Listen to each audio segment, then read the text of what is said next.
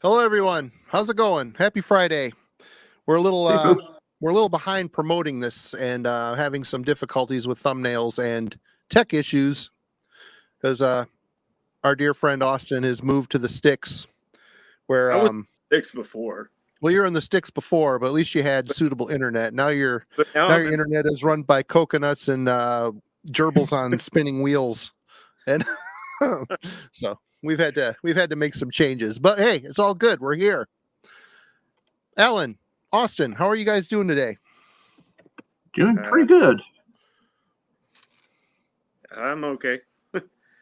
Considering we went from 7 degrees to 40 degrees back to 5 degrees with a fluctuation of between 10 inches of snow, a thunderstorm, and then now 6 inches of snow again, all within 48 hours.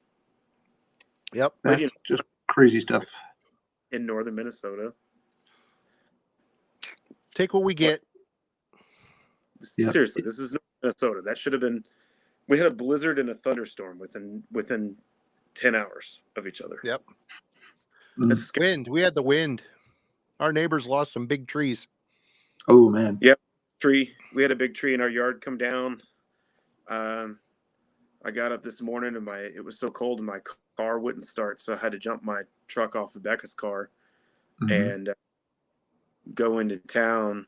And on the way into town, I saw a bunch of trees down because there's like a bunch of forest between the highway and my house. And there was trees down.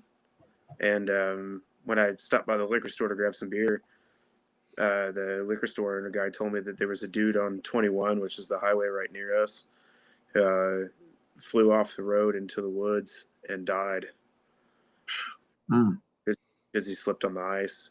So it's just, I mean, it's past couple days, the weather's been pretty wild. Yep. Yeah, we're having just not that extreme, but we're having very big temperature swings. It will be 32 degrees in the morning, and by lunchtime it's in the high 60s. So it warms up incredibly fast and then cools back down incredibly fast. It's kind of messed up my sinuses and stuff a little bit. So to folks watching, if I sound a little funny or I seem a little offbeat tonight, it's just that been kind of just dealing with those kind of issues a little bit. So a little groggy from my sinuses constantly expanding and contracting as the temperature just goes up and down. But we're all good. People are still reeling from you flipping tables over the new Carcass artwork. Yeah, we won't be doing any of that tonight. It'll be a more subdued tonight for sure. Yep. You weren't a fan of it, or? I don't like the packaging on the CD. The artwork is fine, and the heart made out of vegetables is cool, but the way they packaged it with just that one image on a plain background, and then you open the booklet and there's nothing there but a bunch of garbled up lyrics that are out of order and pictures of the same thing over and over. It's just kind of like, I paid for this, and I am never ever going to have a reason to take this CD booklet back out of the package again. It's like I could have downloaded this, got the music, which is awesome. I looked at the little heart picture on my screen, and I would have gotten the same amount of quality product out of it. The booklet just isn't of any use or function the way it is. So it was kind of a bummer that they couldn't put the stuff into it. They couldn't put something into it. When the mail. No, I am done. That's all I will say about it. Again, my head's a little too woozy tonight to get too worked up about it. What are you gonna say, Austin? Oh, I was just saying, when I got the vinyl in the mail, I looked at the lyrics and I thought I was drunk. Mm-hmm. I was like, what the hell? Like, it didn't make any sense, and I don't understand that kind of artistic choice. I do it. There are those of us who don't publish our lyrics because they are very exposing. That's fair. It takes a certain level of trolling to put your lyrics out of order and then be like, here you go, you figure it out. Yeah, it's just kind of like you're just wasting ink at that point. Really, why do that? You're just wasting materials. But yeah, because I was the same way. I sat down with it one night. I was like, okay, kids in bed, work is done. Yeah, let's sit down and pay attention to this one. Kind of follow along with it. And I just started looking. I'm just like, am I on the wrong page? Is this am I reading this backwards? Yeah, that obviously did not work well. But I don't think we'll have that problem tonight because we're going to talk about something else. What are we going to talk about tonight, Marty? Well, Austin had the idea of well, we've already investigated bands that change their sound. Austin wanted to take it a step further and bands that change their sound, but we actually like where they ended up better than where they started, which initially sounds like an amazing idea until you start really digging and realizing that most cases when a band changes its sound, it's usually not for the better.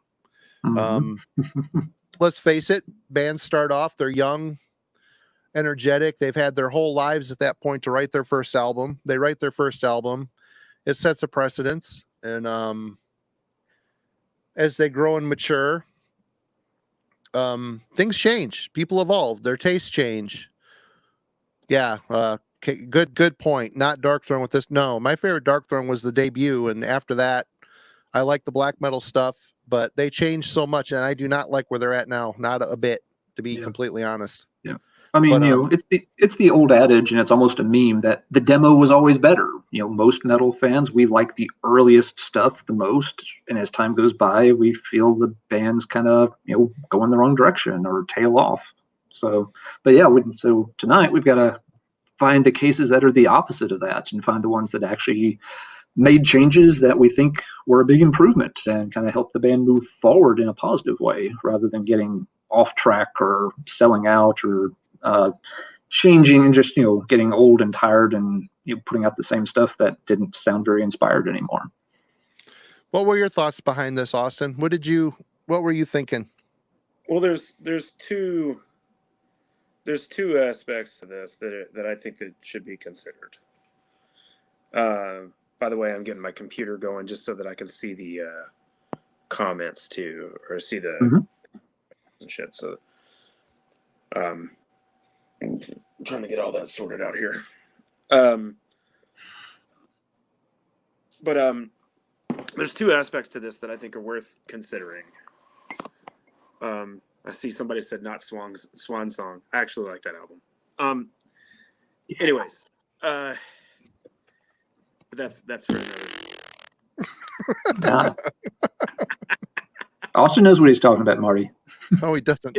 I listened to this the other day. It's garbage. It's two good songs. It's like a cheesy rock and roll album. It's super cool. Oh, anyway, there are at least five passable songs on that album, Marty. I digress. So I feel like one of the things that happens is people get this nostalgia about the early era of a band, and they get hung up on it, especially when that band was when you were exposed to that band. Yep. And so then all of a sudden that becomes like the way that you see them. And I think sometimes once you discard that nostalgia, which brings me to, I'll start. Go for it. Yep. I'm actually, Marty, I'm not going to start with the record that I said I was going to start with. I'm going to bring it to my favorite band, Death. Yep. My favorite band. My favorite Death album is Symbolic.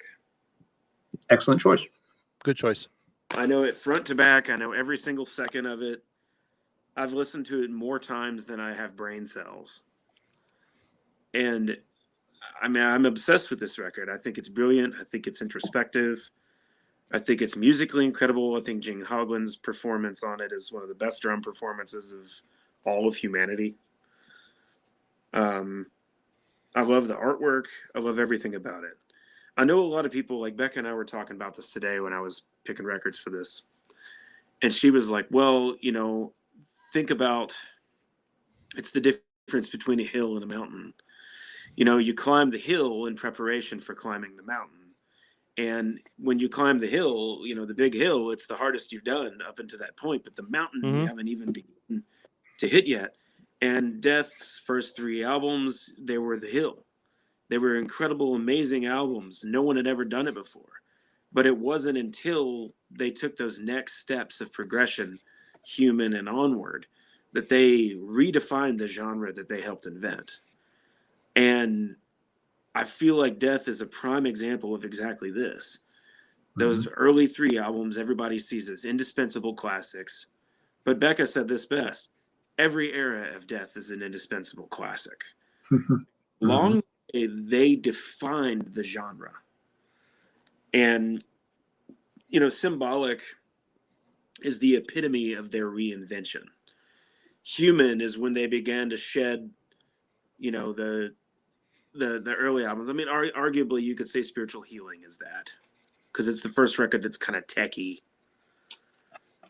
But not really. It still sounds like the 2 preceding albums. And so for me, I feel like Symbolic epitomizes that. The Sound of Perseverance continues on in that direction, but with the flavor and sound that Control Denied was meant to have.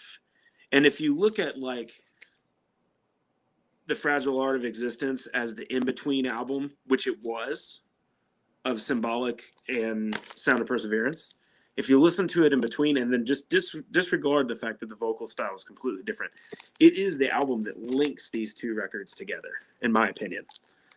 Yeah. So yeah, I mean, that epitomizes like what we are here to talk about tonight. And I think that it's a controversial conversation to have because there's this emotional attachment to these classic albums. You know, it's difficult to disconnect our memories and our experiences from the technical prowess and the songwriting and the musicianship. It's really hard to do that. Yeah. Yeah. Very well said. Yeah, absolutely. I know you haven't had time to watch it yet, but you should maybe check out last week's episode, Austin, with David Gelke. We talked at length about Chuck and Death, and it was just a day or 2 before the anniversary of his death. So pretty cool show. And we talked about a lot of this stuff. And I mean, Alex here is saying that Death didn't drastically change, though. Chuck slowly morphed the sound with each album. To me, every album sounds like Death, just a different era. I mean, I get that.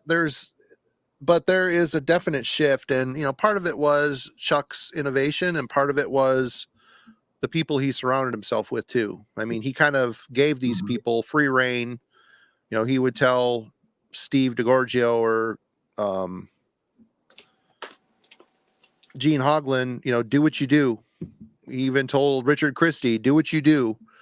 You know, he told all these guys to, within the parameters of his music, do what they are, be what they are. And it helped propel his music even further, which is great, you know. And I mean, I think Death is the perfect personification of this topic. I mean, well, and Bathory too. Yeah. Well, yeah. I'm betting one of you is going to have got Bathory on your list. For well, sure. they're on my poor stack here. Got them in mind. I mean, yeah. I mean, we may as well go ahead and break it out. You guys start talking about it. Yeah, go right ahead. Go for it. Marty, you first.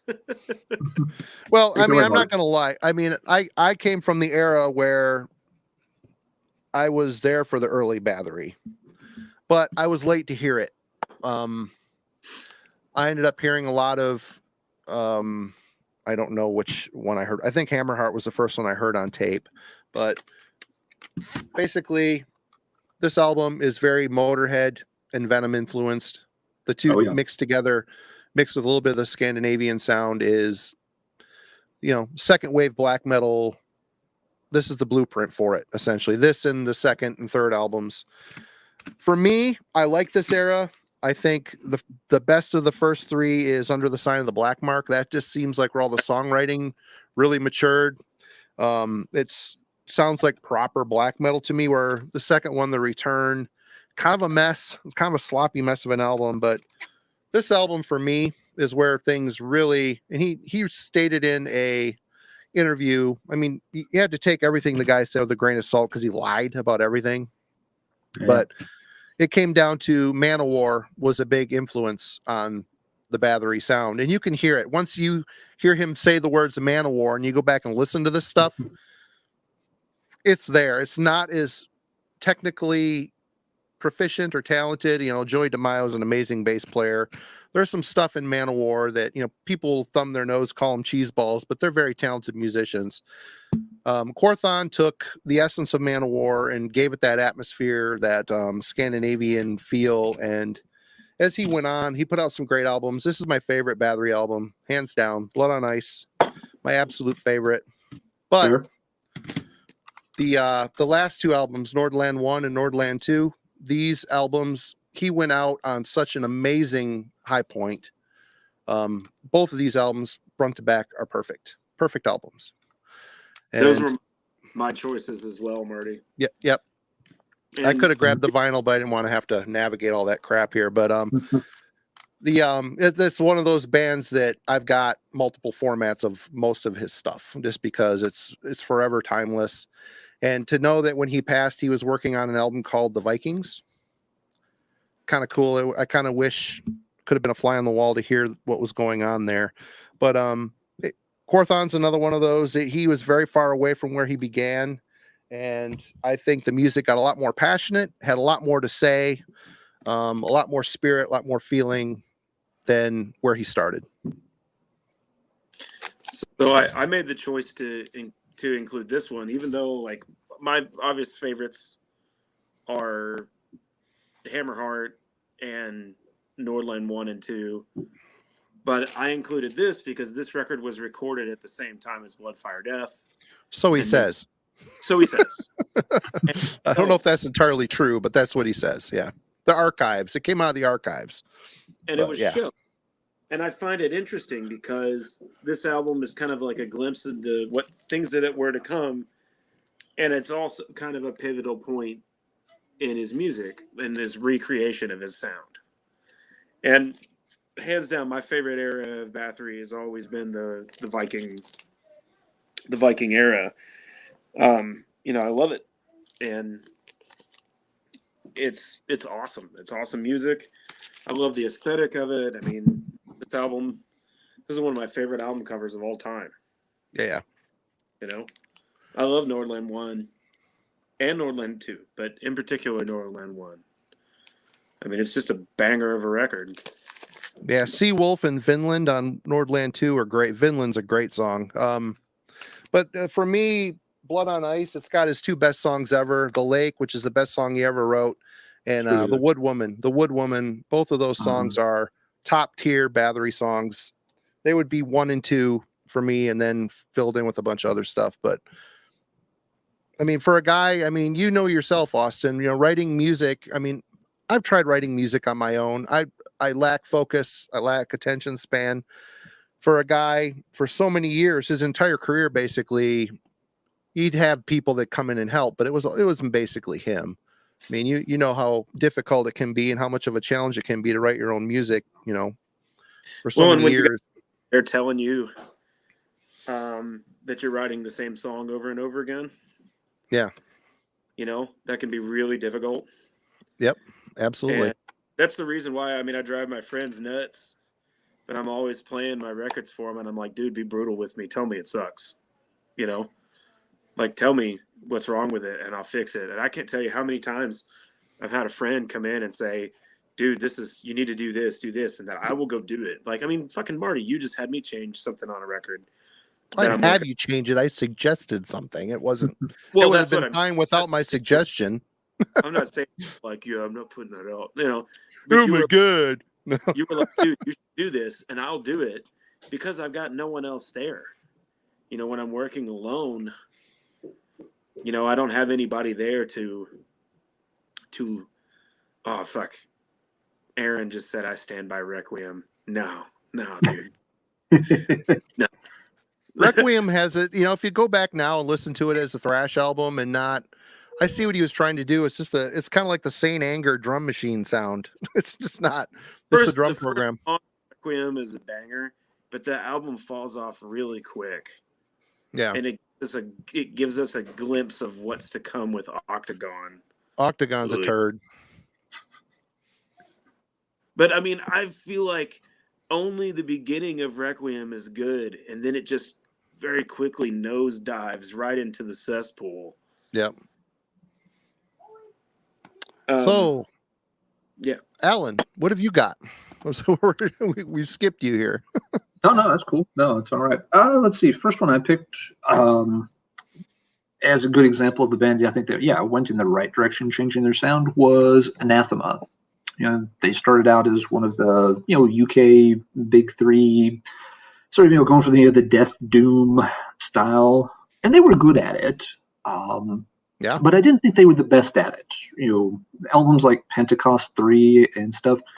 I usually don't go back and pull those out a lot. They're good, but usually if I want to hear that now, I'll pick something like Turn Loose the Swans. Usually I'm going to go for My Dying Bride over them. Yeah. But Anathema didn't stay in that style very long. They pretty rapidly moved outside of metal completely, got more into, for lack of a better description, kind of a post-rock sound. And I think that's where the band really hit their stride. That doing stuff like this with Weather Systems, Judgment, We're Here Because We're Here. These are the albums where the band, is at their strongest.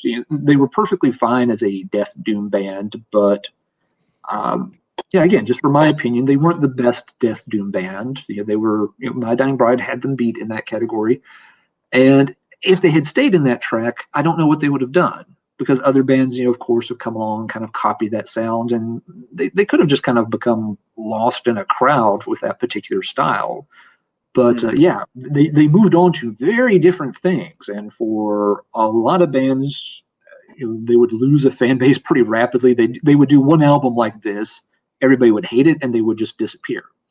But Anathema didn't. They were very good at it. I think it speaks to the quality of how good they were when they started branching out, that people really embraced those albums through Alternative 4 and all of them, and followed the band into territory that, a lot of typical headbangers wouldn't be that interested in. And they're just so very good at this style. The songwriting is excellent. The emotion they're able to invoke with their music is outstanding. And so, this... the band changed, but they went from being a pretty good band in their old style to being an outstanding band in their new style, at least from my perspective.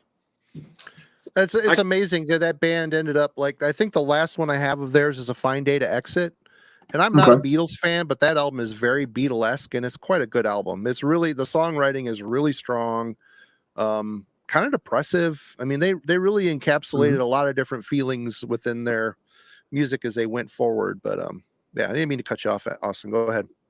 Oh no, it's okay. I've got lag like crazy, so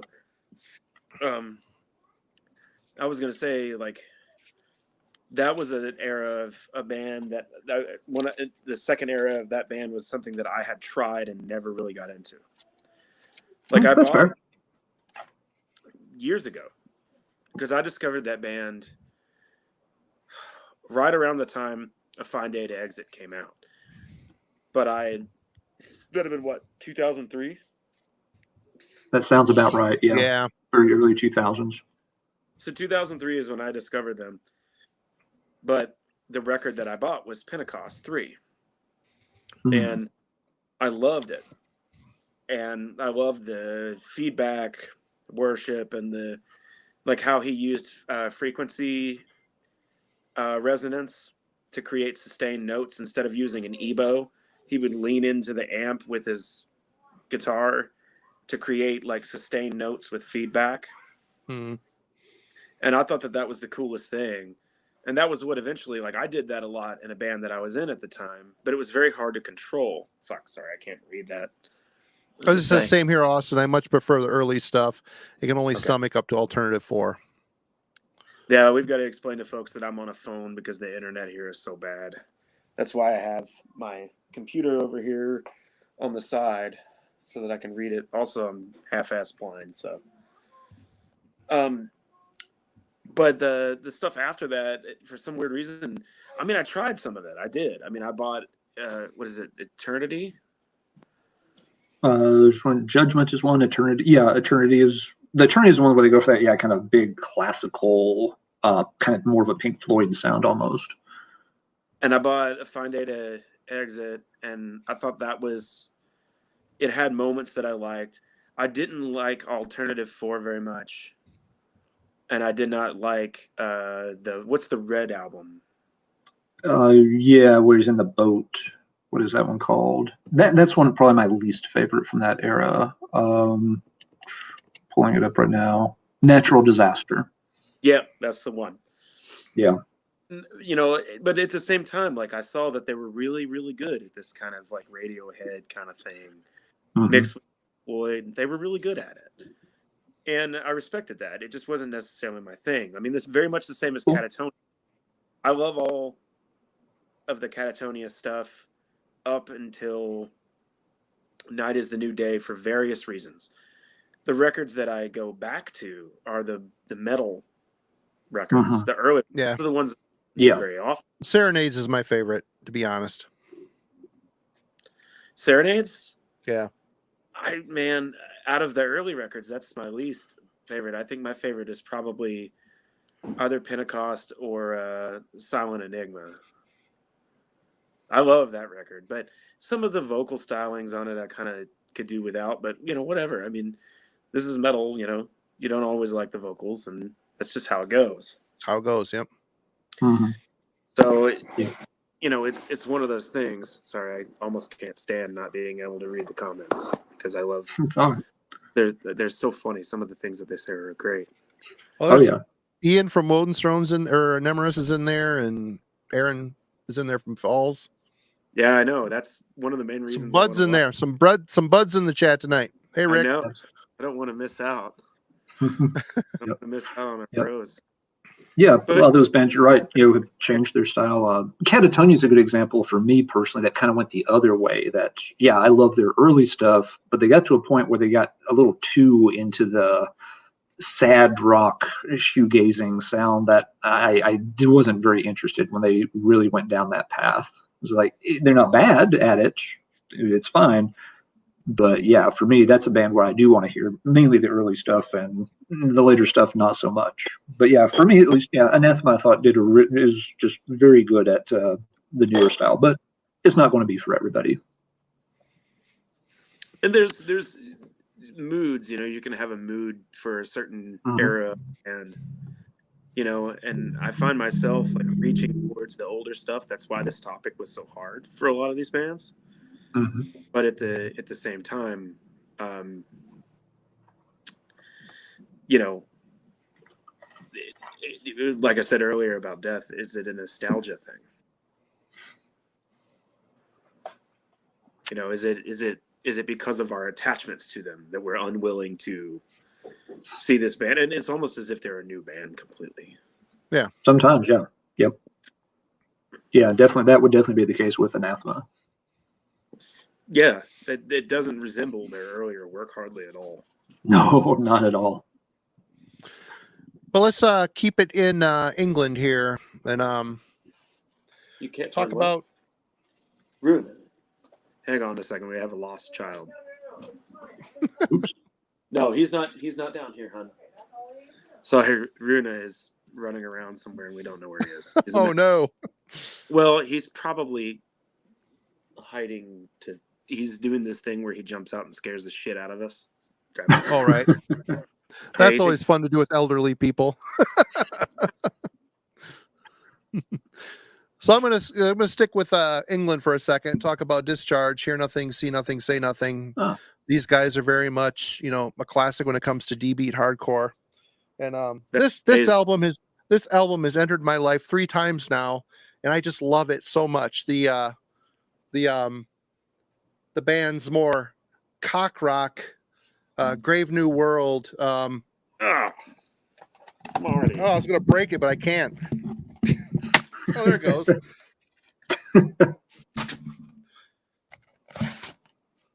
Kidding. I hate that record. Okay, let's talk about something else here. I almost cut myself trying to break a record.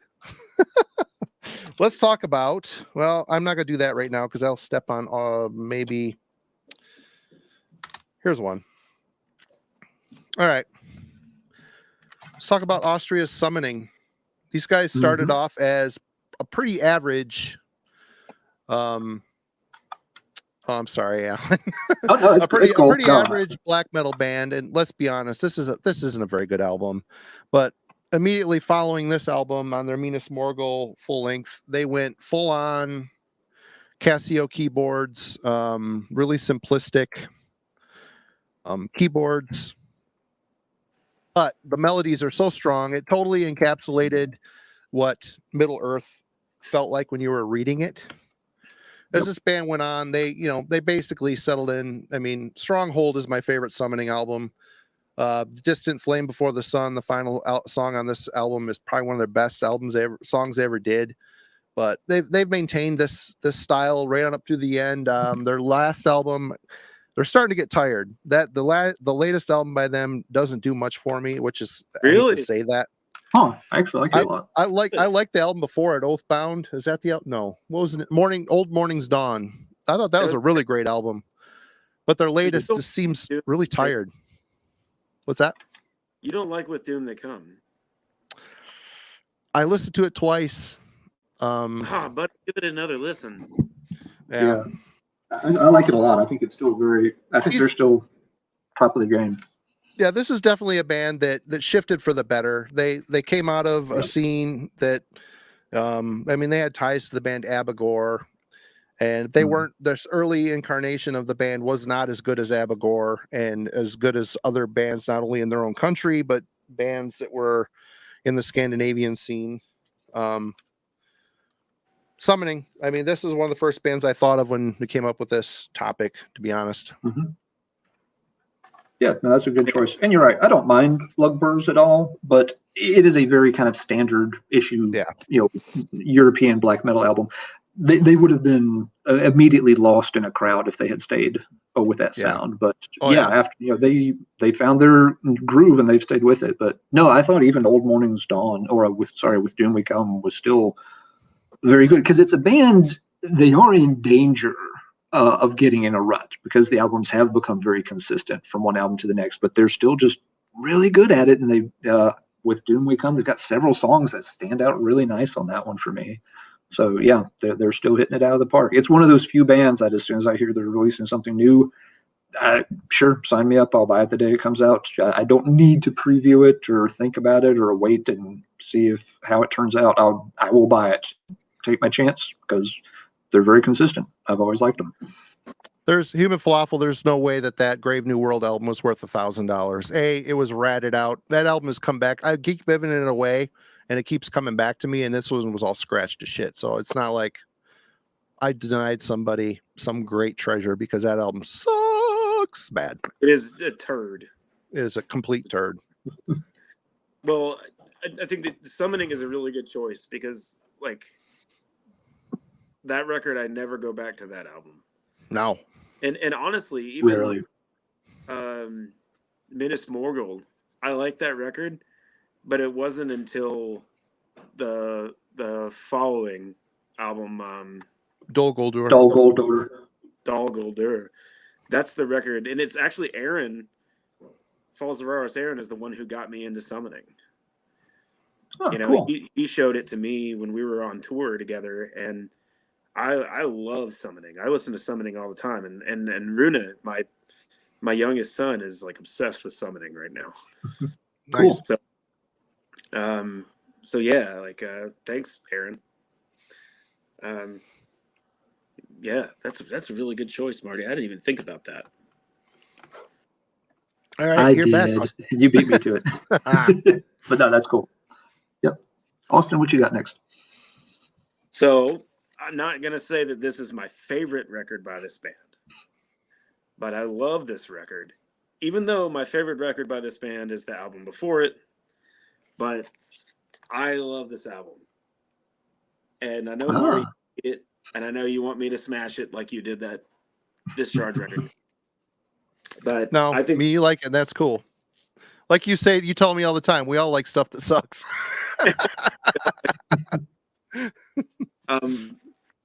This, man, I love this album. I love the harmonies on it. I love the production on it.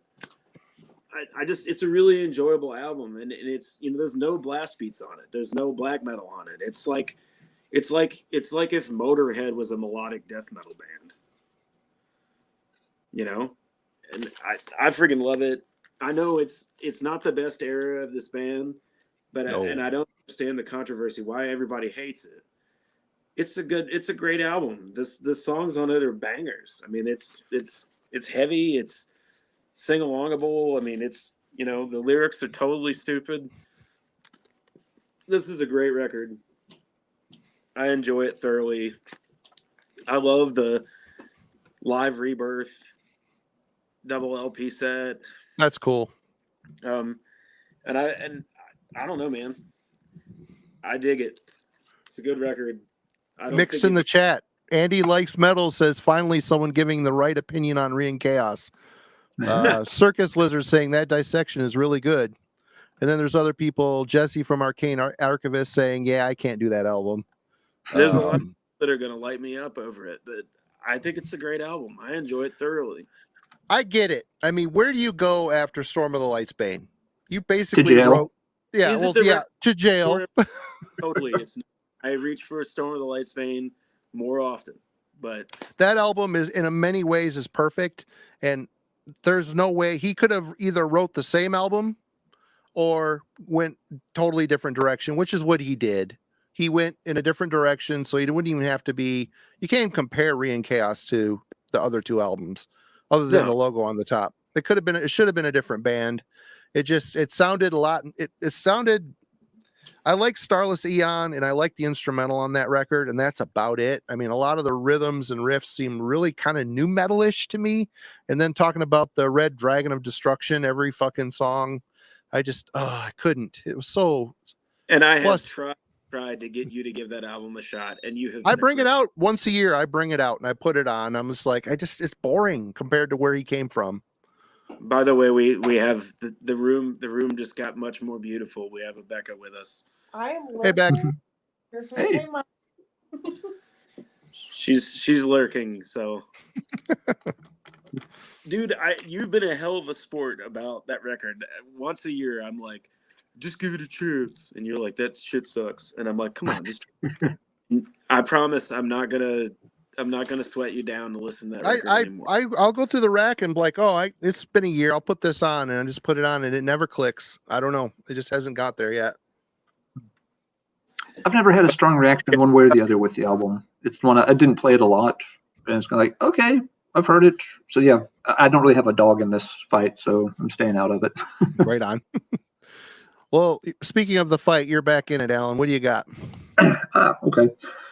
So yeah, here's a band that started out as a relatively average Swedish death metal band. I think this is a good example of what you mentioned before, Austin, where the nostalgia factor can be heavy. And even myself, thinking back to their first album, it's like, yeah, that was kind of cool. But then I stopped and think about it. So I was like, if it was so cool, why did I get rid of it? Actually, it wasn't maybe that great, but it's from a time and a place that in my memory that I liked a lot. So I give it more of a pass. But the band changed, and I think, they became much more unique in heavy metal and found their groove. They're not my favorite band, but I thought they fit the topic well. Talking about Therion. Therion, with Of Darkness, it's not a bad album. I love that record. I love that record. Yeah, if you do, that's absolutely great. But it never stuck with me as like an outstanding example of Swedish death metal. Oh, it's not top tier, but it's solid. Yeah. But by the time they were doing things like certainly by the time this one, Voven, came out, they had embraced this very sort of classical music, almost operatic style. It was the one before this where they really started switching veins. Theli, had that, and this, the band, all of a sudden, went from being one of those Swedish bands to, the band that's doing that thing. And people really latched onto it. Theli was received very, very well. And it was, kind of a big chance for the band to switch their sound so much. But I don't know if their previous sound would have kept them going with much momentum. The scene was very crowded by that time. But, with Christopher Johnson kind of taking them, into this, classically infused style, it made them very unique, and they really excelled at it. To some degree, they almost excelled at it too much. I feel this is one of those bands that started churning out records incredibly fast, and it was very easy to kind of get lost in their discography. It's like, wait, you've already got a new album out? I barely digested the last one. But and again, it's not a style that's for everyone. They're certainly not my favorite band, but they found a new sound that was really interesting, and they obviously really excelled at. So I thought they fit the topic pretty well. Where do y'all stand on Therion? Therion is one of those bands that I never really got into. I've gone back and revisited their like earlier records, and it sat better with me. But it's just a band that it's never really been my thing. Mm-hmm. No, I need to, the last time that I listened to Therion was probably 15 years ago. Hmm. So yeah, I've lost track of them over time too. I haven't heard Therion in a few years at least. For me, it was Of Darkness, Beyond Sanctorum, and Symphony Masses, Ho Draken, Ho Magus. Are the three that I really liked and cared about. What was that? That Theli one you're talking about? Is that with the really shitty computer animated kind Egyptian of jackal-headed dog guy thing? Yeah. Yep. That's cool. Yeah, that I slammed the crap out of that in Worm Gear 100 years ago. I mean that, but now I might listen to it and like it because my tastes do change and have shifted a lot over the years, back and forth. But the first three, I mean, the first two in particular, Beyond Sanctorum is a great Swedish death metal album. Is it top tier? Nah, but it's good stuff. Beyond Sanctorum was a good. I liked it. I thought even what was the fourth one called? Is something was it Lepaka Cliff Off? Cliff Off. Yeah, that one. They were changing and getting much better. Through those early albums. But after that, yeah, they made a big change, and I'd say overall it was for the better.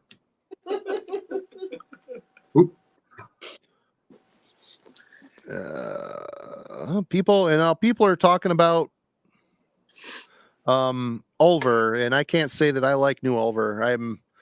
I'm a Bergtot and Matins Nadrigal purist. I'm not even a big fan of the second one. I like it. Kveldsanger, yeah, I like it. It just seems like them screwing around. It doesn't sound like a cohesive album to me. I think it's beautiful. But I mean, there's beautiful parts, but it's like, oh, look, I've been practicing. This is my classical guitar part. Oh, I'm going to do a vocal practice treatment thing here. And it just, after Bergtot and then what ended up being one of the best black metal albums ever following it, it gets lost in the shuffle for me. I think Bergtot is the best black metal album ever, in my opinion. Oh, it's great. It's my favorite for sure. But and this, I love the trilogy, but I don't like anything after the trilogy at all. If I'm going to listen to Depeche Mode, band that sounds like Depeche Mode, I'm probably going to listen to Depeche Mode and not a once awesome black metal band trying to sound like Depeche Mode. Exactly. I liked them through William Blake, and I know that's not their most popular album, but I do like that album. After that, very much so, but I'm okay with that. I thought it worked well. After that, I checked out the next several releases. There was an EP. There was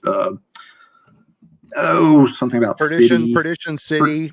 I never got that album. I never could get into that one. There was one that was more like a soundtrack after that, and none of those clicked with me, so I just kind of quit paying attention after a while. I should revisit some of their more recent stuff just to check it out. But yeah, after William Blake, they lost the thread for me. That's some Depeche Mode Black Celebration ought to set you just fine. Black Celebration's an awesome album. It's an awesome album. Yep. All right. I'm next. Okay. Let's go. I'm still very well. You know what? Let's go here because this is a big change. And we're talking about Germany's Running Wild. I gotta say, I love the early stuff.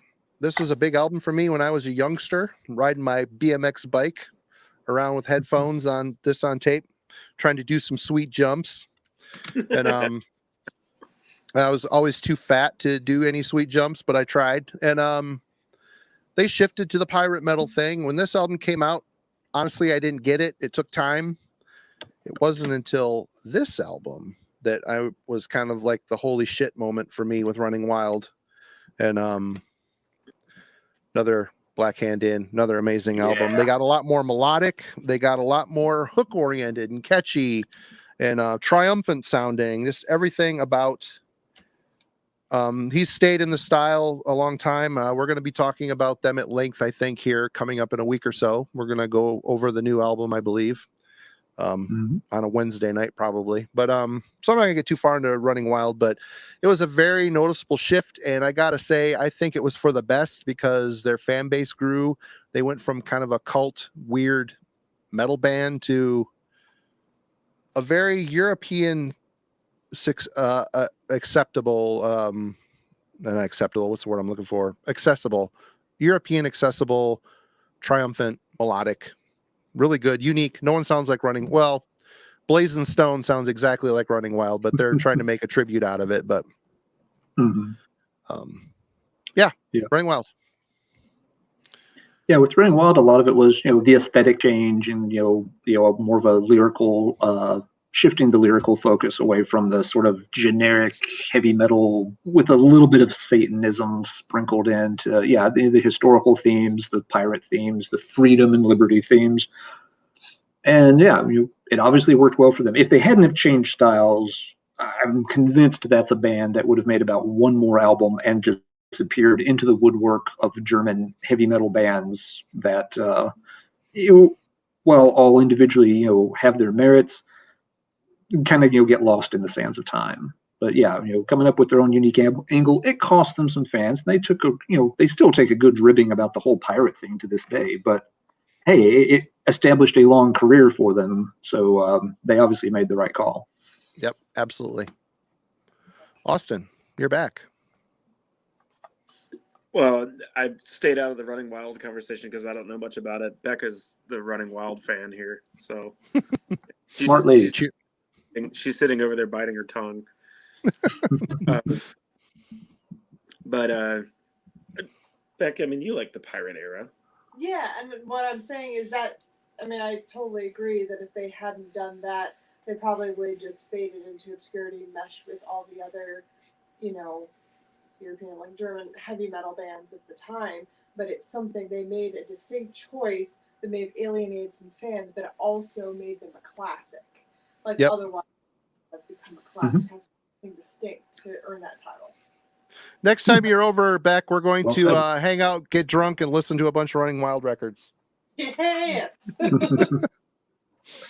Well, so going more into heavy metal territory, the band that I'm going to bring up started off as like a Sabbath worship doom band with kind of operatic vocals, doing that kind of thing, and then turned into heavy metal dudes at a biker bar wearing Bathory t-shirts, and that is Grand Magus. Grand Magus. I love this record. I love when they stopped being slow and they became more of a heavy metal band, like a stripped down power metal band. And I think this is the pinnacle of their, Hammer of the North is the pinnacle of their career. I think it's got the sick Necro Lord artwork. I love this record. I think it's fantastic. And I like the doom stuff, the low heavy stuff earlier, but I feel like they kind of found themselves on this. It's like kind of power metal Bathory, basically. It's great. This record is amazing. It's super, super good. Plus, how can you resist that artwork? Yeah, it's killer. Oh, we have a kid. What's up, Holcomb? Everything okay? No, Rue's been calling me. I'm sorry. All right, sorry. Kids are calling. Okay, it's all right. It's the witching hour. It's bedtime for both of the boys, so they're fighting. They're fighting it. It took an extra dose of Harry Potter to get mine to settle down tonight, so I understand. I'm glad you mentioned that, Austin. That's a band I've never really checked out. And one of the reasons I haven't checked them out is I was always a little confused because I would read some things that would talk about their albums as, being kind of, very doomy heavy. And then others were described in a different way. And I'm kind of like, what's going on here? What does this band? Are they a doom band? Are they not a doom band? I don't know. So that explains, okay, I didn't realize they had such a big change in their sound at some point.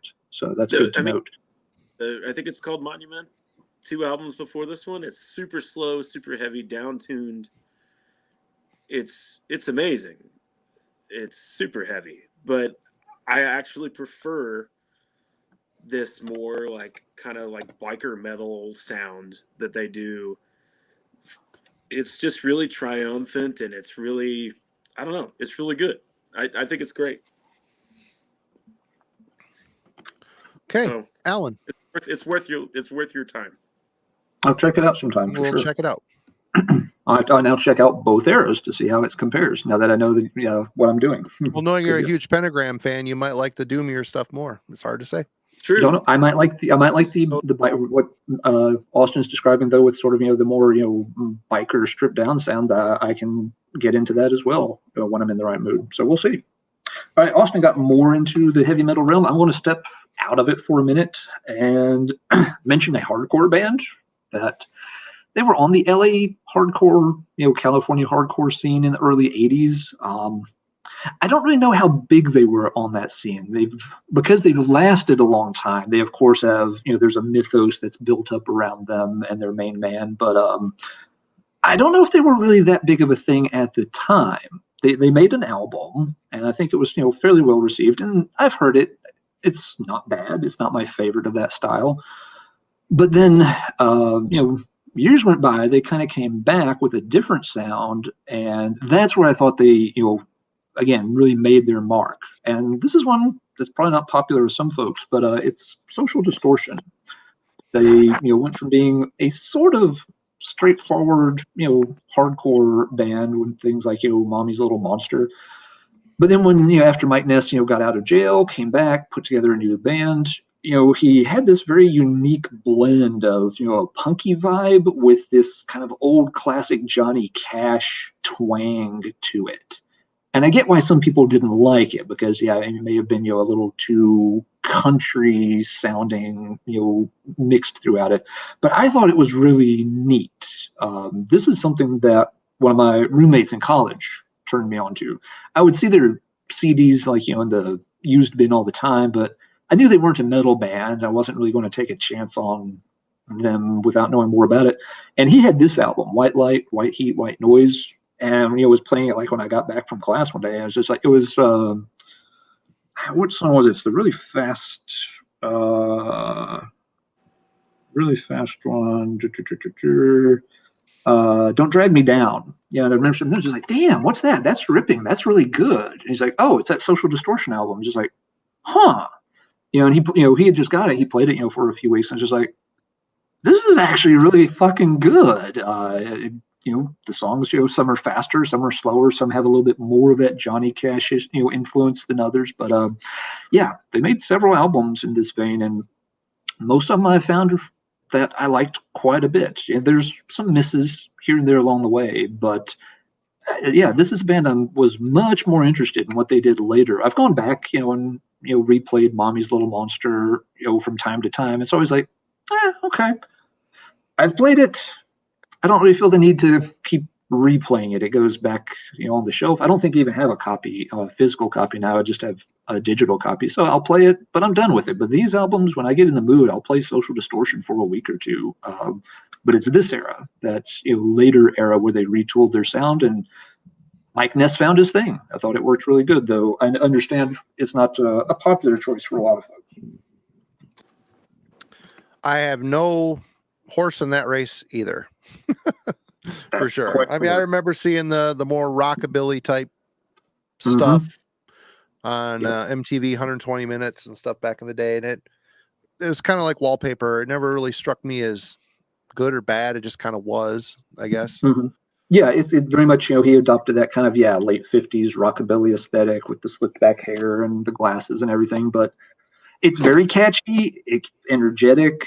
When he does the slower songs, it's got a little more soul to it. It's a little more, he can be a bit mournful when he wants to, but the songs always have good, good hooks to them, good licks. it's fun rock and roll music is what it boils down to. So I can dig it for several of those albums. The very last one he did was a bit of a letdown, but and I'm forgetting the other fellow's name, but one of his longtime bandmates, collaborators had passed away and wasn't involved on that one, and you could kind of tell that maybe, I don't know if Mike's heart wasn't quite into it because of that, or if he had lost his muse. But yeah, the last album was kind of like, yeah, this isn't quite where I want it to be. Okay. I am still in England. I'm kind of realizing that not only does England produce a lot of very influential legacy type bands, that they also are not afraid to change a bit. And we're going to start with Napalm Death, Scum. Napalm Death, I was getting into this stuff around this time when it was coming out, and the first couple Napalm records, I like parts of From Enslavement to Obliteration a bit better than this, but I had friends that really loved Napalm Death. I knew a lot of people that really loved this stuff, and I liked them in essence. I liked the sound. I thought the super fast 2-second long grind blast songs were dumb. I just think that whole thing is dumb. It says nothing. It's just a song title in a chord, or a string of chords, whatever. As they progress, they got a little bit more death metal worked in there. This is the latest album by them I have, so I have not progressed a couple albums past this point. But as Napalm Death went on, I think it started with Mentally Murdered, with I think that was Lee Dorian's last release with them, where they started to get a bit more.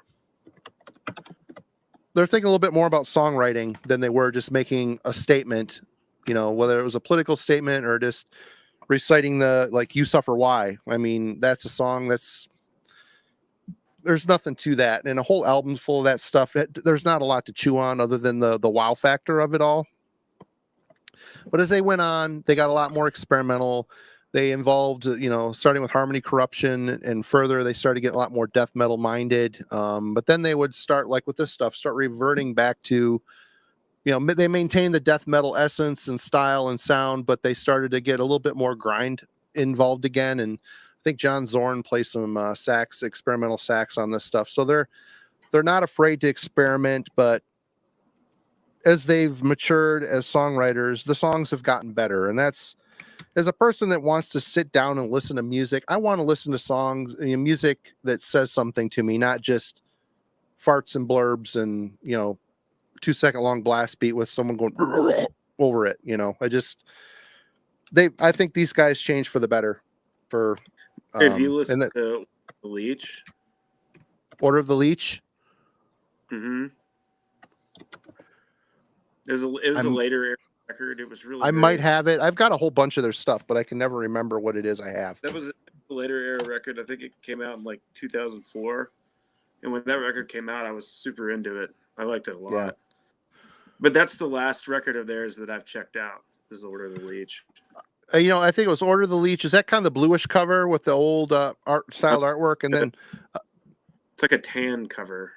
Okay, I'm thinking another one I really like is The Code is Red, Long Live the Code. I think that's a really good album. And, that's a more, I think. I will look it up real quick because I'm curious now. Napalm Which Death. one? The Code is Red was 2005. That's a good album.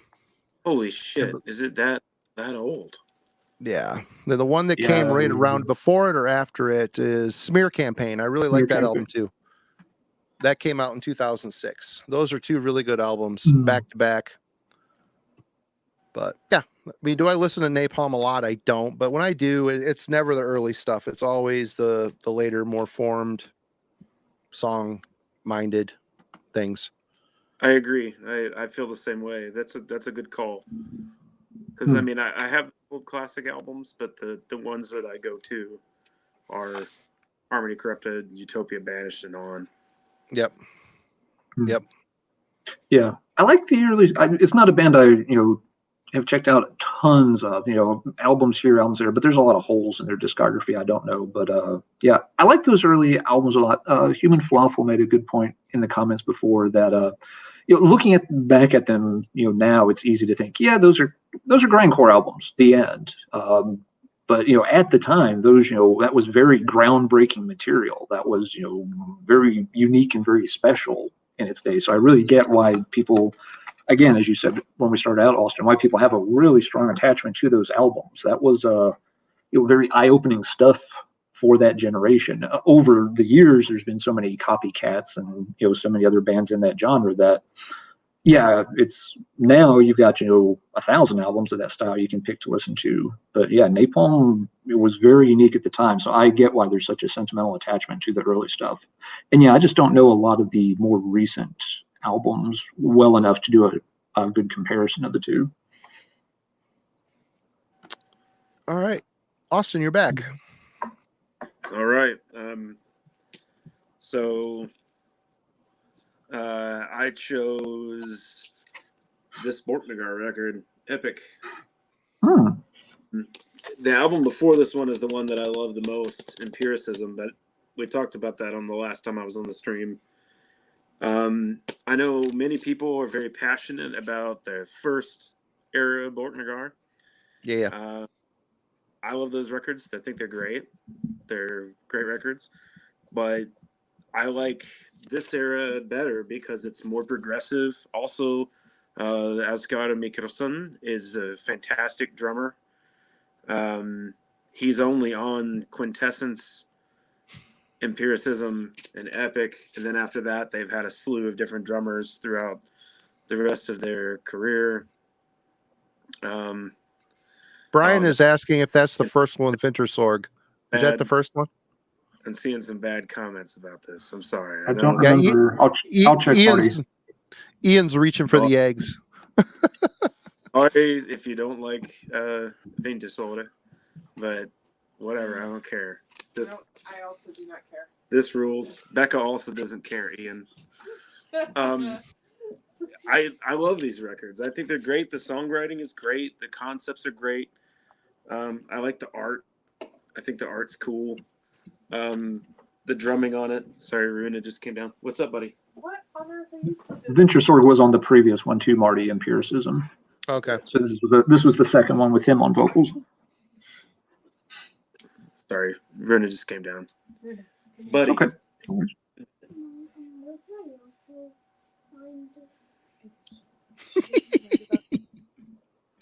So cute. He's got a dinosaur. Hi, Runa. Honey, go. Here, show it. There you go. Oh, cool dinosaur. All right. Awesome. Sleep well.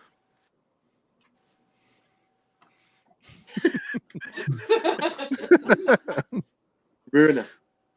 Bad. Sorry. Don't be. No need to apologize. Yeah, he's a critter. But yeah, I'm sorry. I love these records. I think they're great. I like the production. I like, and I've had a hard time getting used to the newer era because they've had like different vocalists coming in and coming out.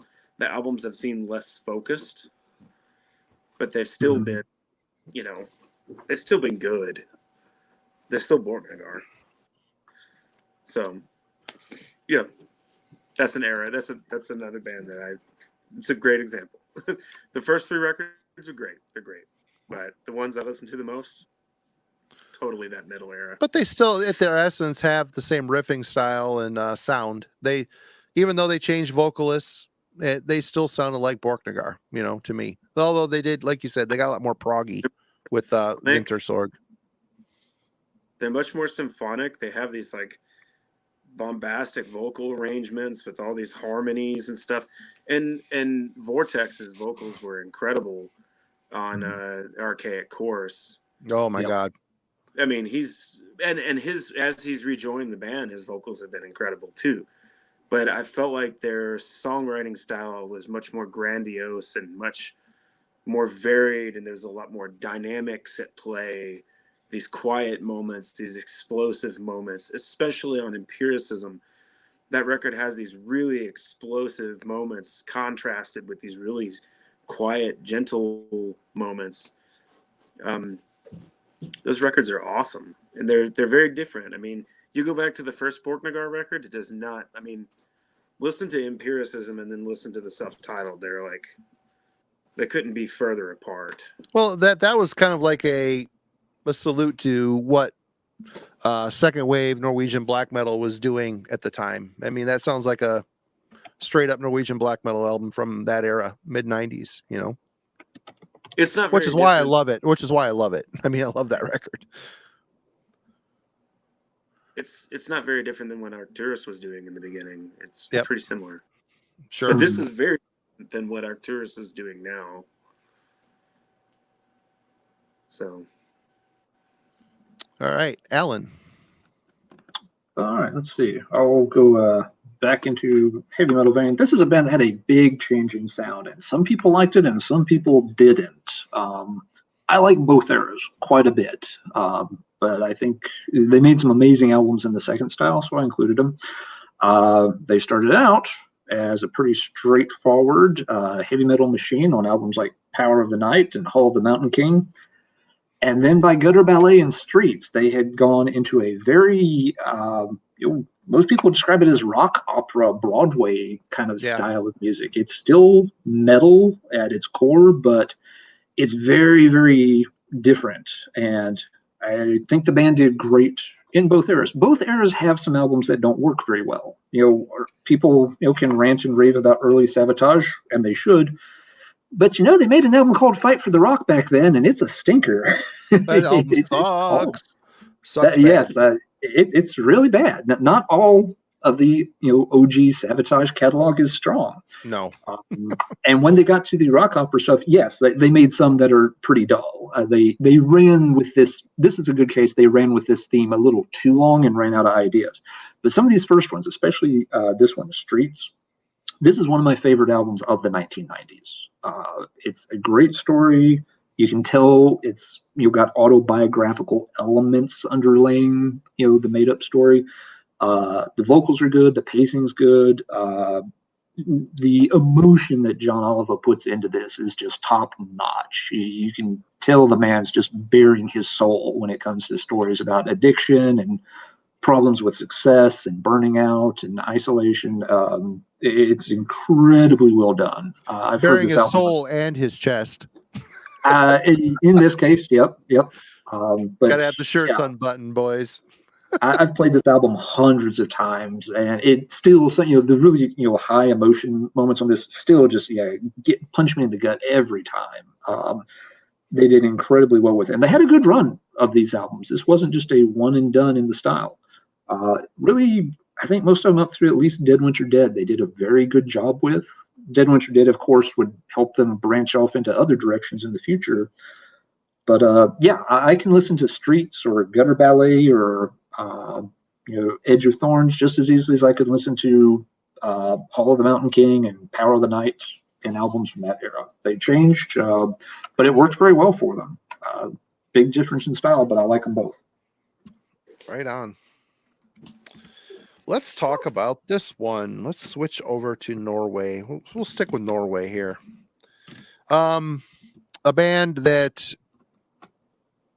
I didn't hear until their pivotal, very amazing album, Die Mysterious Dom Satanas, Mayhem. They started with this mess, which people seem to love this record, and I really dislike this record. I mean, Death Crush, the song is okay, but this is just sloppy, punky, uninteresting in a lot of ways. It's just unremarkable, other than the fact they are one of the first bands that came from Norway. That's their, they're one of the first ones that were doing something extreme in Norway that branched outside of the local, their local area. When they got to this point, there's an obvious growth in music.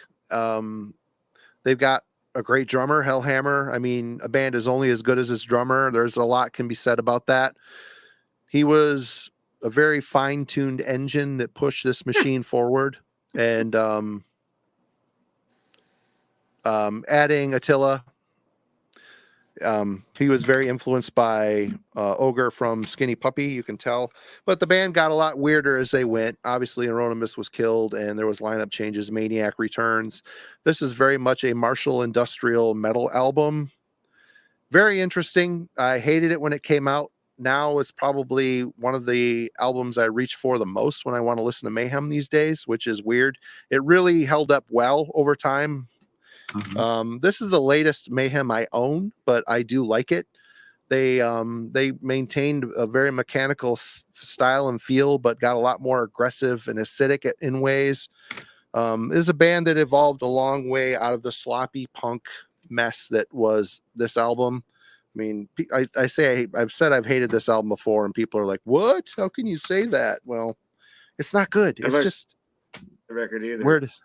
Yeah, it's just very uninteresting. Demysterious. I like Demysterious. Oh, I love that record. And many, many years ago, I went through a phase where I liked Grand Declaration of War a bit. And then I kind of lost interest in it. And just recently, there was a reissue of it with like remixed with drum sample replaced with modern sound. And I thought, okay, cool, this is going to be great. I'm going to like this. And so I bought it. And I got it, and I didn't like it at all.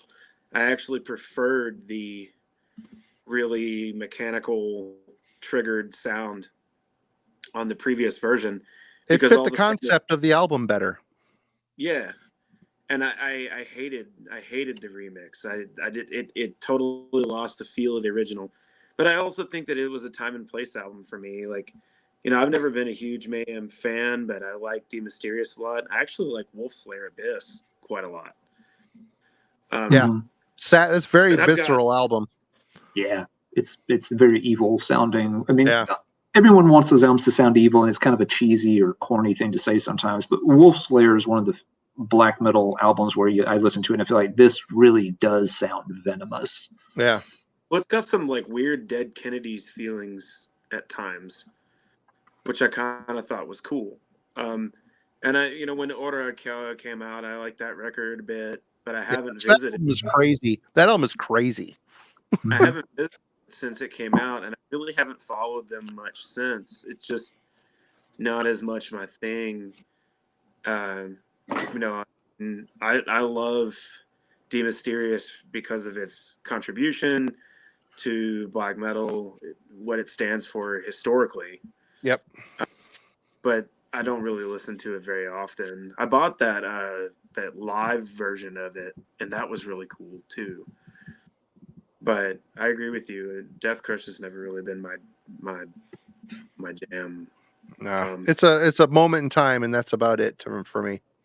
Yeah, I agree with y'all on that one. Death Crush is, at this point, it's more just like an interesting historical artifact. If that band had never gone on to do anything else, that album I don't think would be heralded as much of anything special. That's my hot take on it. And yeah, like you, Austin, Demysterious is cool. I don't play it very often. If I'm going to play Mayhem, it's probably going to be Ordo Ad Chaos or Grand Declaration, something from that era. I haven't heard the newer one. They had an EP this year. I didn't hear it. I just saw the video. They sound a little bit different on every release, which is kind of cool. Yeah. They keep pushing the bar, you know. Yeah, I think you know, the absence of Blasphemer. I think that did hurt when he left the band. Yeah. He was obviously a big part of the songwriting in that era, and like Esoteric Warfare never clicked with me. I didn't play it a lot. It's one I should go back and give more spins to, but you could tell something was missing in the formula, at least to my ears by then. Okay, Austin. So I'm going to bring up one of my favorite bands, the band that I love every era of this band. And I'm going to bring up my two favorite records by this band, which are, they stand in opposition of one another. Obviously, They're Dead, which is an indispensable classic. if you don't like this record, you don't like death metal. It's brilliant, start to finish. It's perfection. I have zero criticisms of this album ever. It's everything about it is awesome. It's like that early death sound, but it's darker and scarier, and it's just amazing.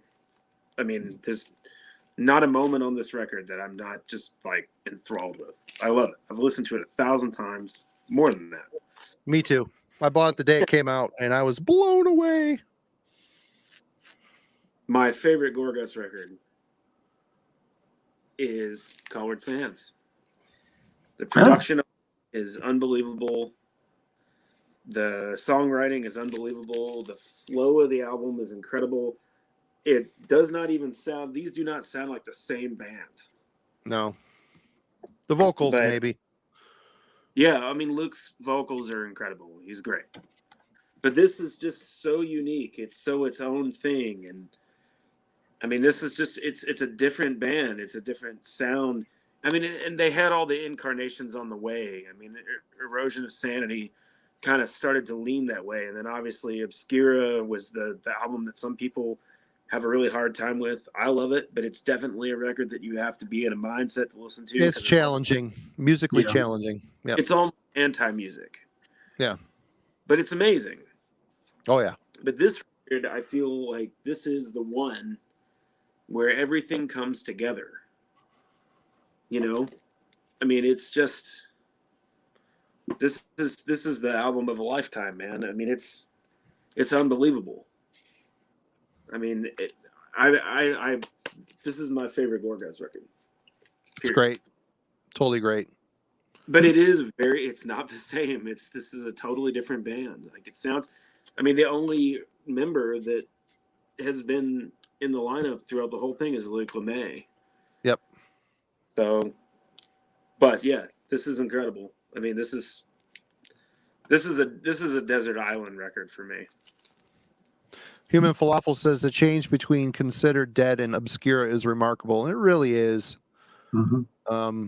I saw them probably 4 times during the Obscura era live, and every time it was the tapping, volume swell riffs they were playing were just fucking mind blowing to see that stuff live, and they sounded great, absolutely great. Every time, totally crushing, and they pulled it off perfectly. I mean, they're so talented, such talented musicians, and that's another one of those bands. It's kind of like Death in a way, where Luke surrounds himself with people that can play what he's thinking. You know, John Longstreth in that band is perfect. Colin is perfect in that position. The other guy, I can't remember his name. Guitar player. I mean, that Colored Sands is very special.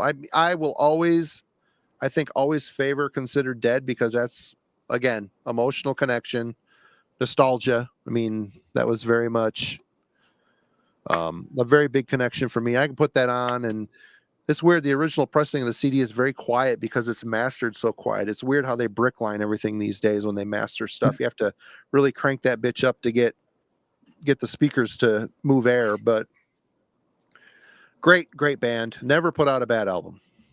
What's interesting Longstreth, because one of the records that I chose here is a record that Longstreth and I got in a really heated argument about, friendly argument about, but it's remind me of it later next time it's my turn, and I'll bring it up, and it's kind of a funny story. So right on. Cool. To bring that, well, might as well bring it up now. You're talking about it. Go right ahead. Oh well, my favorite era of Carcass is okay. Work. A lot of people's it is. Yep. Mm-hmm. There was a period of time where my favorite Carcass record was this. Oh, that's rough. There was a says the guy that they proudly showed off Read Chaos. It's all coming together now. It's all making sense. So this is the picture, or this is the album that I was like, yes, I loved this record. And the cowbell. It's the cowbell that sold it. we were backstage at a Gorguts show. Colin and me were hanging out. I drove down to Chicago for the gig, and I brought up that my current favorite Carcass record was Swan Song, and John just rode me into town like a donkey about it. Yeah. And he would not let it go. He would not let it go. And I had already had quite a bit to drink that night, and so my like taking bullshit from anybody filter was decreasing. And Becca was up in Minnesota with Håkan, who was a baby, and he had gotten sick, and I was stressed out because I was away, and I was there with Tanner, and we were in the back, and John and I were going at it, and John would not leave me alone. And at one point I looked over and I said, listen, man, one more word and I'm going to punch you in the mouth. And Tanner goes, did you just threaten to hammer the hammer of the gods? Yep. And I really liked John. That was the first time I'd hung out with him. He's really funny. And he's just, you know, and when I made that threat at him, he goes, this is my swan song, and walked off. This was the night where the singer of Origin broke his finger, dislocated his finger on stage. And there's video footage of it. And he like, his finger was like pointing that way. And he like popped it back in mid-set. It was totally disgusting. Oh, yeah. So now that's the memory that I have associated in my mind with Swan Song was John Longstreth giving me the like in that record. And he's a really cool guy. I liked him a lot. I haven't talked to him in several years, but I'd like to see him again. He's a really funny guy, really nice dude. But a lot of love for Swan Song in the chat. But I still like it. I think it's fun. Whatever. I don't care. I mean, at this point, I would say probably Surgical Steel is probably my favorite Carcass record. I really can't believe Symphonies and Necroticism are not resonating with you, because those albums are so fucking good. So good. I like them. They're fine, but honestly, it's Bill's guitar work, all that harmony-driven guitar work. Like, I love the new Carcass record. Mm-hmm. I love it. And I loved Surgical Steel because it's like pornographically guitar driven. It's straight up guitar porn, the whole thing. And it's not like, check out my Yngwie sweep. It's like, it's very unique. He's a very unique player. He's got his own thing going on. It's bluesy almost. Yeah. I mean, it's really great.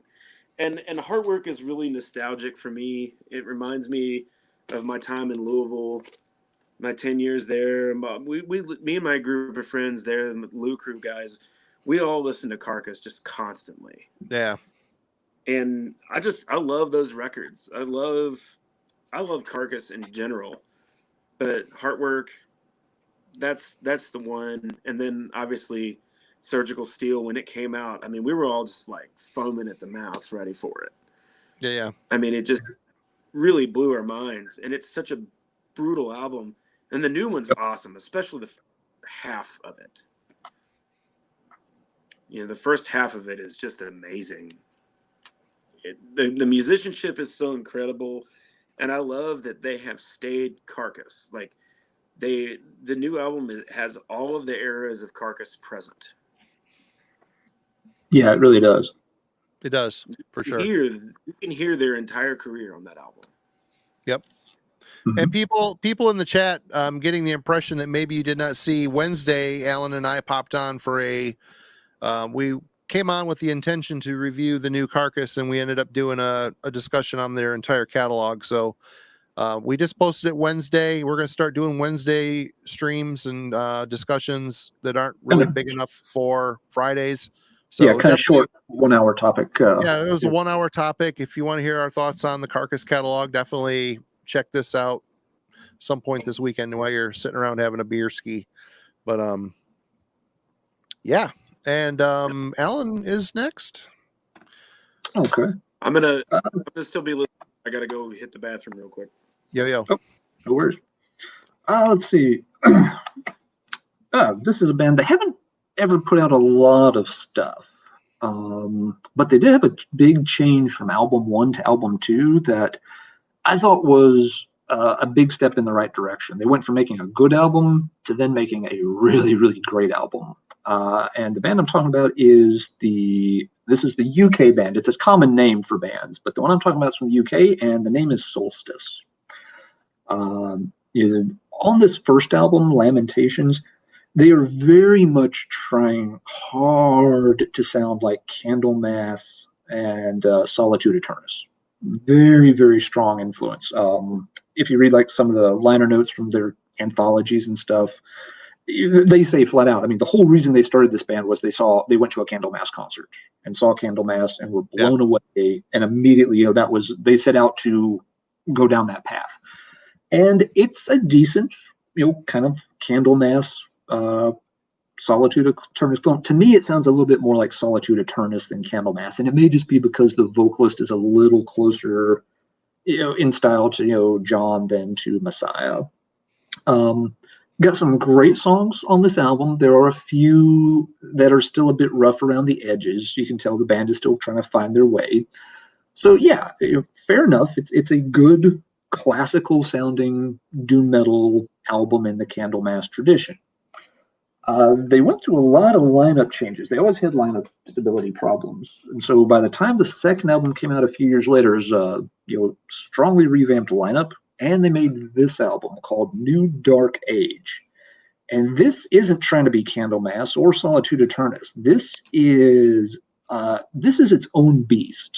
Today we put it in the broad category of epic metal, and yep, there you go. And it's a really amazing listen, especially the first half or so of it. Lyrically, they're being very articulate and convoluted. It almost sounds like something written by Martin Walkyier from Sabbath, perhaps. It still has sort of a dark, doomy aura about it, but it's not in the slow doom metal filter anymore. It's more in the more aggressive, again, epic sounding metal. I forget the vocalist on this one, but he's really got this almost Scott Rieger's kind of voice where it's very foreboding. It works on all cylinders so well. It's a real shame they haven't had a more prolific career, because this album was just really strong, very unique, and made the band stand out. This is one that, when it came out, I remember seeing it on the shelf, like, oh, it looks interesting, but I don't know a thing about it. And it was reviewed in Metal Maniacs. I'm pretty sure Jeff Wagner wrote the review, and I read it the next day, went right back to the record store and was like, I'll buy that. I haven't heard a note of it, but based on what the review said, that's going to be interesting. And it blew me away. This was an album I've played for months and months and months afterward. Couldn't get enough of it. They've gotten kind of back together. And then, I'm sorry. Go ahead, Austin. It says Morris Ingram is the vocalist. Okay. I do not remember. I get lost in all their lineup changes with time.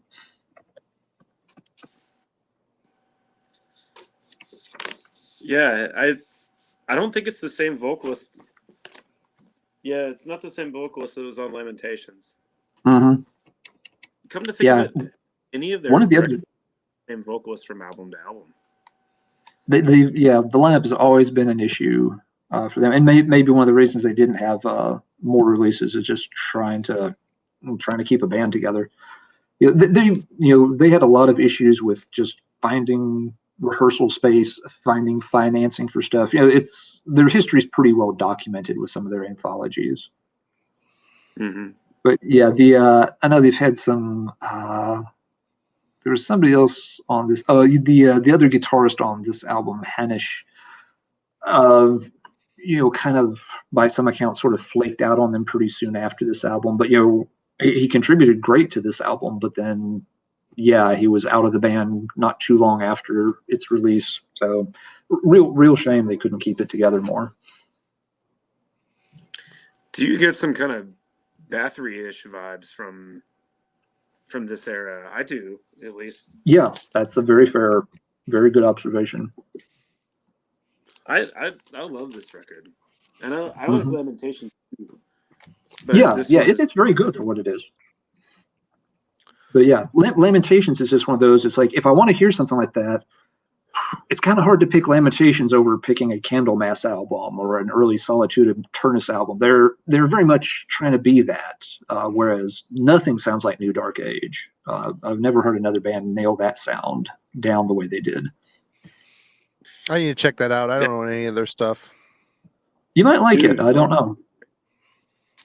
This is, and actually, hang on a second. Let me grab this. Yeah, it's been reissued several times on vinyl and CDs. It's not a hard thing to track down. Oh, good night, Håkan. Go to sleep on. Night, Håkan. Good night, Marty. See you later, bud. Håkan really loves Marty, so. Well, I love them. They're both great Everybody boys. loves Marty. Mm-hmm. This is really cool. It's a ton of stuff. I mean, it's this massive. The booklet in there is literally like a full blown book. Yeah, I mean, it's totally ridiculous. Mm-hmm. It's 7 inches, and I mean, it's impossible to sit through in one sitting because it's so much stuff. But it's a cool box set. I actually got it from Hell's Headbangers a few years ago. Good pick, man. I mean, what a great band, and what a varied discography. Hey, Alan, Alpha Omega's asking, have you heard the Ruskies Scald? Yeah, I was just commenting on that. Yes, I have. Scald is another band that's very much in this same kind of tradition of straddling that epic doom and styles together. Hold on a second, I'll grab it.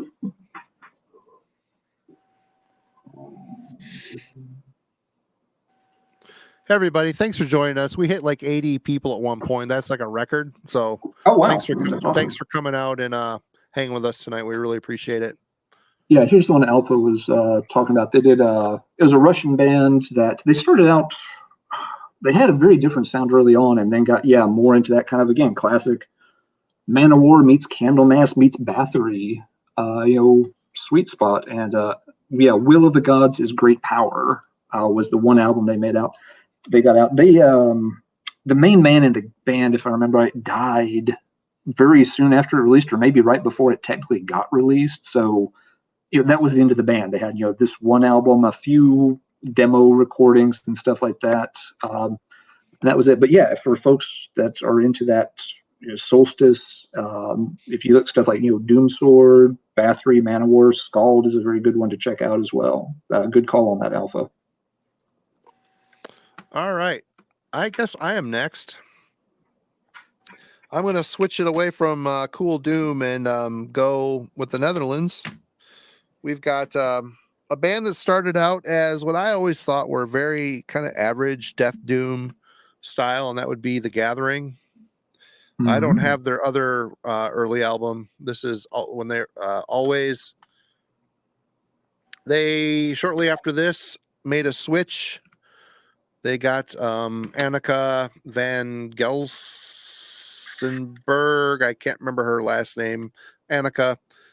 On this Mandalion. This was a huge release on Century Media Records. When this came out, the marketing behind it was insane. They were calling all the time, wanting you to cover the record, review it, interview the band.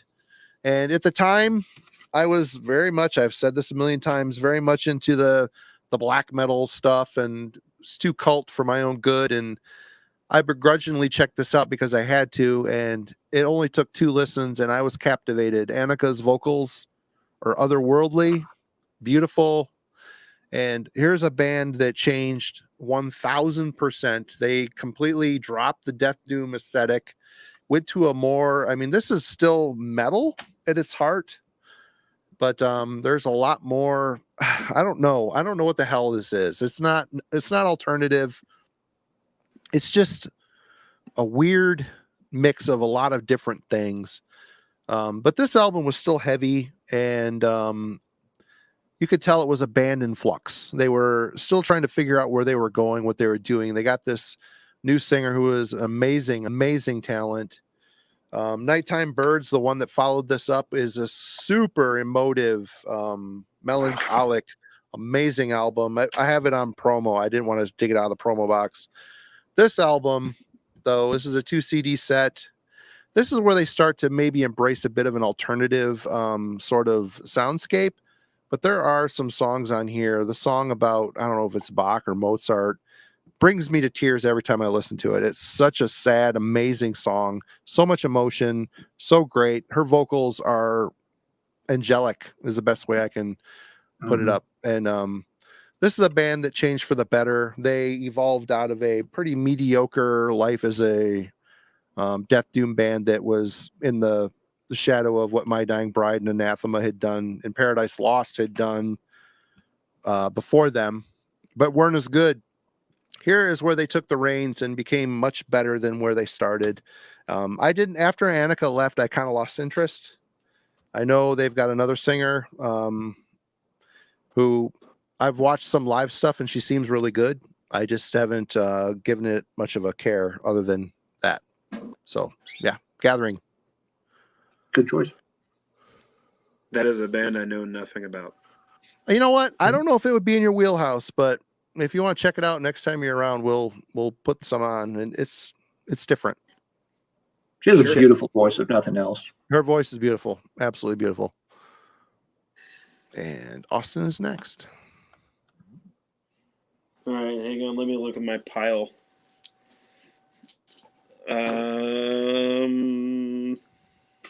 Oh, how tough. All right. I know what I'm gonna do. Yeah. What are you looking at? I don't know. It's like looking at what you picked up. Oh, Becca is like cringing looking at the things I've chosen. She does not like that. We need to get Beck on a stream and get the real scoop what's going on over there. We get Becca's take on this shit.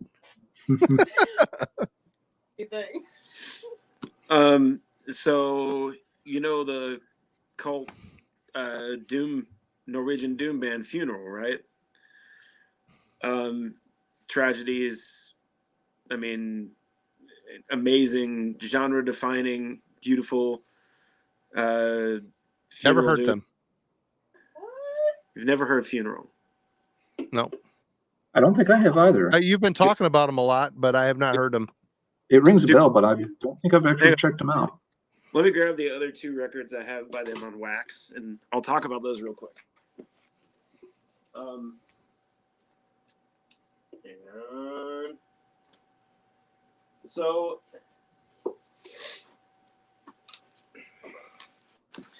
you have Tristus, which is the first.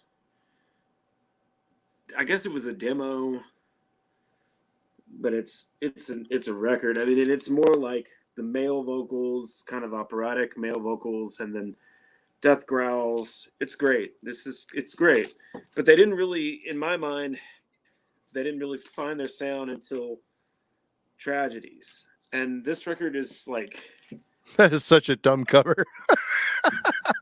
it was 1996. Yeah. Photoshop was brand new. Photoshop was new. Yeah. Mm-hmm. You know, give them. Oh that. no, there's a million covers with the same style for sure. And this record is amazing. It's just beautiful. It's very sad. It's kind of lo-fi. After that, they did an album called Fields of Pestilent Grief, and it's a little bit more gothic doom. It's still really great. Somebody wrote, "Help! I'm trapped in a maple leaf."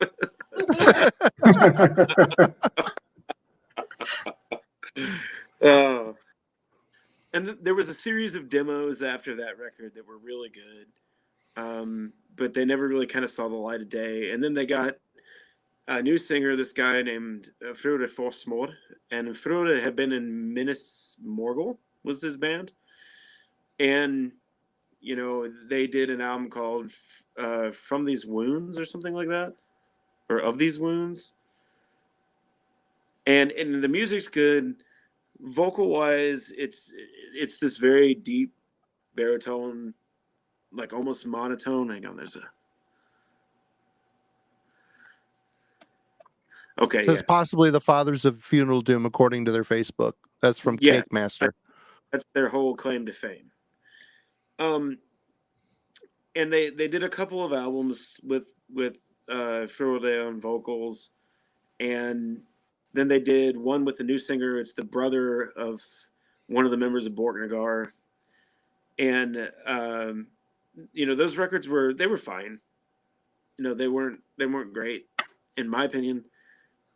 I mean, they were great musically or whatever. It was fine. I don't want to criticize it in any way. It's just they didn't resonate with me as much as Tragedies did. I still listened to them. I still bought them. I still was a fan. But the new album that just came out, this record rips my face off. It's like it's got more of a Candlemass feeling than their older ones did, but it's still symphonic. It has like orchestral parts. The lyrics are all in Norwegian, which is different because they've always had English lyrics and some Norwegian lyrics, but it's nice to hear it, hear their expression in their mother tongue.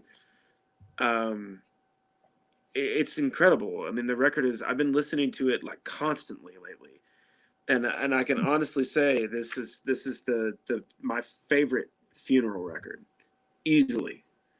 It's so heavy, it's so expansive, but yet it's got this traditional kind of feeling, like this kind of Candlemass feeling, but it's heavy as hammers. Yeah, it's incredible. I can't recommend this enough. If you haven't bought the new funeral record and you like Doom, you should get this. Arcane Archivist Zine Jesse is saying maybe one of the most actually tragic band stories too. They lived their lyrics sadly.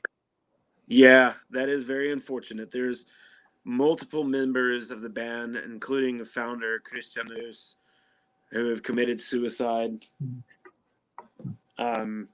Their story is very sad, and they are from Drammen, actually, which is the town that I lived in when I lived in Norway.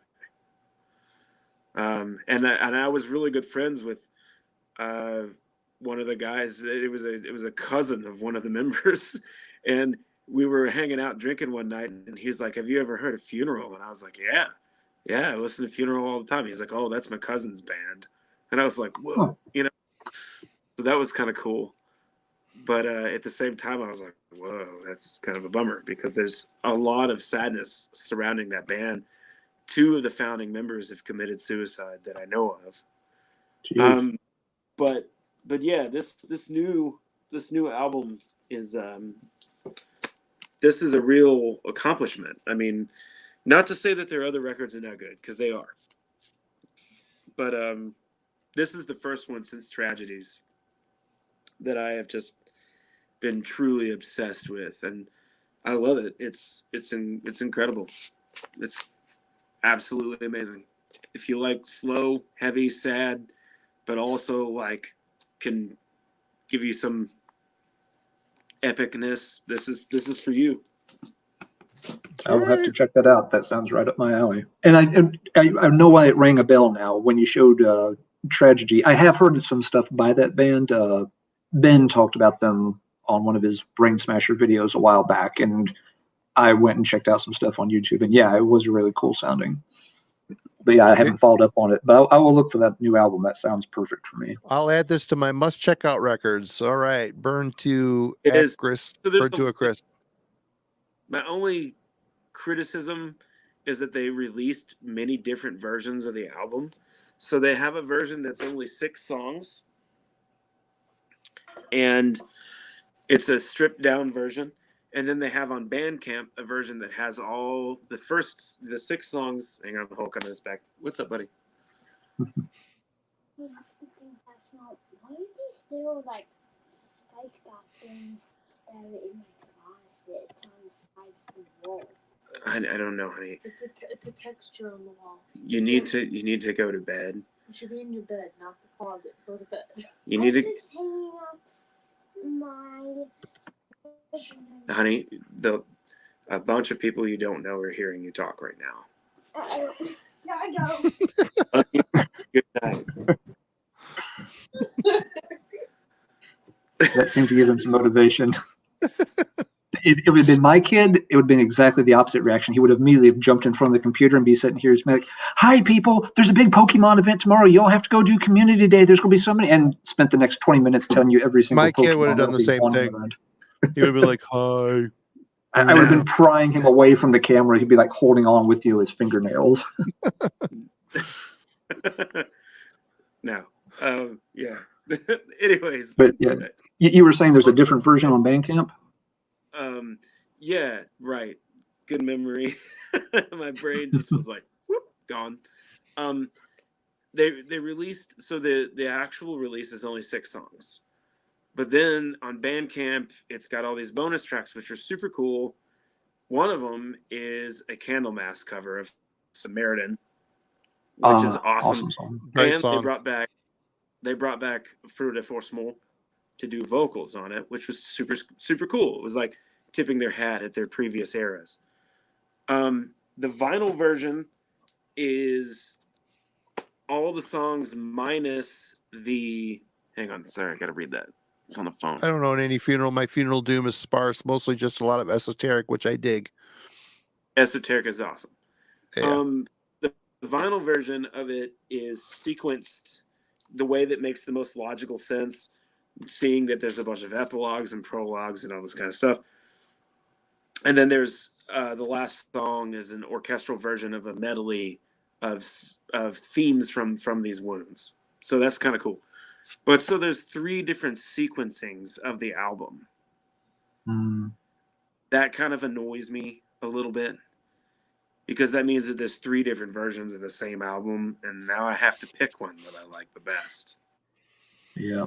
Are they going to Lyrics release change. all 3 or no? No, they're all out there. There's Oh, okay. one version that they're streaming everywhere. There's one version that's on Bandcamp, and then there's the version that's on the vinyl. See, it never occurs to me to go to Bandcamp unless I'm going to buy something. I don't buy digital. I'm not there yet. I'm old. Well, I like the this- physical. Services, but I have a feeling that's what's on streaming services is what Season of Mist streamed on YouTube or whatever. But I have to say my favorite version is the vinyl, because it's the most logical sequencing of the album. All the bangers are spread out, like the songs, the best songs in the album, there's one on each side, and they all kind of flow into each other. So the vinyl sequencing, I think, is the best, but unfortunately you don't get the Candlemass cover with it. So what are you going to do? Yeah, I'm looking at it on Bandcamp right now. I'll check the local store. They might have that in stock. And if they don't, I'll pick it up on Bandcamp or order it. So some of us who are a little more, not as old as Marty, don't mind buying our music digitally to support the band. I'll never listen to it. I would prefer to have a stack of CDs in my workspace or tapes or buy records. I don't know. Mm-hmm. Oh, that's fair.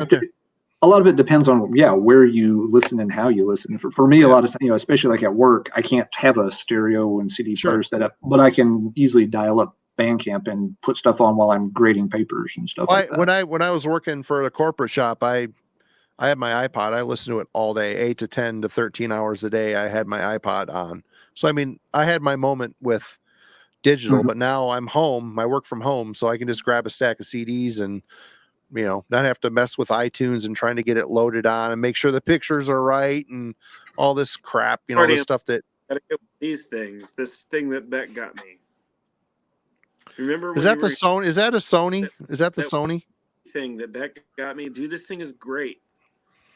Yeah. I take it everywhere with me when I go on my runs. It's great, and it works off of a SD card. Hey, Austin, Mark Riddick's asking who published the new Funeral album. It came out on Season of Mist. How's it going, Mark? By the way, how you doing, man? Season like of Mist. Mark Riddick, like the artist. Yeah. Wow, Yep. cool. Wow, his art's amazing. Yeah. Crushes it. Wow.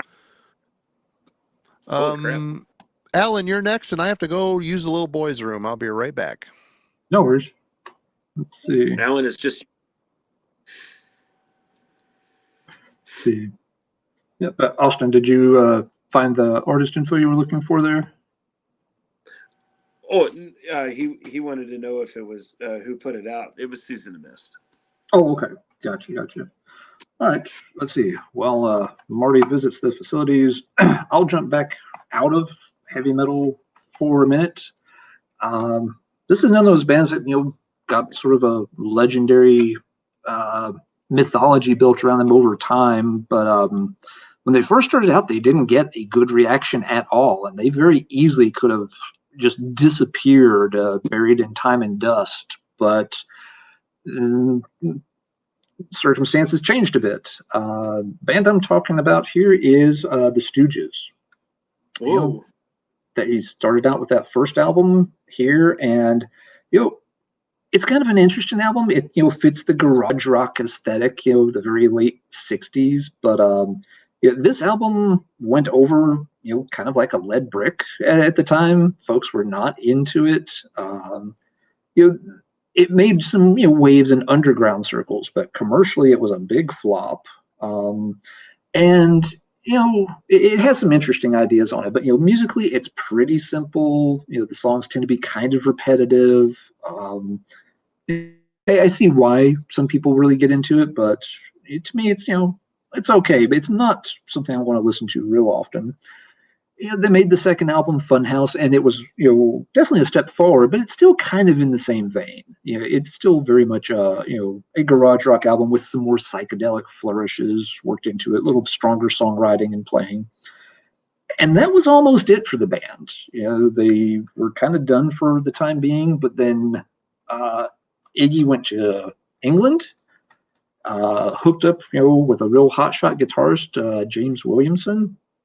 Got his former colleagues, the brothers, back together and did one more album. And it wasn't a real big hit at first either, but it became the blueprint for so much that would happen in punk and indie music moving forward. This album sounds nothing like their first two albums. Michigan represent. Sorry. What's that, Marty? Michigan represent. Sorry. Absolutely, yes. Detroit, Ann Arbor. This album sounds nothing like the first two albums. The energy level on this album is just through the roof. That's one of my big criticisms of the first two albums, is that they're kind of heavy, they're kind of cool sounding, but they're also kind of flat, especially the first album. There's not a ton of energy in that. It's a little more slogging. And on this album, they just throw everything out the window and go nuts, and I love it. This is one of those albums that everybody who heard it and got it back in the day started a band, and whether it's New York Dolls or Sex Pistols or everyone got influenced by what they did. And again, they didn't last after this. They fell back apart again, and Iggy eventually found his feet and made his way forward. But they just how it's always been crazy to me how different this album sounds, not just from their earlier stuff, but from everything else that was coming out around 1973. This album has no business having been released so early. It was so far ahead of its time. I compare it to, like, there's a line in Highlander, the first Highlander movie, where the lady's talking about the funny sword. She's got McLeod's sword, and she's just like, the way the metal is folded in this sword couldn't have existed at this time. This is impossible. It's like finding a 747 Boeing jet buried in Jurassic strata. And finding this album in 1973 had to feel like that. It had no business existing so early. It's so cool, such a weird, unique album. So yeah, the Stooges completely reinvented themselves for this last hurrah and made history. A lot of Iggy fans in the chat tonight. Cheers to all you folks. Good deal. People have good taste. Yeah. All right. I guess I'm gonna beat. Well, I'll wait. He might go to this one next, so I'll go with this one. Not that this band has made a massive stylistic change, but I think it was just a moment of discovery and songwriting, just trying to decide what they wanted to do. But we're talking about Germany's Gamma Ray, Kai Hansen from Halloween. Started off with Heading for Tomorrow. The album after this, Sigh No More. And the album after that, Insanity and Genius, started to get better. On this early album, he departed Halloween. He wrote, there's some good songs on this, and there's some really confused, weird songs on this.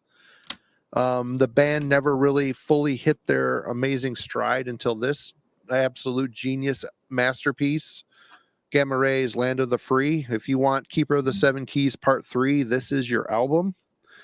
And, this is their latest album, Empire of the Undead. He can, once he figured out what he was going to do, which basically is continue writing songs in the genre and style everybody recognized him for.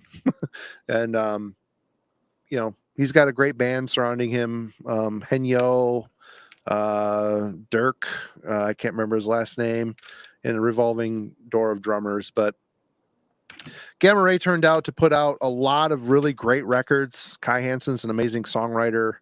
If you're a fan of the new Halloween album, listen to the song Skyfall, and you will get a good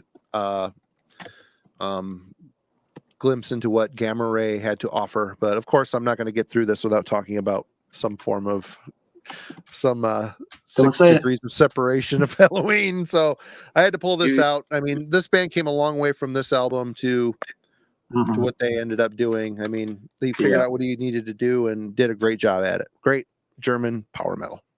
Yeah, that's a good example, Marty. And it's a style that you don't think of a lot of those power metal bands changing their sound very much over time, but Gamma Ray definitely did. Those first 2 albums, to me, it really sounds like Kai just trying to figure out what he wants to be after Halloween. Yeah. Yeah, that he's trying out some things. That first album was a lot of there were some great songs.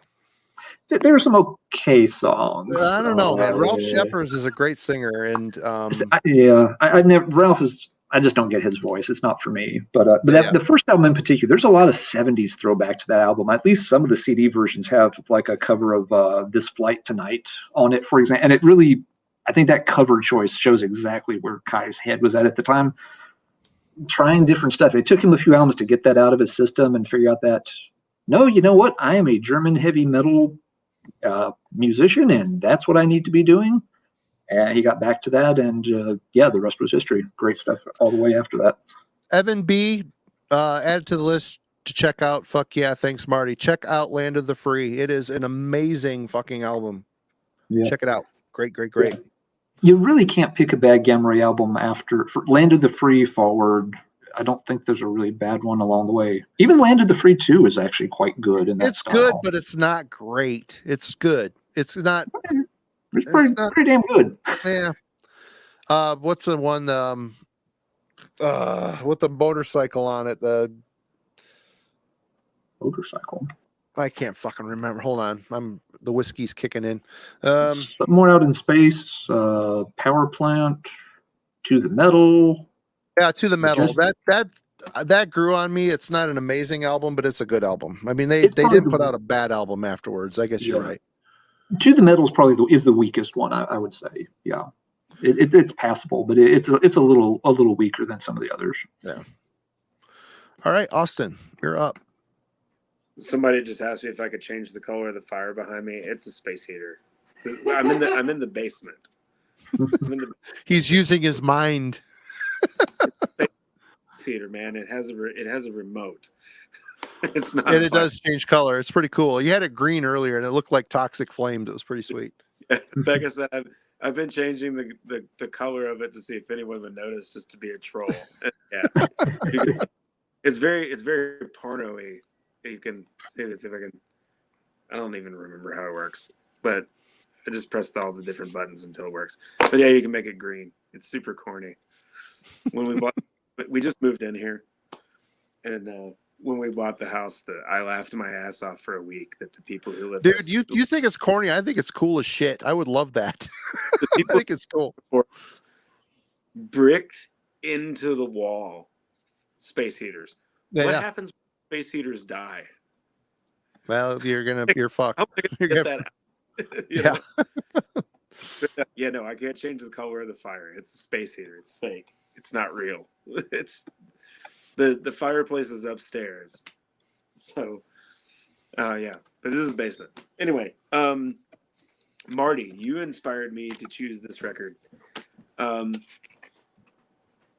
Tranquility, Damage Done.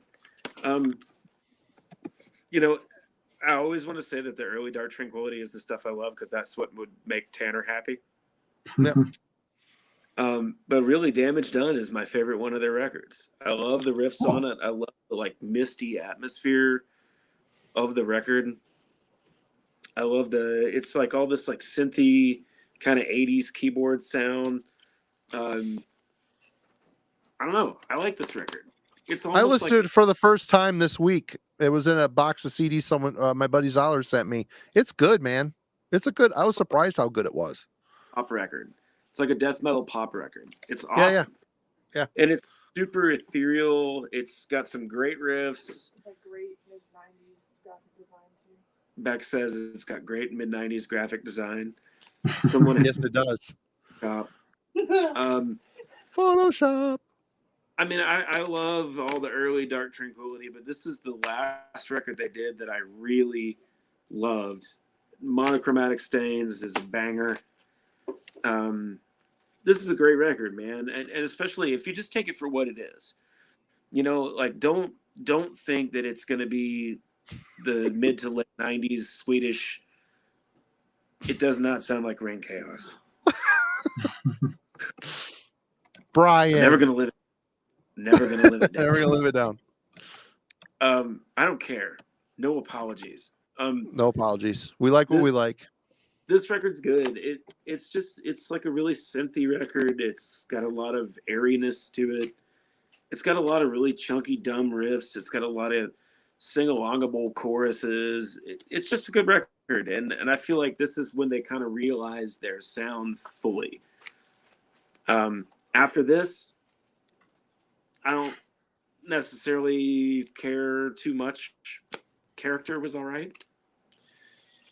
But what'd you think of that new band that's coming out with Dark Tranquility and In Flames members, Halo Effect?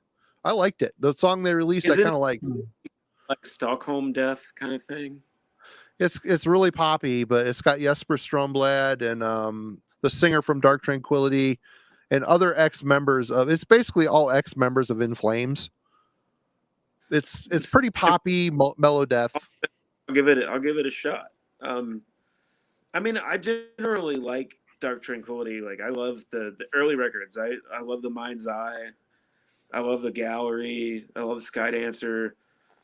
They're great records. But this one, and maybe this is going back to the nostalgia piece. Sure. When this record came out, you know, I was young. I was in my mid-20s. And I listened to the hell out of this record. At the time, I listened to this and Rapture and Swallow the Sun. I was listening to tons of Swedish bands at that time period. This would have been like 2003. Yep. I don't know. I still like this record. I still listen to it. On brew days when I'm brewing and I just need something to kind of like jam out to while I'm working.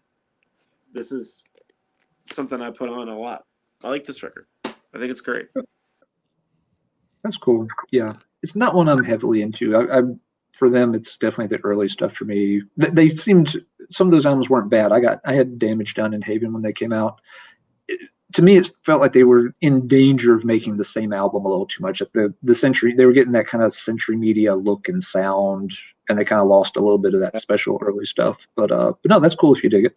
Yeah, it's not for me, but it doesn't have to be. I heard it for the first time this week, and I was quite surprised. I sat down and listened to the whole album when I had work to do. I'm like, you know what? I'm gonna sit and listen. I liked it. I was expecting it to be poppier. It was just really good, solid melodic death with a little bit of a modern edge to it. I don't know. I was kind of surprised about how much I liked it. Yeah, I bought it when it came out because I loved the band a lot. All those early albums that Austin mentioned were classics. In a lot of ways, I always thought they were better than In Flames. But yeah, around that time is where I kind of got off the Dark Tranquillity and also the In Flames wagon, and they just weren't interesting me as much anymore. You know, part of it is, you know, the time when the whole Melodeath, the Stockholm and the Gothenburg scene was exploding. I was doing a zine at the time and writing for a bigger magazine, and it was like the mid 90s when the brutal slamming New York style death metal and Cannibal Corpse thing was coming out. Everybody wanted to be that, and then the whole Melodeath thing hit. Everybody wanted to be that. It really killed the sound for me. It's just now I find myself going back to it and appreciating it more than I did. Well, here we go. By the way, I watched the Heavy Metallurgy 90s Unsung Black Metal video today, which Austin was also in, and spent like $100 on CDs. So fuck the three of you. Hey, tis the season. That's what we're here for. We're here to turn you on to some new shit, maybe. That's funny. Cheers to you, man. Who's next? That was Ellen. That was a good pick, Austin. Good job. Good job. Let's see what to pick next. I'll pick one people probably won't like. Let's get it out of the way so I can redeem myself later.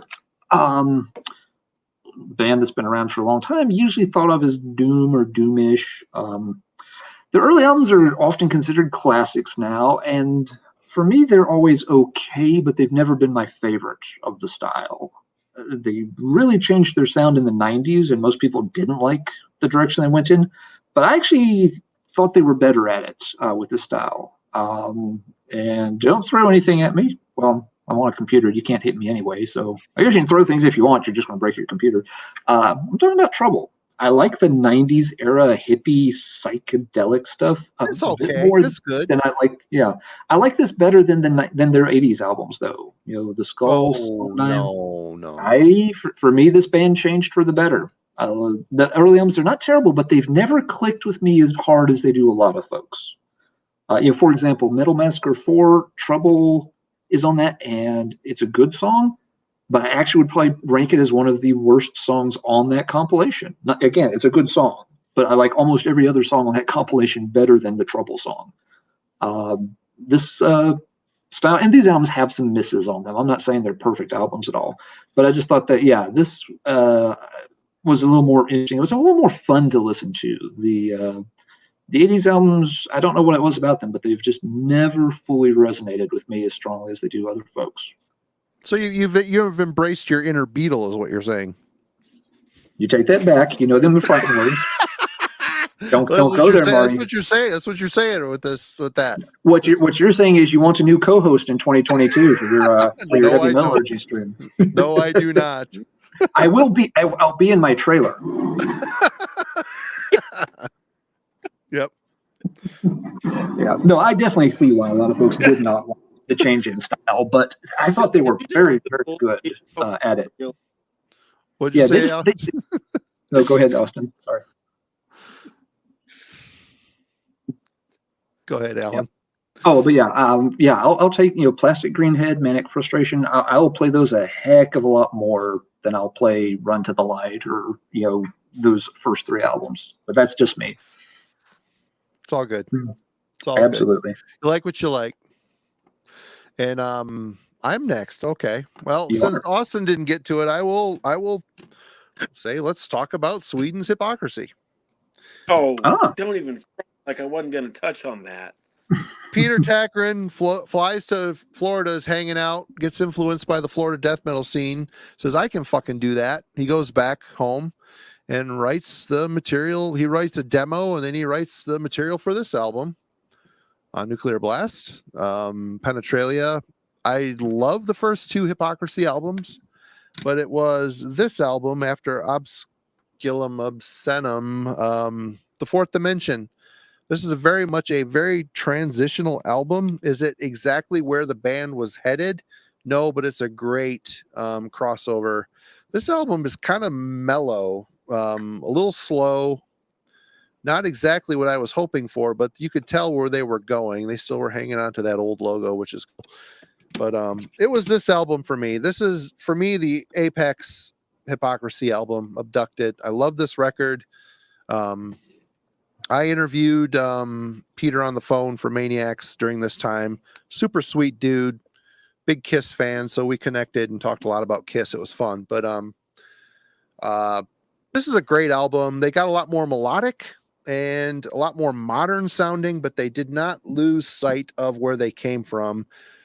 Peter never really strayed away from that harsh, fierce vocal presentation. They got better and better as they went. This is still my favorite. I have not heard the new album yet, other than the 2 singles that came out. But Austin, I'm sure you'd like to further elaborate on this band. Dude, go ahead. New album is so good. I have not heard it yet. Oh man, you got to listen to it. I will. But with you, those early records are great. I love those albums. They're fantastic. You know, Abducted is amazing. I feel like this is the one where Hypocrisy became the Hypocrisy that we know and love today. Mm-hmm. It's the full-on weird conspiracy theory, tinfoil hat, alien obsessed, New World Order stuff. All that is it's all in this record. And the melodicism, the weird 80s keyboards, all that stuff is there. And it all kind of started with Abducted and then continued on. Yeah. And the new album harkens back to that old Florida death metal sound too. Yep. It's all still present. You know?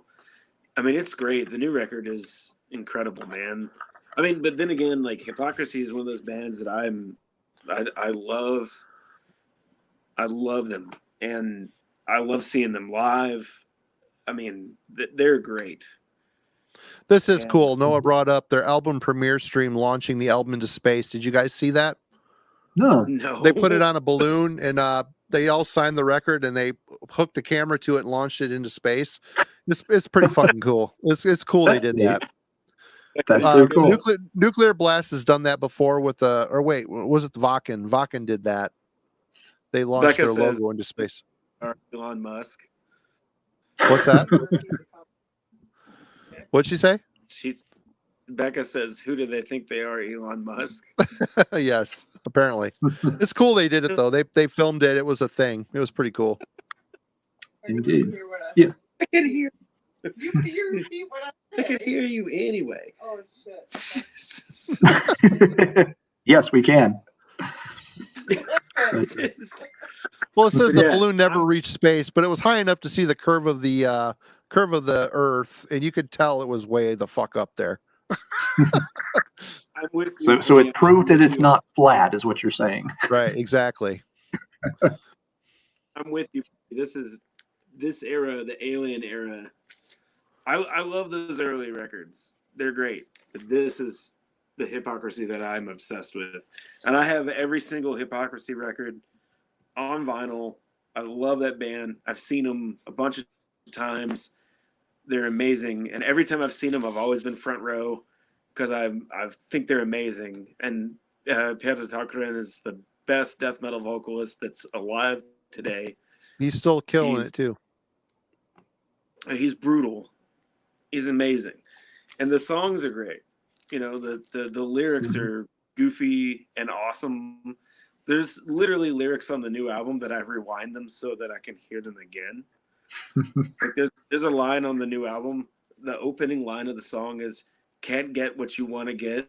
Why don't you steal like the government?" And I just listen to him say that. It's so funny and so awesome. You know, they're a great band. Hypocrisy rules. They rule. Yeah. I used to listen to them a ton, and I haven't revisited them in a long time. They've been on my short list of bands I need to go back and replay. I don't know why they haven't made it into rotation. The one they're probably their favorite album of mine. I really liked Fourth Dimension. That album had such a very dark, heavy sound to it. But It is. Really it's very good songs.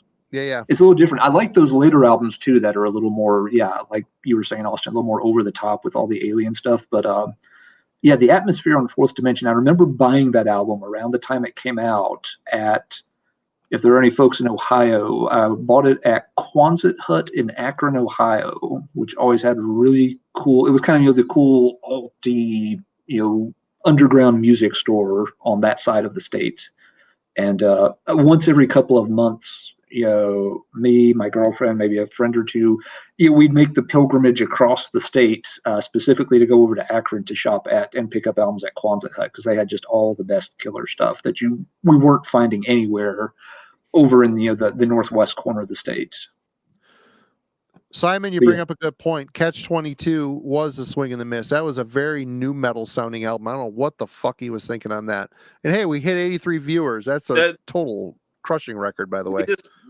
We don't acknowledge the existence of that album. It's bad. It's a bad album.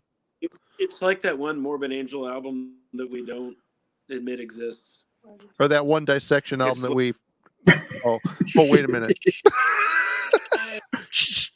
Zip it.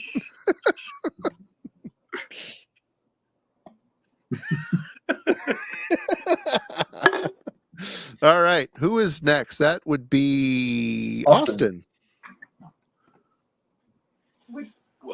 Before I do that, I have to go pee again and get another beer. Okay. So we'll get Alan. Just go ahead. I'll jump back in after I drain the lizard. Be right back. All right, go for it. No problem. Okay then. Okay, so yeah. Here's a good example. We'll go back to something that's was black metal at the very start and quickly became something else. Primordial. This first Primordial album, In Rama, they're kind of trying to be a black metal band, and it's not bad. It's kind of unique, but it's a hard album to pin down. They definitely are still there. It almost sounds like they're trying to play something that they're just not quite suited to. And by the time a couple more albums went by, they quickly found a much more unique sound in a.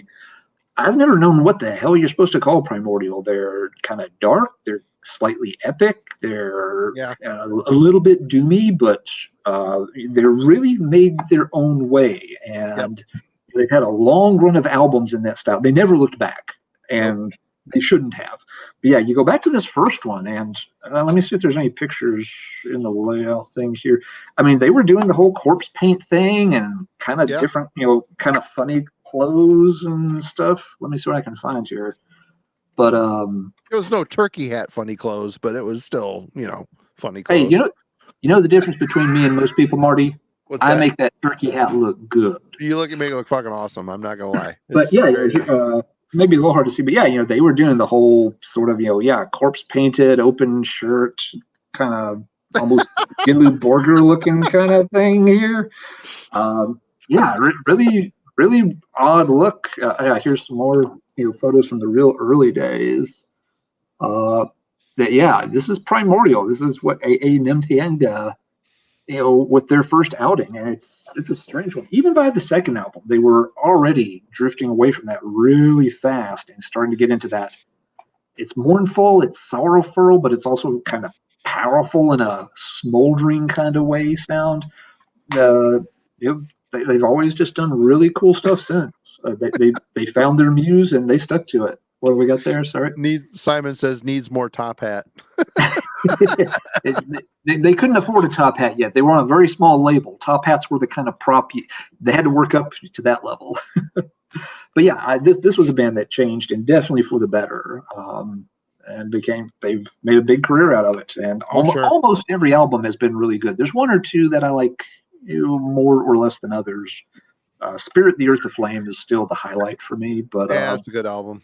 They've been very consistent for the most part over time. So yeah, Primordial changed, and big change for the better. Sure, agreed. Ready there, Austin? Everything's all good? Yeah, I just had to pee. Well, yeah, pee and get new beers. You're good. Yeah, like a hound dog, in and out, man. That's right. That's what Marty said about me. Um, Oh. this record. Love that record. So That's my favorite Opeth. A lot of people feel like the first two Opeth records are kind of the classics. A lot of people feel like the middle era is the classics, and then there are those who like the new era, and they're wrong. They're very wrong. They're very wrong. Oh, Yeah. I feel like this was when Opeth abandoned that kind of melodic Swedish death sound and found their own sound. My Arms Are Hers. It's a brilliant album. It's an accomplishment. I think it's incredible. Still Life and Blackwater Park are equally as great. Sure. But this record has some magic to it that I don't think any of their other albums really have. Still Life is great. Still Life is amazing. It's probably my favorite in general of their discography. But this record, I feel like, still kept the spirit of their early records, but developed a new sound, a new feeling. You know, the drumming kind of took from Rush with this syncopated rhythms, this bum bum bum bum bum bum bum, you know, this kind of feeling that was very Rush. This album, man, I mean, I discovered this album when I was a teenager, and I mean, you know, I'm about to turn 39, and I still listen to this record all the time. I love this album. I think it's Demon great. of the Fall is the best song they ever wrote. I love that song so much. What an incredible album. But this whole record stands with that song. Like this record from beginning to end is incredible. It's such an amazing record. And also Mikael Åkerfeldt's vocals are holy crap. Yeah. You know, he is so articulate and so brutal, and then he switches to cleans and they're great. I mean, it's just a great album. Still Life is great too. Blackwater Park is great. But this is the record. This is the era of this band. It's better than the early era of the band, in my opinion. So, if everybody wants to hear the best Mikael Åkerfeldt vocal performance, go listen to the Bloodbath 10-inch, Unblessing the Purity, the Blasting the Virgin-Born song. Holy fuck. The vocals on that song are so amazingly crushing. He never was that brutal again. And that song and that whole EP is the best he ever did vocally. Although I do like Brave Murder Day a lot too. Mm-hmm. well, and that's why I go ahead and bring this now. Yep. Is because early Bloodbath, like the first EP and the first full length, when they were doing the more Stockholm sound, it's cool. You know, I like that it's Entombed and Dismember Worship. That's great. Yep. I like that. But in my mind, the best era of the band is when they started lusting after Florida death metal and pretending to be Morbid Angel. And that I love the Peter Takrin album, Blasphemies Made Flesh. That album is crushing. That was the kickoff of that era. Yep. The Nightmares Made Flesh, that record's amazing. And I felt like Unblessing the Purity and the Fathomless Mastery of this record, it's when they were trying to be Morbid Angel that they were at their best. And this record's so heavy and so gross. This is a great death metal record. Once again, if you don't like this, you probably don't like death metal. Yeah. There's a big Morbid Angel influence on that record.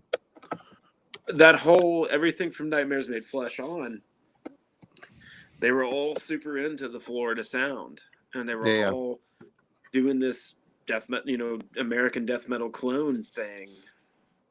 Yeah, Nick's right. Mock the Cross legit sounds like a Morbid Angel song. Totally. Straight up, it sounds. Mock the Cross sounds like Where the Slime Live. Yeah, pretty much. If you do something back to back, Mock the Cross. The only difference is the pinch harmonic. That weep. It's in a different space. Yeah. That's all it is. It's that pinch harmonic. I think it's on the 3rd fret, and then they bend it down. It's the same riff. It's Where the Slime Live and Mark the Cross. It's the same fucking formula. Yep. Okay, Alan. Oh wait, it's me. We Yep. shifted around. Yep. Austin and I switched places this round, so it's back to you. This was a late pull for me, but if I show Napalm Death, Bolt Thrower, one of my favorite bands, hands down, and my all-time favorite album of all time, one of them is For Victory. This is a very beaten up original pressing of the 2 CD set. Nice. This album is a 100% A++ perfect riff album. There is not a bad riff or a bad song on this album. This is the best Bolt Thrower ever were, in my opinion. But that's not saying. But let's look where they came from. We've got pretty crusty punk influence. If you listen to the band Sacrilege, their second album, Within the Realm of Prophecy, is that the name of the album, Alan? I think that's right. Yeah. If you listen to that album, you will hear where Bolt Thrower got their sound. That Sacrilege album, Within the Realms of the Prophecy, sounds. I listened to that here a month ago after not hearing it for a long time and was shocked at how much Bolt Thrower lifted from that band, which you will hear a lot on this album. And on this album, they got a little bit more grindcore, a little more chaotic and strange. Super. Their down tuning was at the point of not being able to stay in tune. The intonation was rough. Like, listen to songs like World Eater, which I fucking love that song. It's just dirty and nasty. You could tell that their guitars are not really that intonated that well. But Bolt Thrower changed their sound. They became a lot more refined, just a straight up death metal band. For Victory, I mean, Fourth Crusade, all of that shit. War Master, absolute classics. For Victory is the pinnacle of that era for me. Ultimate top of the fucking pantheon songwriting, and they ended on a great note too. I mean, they had Dave Ingram in the band for one album, but he left, and they got. Why am I having a fucking brain fart? The singer Bolt Thrower. What's his... Carl. Yeah, Carl Willits. Duh. He came back. He was on that album, but the album before that was the singer from Benediction. Yeah, Dave Ingram, and then Carl Willis came back on this. This is the band's swan song album, and it is a crushing, great album. They ended on a high note, as far as I'm concerned. But they've never done better than For Victory. But every Bolt Thrower album is good. Even the ones that aren't that great are still good. Not a bad record. There isn't, but they changed their sound. They refined their sound. They emerged out of a crusty punk and grind aesthetic and embraced more form and embraced the war theme, of course. And that's a good pull, Marty. And we all three were talking about that before we went on. It's a good pull because a lot of times Bolt Thrower is one of those bands people sometimes default to mentioning that, oh, here's a band that was very consistent over time and, never really changed their sound. Some people put more in that, Motorhead and AC/DC list of bands that just always did the same thing.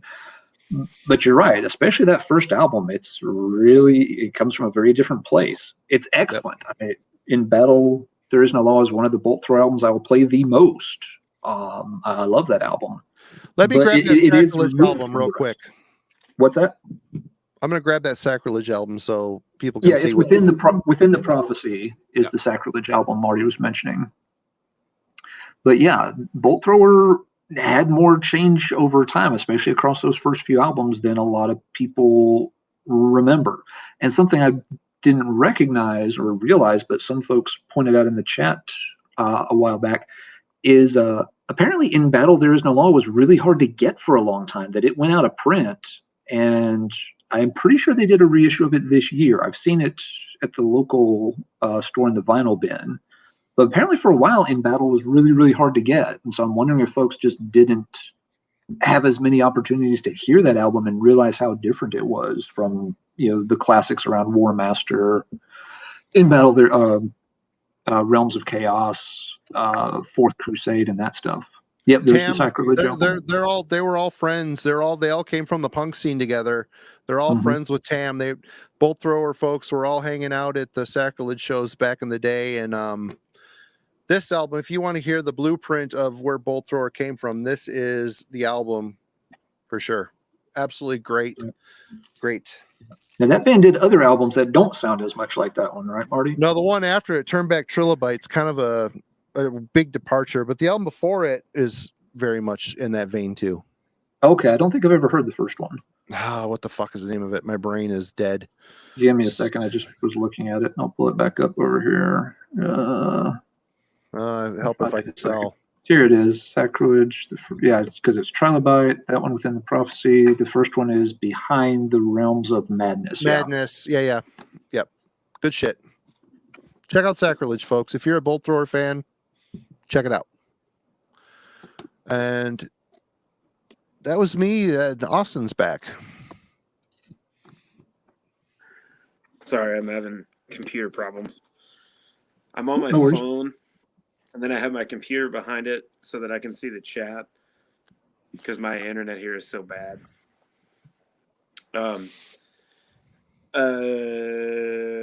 Breaking with old school stuff. We'll do another new record. So I'm a big Negro Bonguette fan. I love Negro Bonguette. I've loved them since their classic lineup, and then after the controversy when the two other founding members split off and started Door to Do, and then Negro continued on with a new lineup, and it was a major controversy. I actually loved that album that they did immediately after. Actually, I'll go grab that real quick. Because I'm never going to remember the name of the album because it's in Romanian and verse to lay something. Oh, fuck, I'm never gonna say it's this one. I loved this record and I actually liked it better than Ohm. But so they continued on after Verstele Pamen to Louis. I don't know. God. Louis was very big in Romanian lore, by the way. If there's anybody from Romania that's reading this, I'm so sorry. I apologize. I love the record, and there was some EPs afterwards. They were great, and then they did Tau, which was with another new lineup, and Tau was great, and Zal is the most recent one. There was Z that was in between, but this one, the most recent one, this just came out, and it's the last performance with Negro on drums. They recorded it right before he passed away unexpectedly, and this record is in my top 5 albums of the year. This is a haunting, beautiful, ethereal album. It's absolutely unbelievable. Every single moment of this record is beautiful. It's an experience. This is an incredible album, and I like the era, the Negro Bonguette. At this point in my life, I like this era of this band the best. I love Ohm. It's incredible. And everything before Ohm. It's all amazing. I love it all. And Negro Bonguette is incredible. I mean, it's beautiful. It transcends black metal. It's cultural music. It's opening my mind to a culture that I never even knew anything about and considered anything about. It's not relevant to me. I'm an American dude. I'm from the South. I appreciated the fact that this opened my mind to something that I never even considered. But this record, there is some magic to this album. It is haunting, and the way the production on this record is unbelievable. it is so drenched in reverb, and it's so ghostly and so it's wet, but it's cold. It's really amazing. I've been listening to it so like here in what? Yeah, this and Funeral have been my jams. Here in Ely, like we get snow really early, and there's a trail that I like to go run.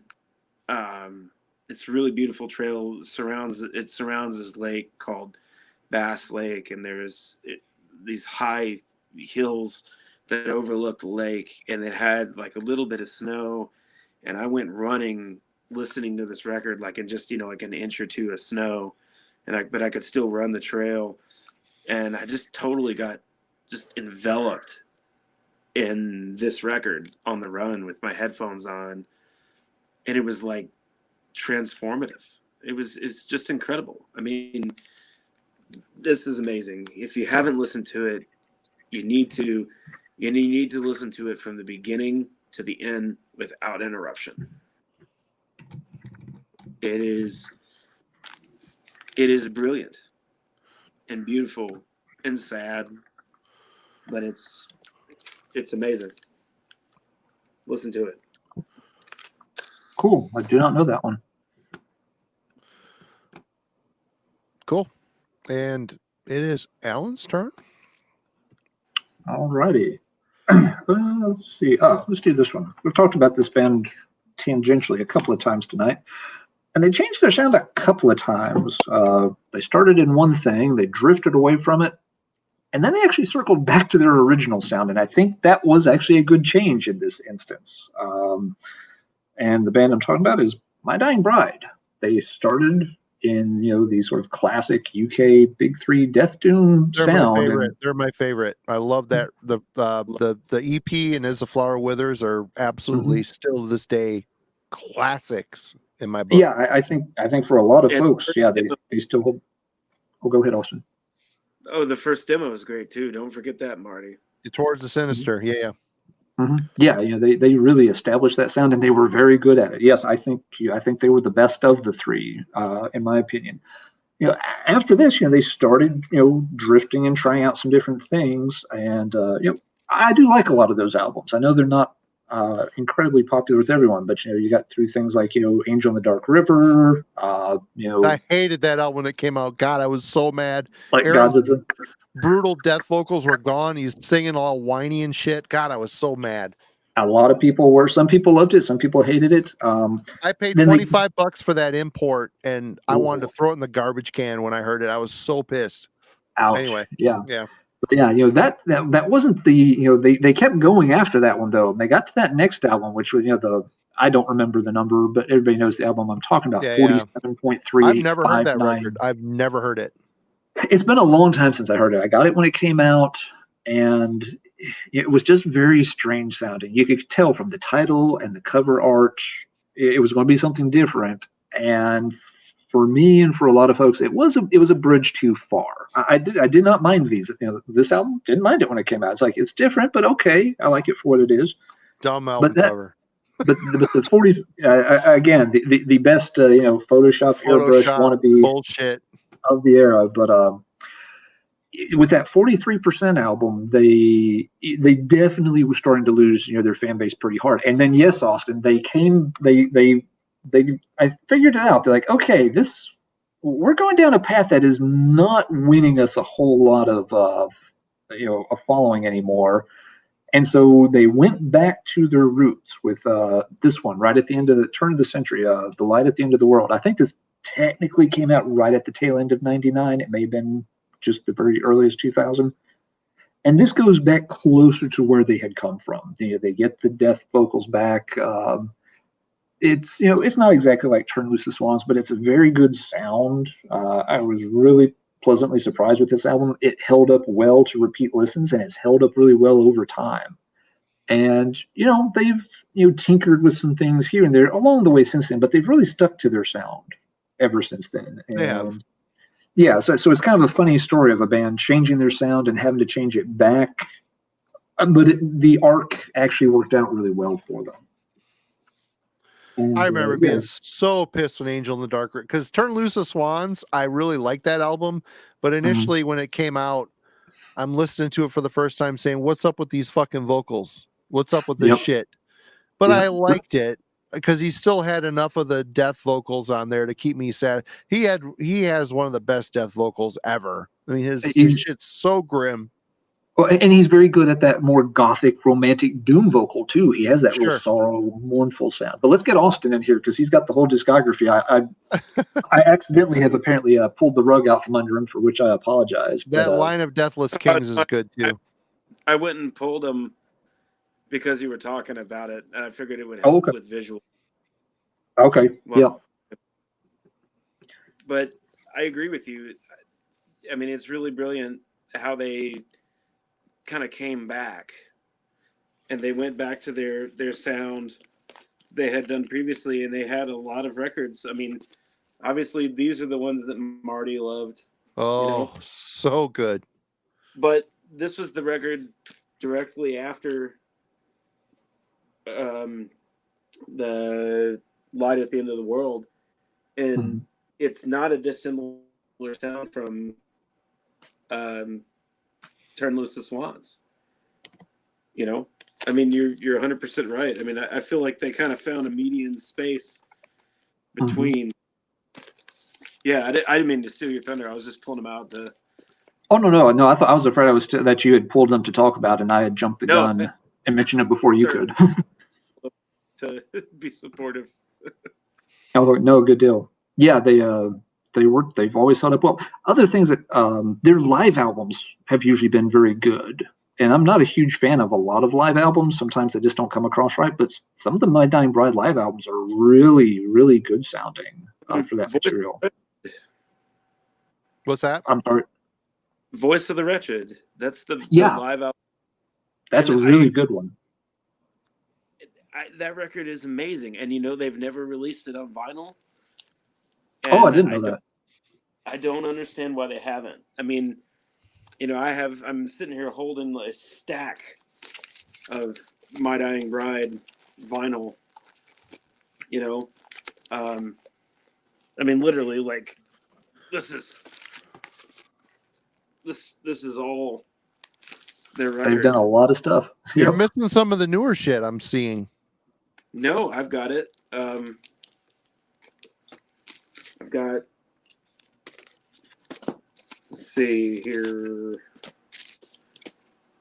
the EPs and stuff. This is the most recent one. Yep, that came out. There you go. Yep, that came out this year, I think, earlier this year, or late last year. This one I was not crazy about. I just really didn't like the production on it. This manuscript I wasn't wild about. Yeah. Alan, how did you feel about For These Lies of Sire? It's let me look at the track list on that one real quick. I'm drawing a little bit of a blank on it. For Lies of Sire, I think. Where is it here? Long discography. It's before Matt. There it is. Yeah, this one has been odd for me. There are times I've played this one and I've really liked it. But there have also been some times when I've gone back and replayed it and I've kind of been like, maybe I wasn't in the right mood for it at the time. So I've been a little back and forth on that for Lies. The third one that they did kind of a Candlemass thing. Mm-hmm. I liked it. I mean, I generally like them, Yeah. Yeah, that's a good way to put it. They're probably never going to make another album that ranks as high as something like Turn Loose the Swans, but whenever they put out an album, I do want to hear what they're doing with it. And it was another band that it was another Akron, Ohio Quonset run where I got the Trinity collection that had all the early EPs and stuff on it, and that was my introduction to My Dying Bride.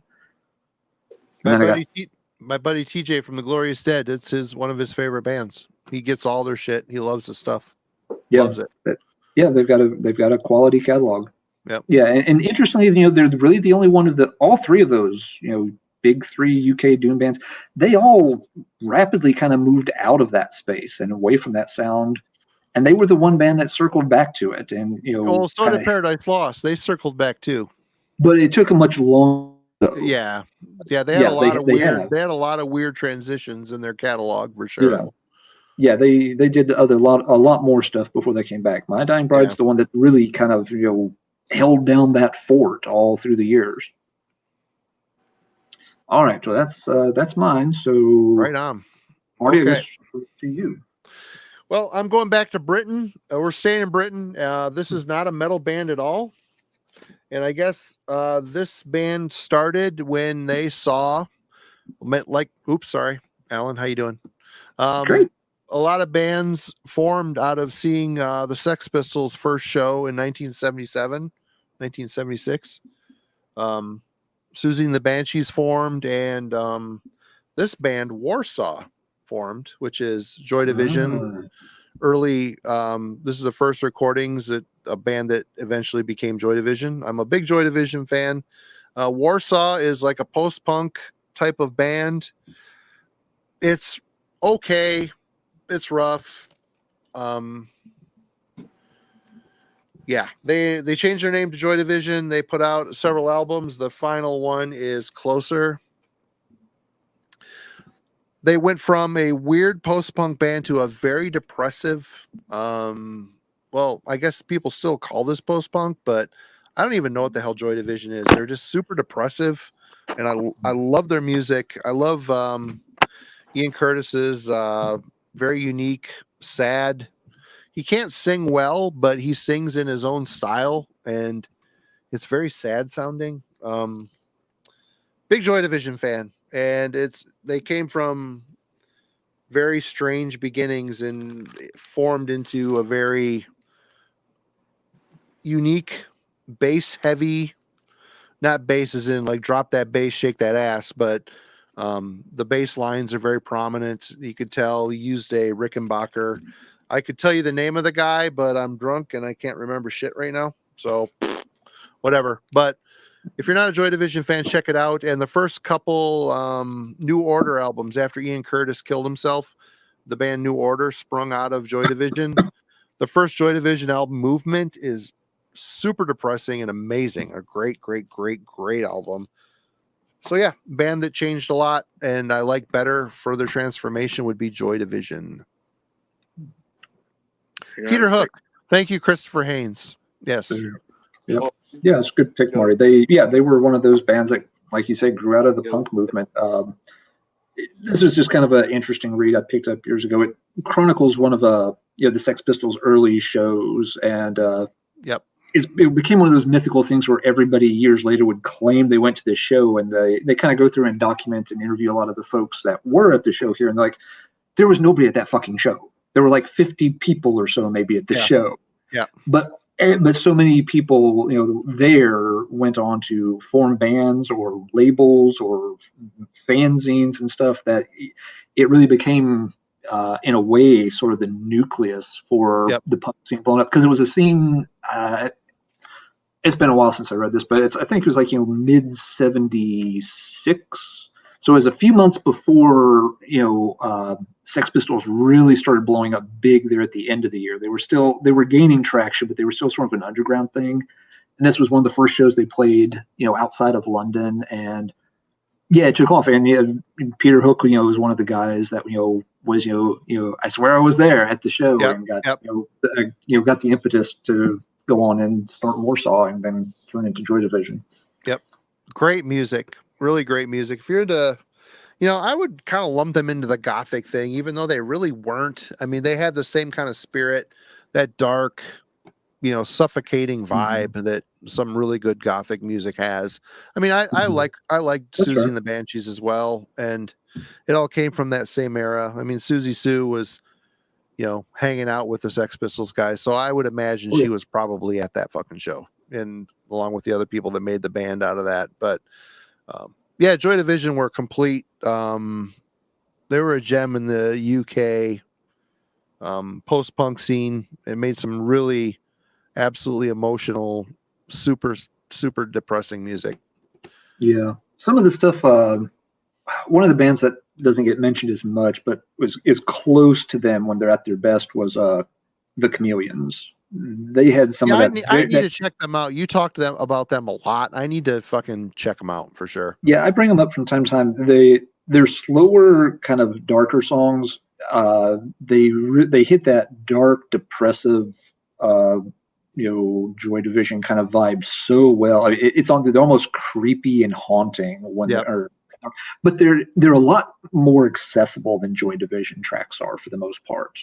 They're written with a little bit more of a catchy vibe. It's a little similar to like the difference between some of the Cure and the Mission, that they're working in the same space, but the Mission was meant to be a much more commercially digestible product. Well, the Mission was former members of Sisters of Mercy, so there was a bit of that influence there. But some of that shit's really good too. Yeah, exactly. And Chameleons, it feels like a little. It's easier to wrap your head around than Joy Division, but it can really hit those same just really dark emotive buttons really, really well. And that whole era, I fall down that rabbit hole. When I'm in that mood, I'm usually not in a great mood, but I love that music. I love the early Susie stuff, early Bauhaus. Joy Division is always a favorite. I mean, I showed the box set. Well, here, this is everything they ever did in this box set. It's fucking great. It's got a big book. It's got 4 CDs and a huge book. It's absolutely great. Joy Division were amazing. It's totally great. Ian Curtis wasn't a great dude. Kind of did some shitty stuff, but what are you going to do? I mean, there were a lot of, even before the suicide, I mean, there was a lot of mental health and other, mental health. Physical, he had physical health issues too. He had severe epilepsy, and live they would kick on the strobe light and it would trigger his epilepsy and he would have fits on stage. And like someone here, Wade, if you've never seen the movie, I believe it's called Control, about Ian Curtis. It's a great movie. Check it out. That's a really great movie. Very good. But anyway, sorry, non-metal. Who's next? Austin. You ever get into Joy Division, Austin? No. I've just never spent any time with it at all. I could see how Joy Division may have inspired the DSBM scene a little bit. I would say there's probably some connections there. Wouldn't surprise me. Yeah. And Joy Division is not easy to get into. No. I'm not going to lie, it's not my favorite of that style. I know love it's extremely popular, but it's really hard to get into. It's the kind of thing I sit down and read the lyrics, and the lyrics connect well, but when you put the music and lyrics together, it can be a very tough listen. Yeah, it's pretty downtrodden for sure. He has some personal problems is an understatement, Wade. What's that? Louisville, friends that were in the goth scene and they listened to Joy Division, but I never really spent much time with it, It just never really clicked with me. Maybe I need to visit it, Here's a good no baloney and the Zoli says Ian was a mess, but he was also like 20. I mean, that's I get it. People seem to dwell on their problems a lot more when you're young. You feel like there's no way out type of thing, but he did have severe epilepsy. He was a severe epileptic. Yeah. And that band, they got pushed up and very quickly too with the success of their early success. They went from being kind of this small with their roots in the underground punk scene, and all of a sudden they were kind of getting pushed to the forefront of this whole new wave music explosion. And they that probably, again, when you're 20 years old and all of a sudden you go from playing underground pubs to being hyped in Enemy and Sounds and all the Daily Music Express of as the next Beatles or the next great transition in British music. That's, for someone who's already dealing with a lot, that's a lot to put on a 20-year-old. Absolutely. And he killed himself on the eve of their US tour, their first ever US tour. Yep. Alpha Omega says even Sepultura, their later version, found Joy Division and Bauhaus at some point in covers. Yep. Yeah, I agree, Wendy. I mean, he was at the early, the 70s version of epilepsy. I'm sure there are more effective drugs nowadays that can treat that. It seems like his medication what he was receiving was experimental, and it threw him over the edge for sure. I'm sure he felt hopeless because he was a severe epileptic for sure. Anyway, Austin, you're up. I'm going to go in reverse. So, a band that the classic era of the band that everybody loves, the record that I like the most is actually their first record. It's not their classic era and is not. And then I remember when we first brought this up, that when you and I were talking about this originally, it was like the classic era of a band versus the progression where they changed or whatever. So this is kind of in reverse. So it's kind of deviating from the concept. And this is a record that you and I were talking about that I didn't have on vinyl. And you bought me a copy and sent it to me in the mail with this lovely speech bubble.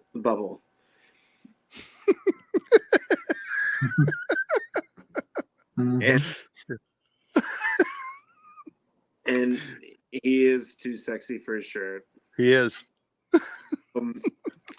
And I grew up listening to Dream Theater and King's X and lots of progressive metal and progressive rock, like Rush and, all that kind of stuff.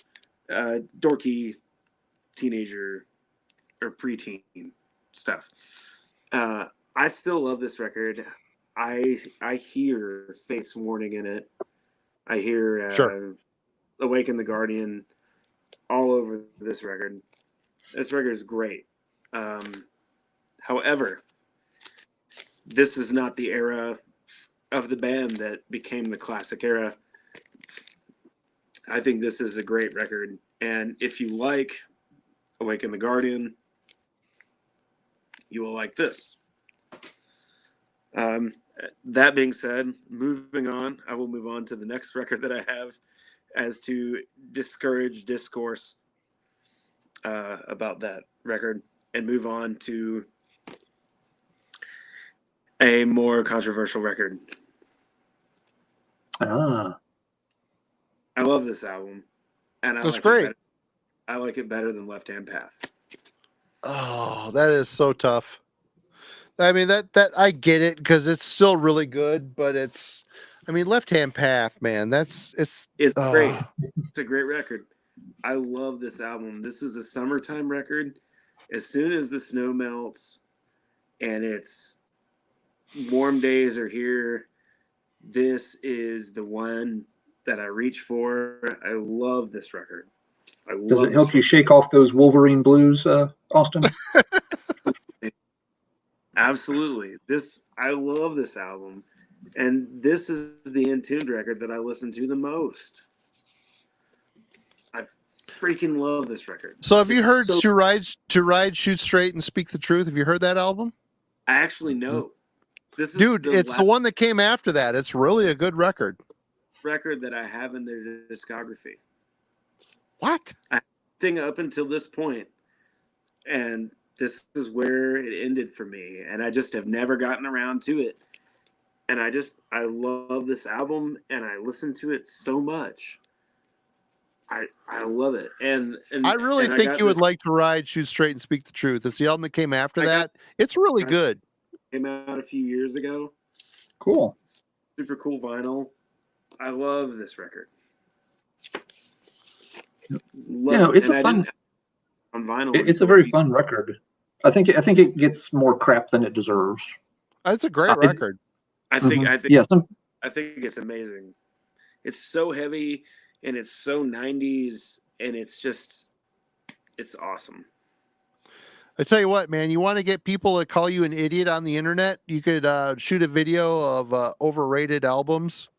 And you could start talking about how Clandestine is an overrated shit mess of an album, and people will call you a fucking idiot. It was great. That's probably my most viewed video.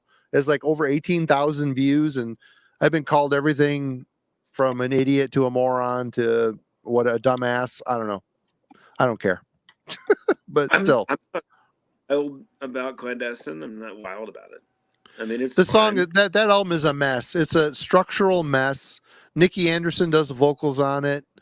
It's just like, ugh. But Wolverine Blues is a solid, heavy, great album. It's different for sure. I will say that the change of the vocalist was definitely something that I noticed and wasn't great. It was Nikki Anderson, the drummer, that did the vocals on Clandestine, who went on to be in the Helicopters and, you know, all that stuff. He's the main songwriter for Entombed.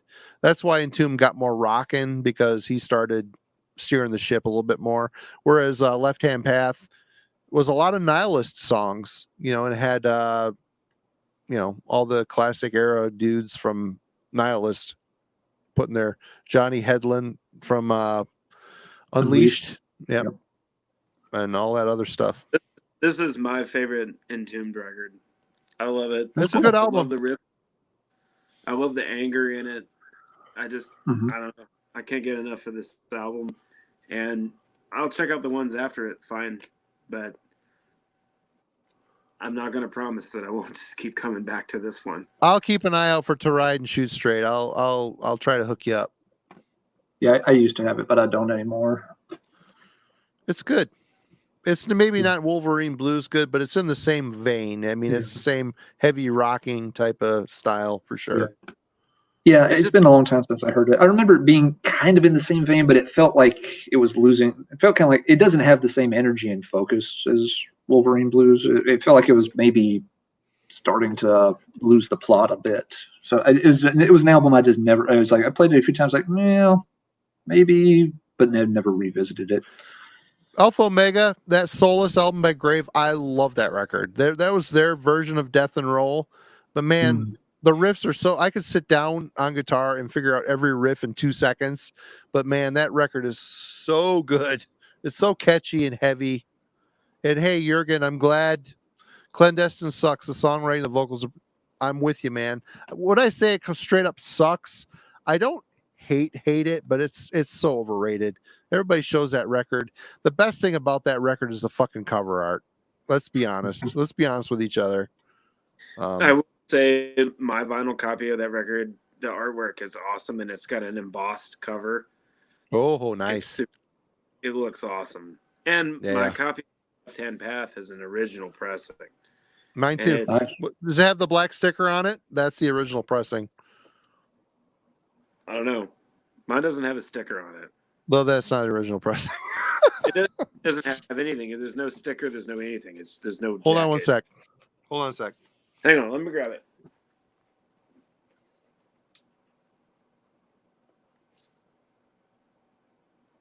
We shall find out. Marty, you want to pull up Discogs to see all the different variants?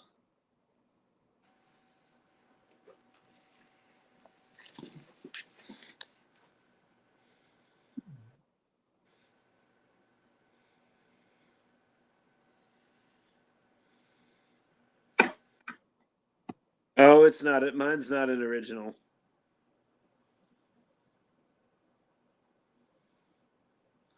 It's not an different original. Pressing. Oh, that's still cool to have, though. Yeah, it's a 2012 pressing. Okay. I thought it was an original. Maybe when I bought it, I only bought it like a few years ago. I must be confused because it says 2012 on it. Yeah. It's not an old pressing. It's 2012. My copy is strangely not where it's supposed to be. I must have got drunk and filed it in the wrong spot. But basically, there's a black sticker up in the right corner. It says Mass Death. It's like a little hype sticker. That's the OG pressing. Well, Marty, I was mistaken. Mine's not old. It's from 2012. Yeah. The OG pressing's got a black hype sticker in the upper right corner.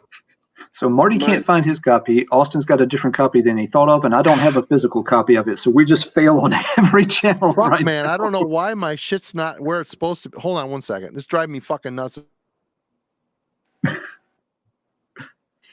Technical difficulties. Somewhere right now, Marty, Jason Alt is laughing at you because if you filed your albums by the way you feel about them, you'd be able to find it faster this time. But yeah, it's a good, definitely a good choice there, Austin. That album, I always felt like it never. People dismissed it a little too readily compared to the first two albums. I never got why they disliked that one so much compared to the first two. I got into Entombed kind of late, and I bought my copy on Discogs. Maybe, I don't know, 7 or 8 years ago. I was never really super into Entombed until, I don't know. Yeah, I mean, it hasn't been that long. Like maybe when I moved to Minnesota. Mm-hmm.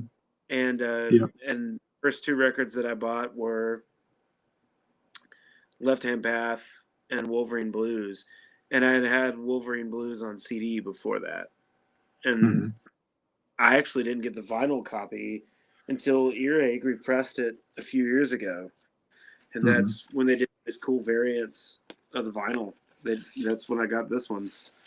That looks really neat. Yeah, and I don't know. It just, I've never been like crazy into them. I like the first few records, and the rest of the discography I haven't really spent any time with. I am completely distressed the fact that I cannot find my Entombed Left Hand Path. It is not where it's supposed to be. That drives me fucking nuts. It wasn't stolen. It's just not where it's supposed to be, and I don't know where the fuck it is. It's driving me nuts. Anyway. It's in there somewhere.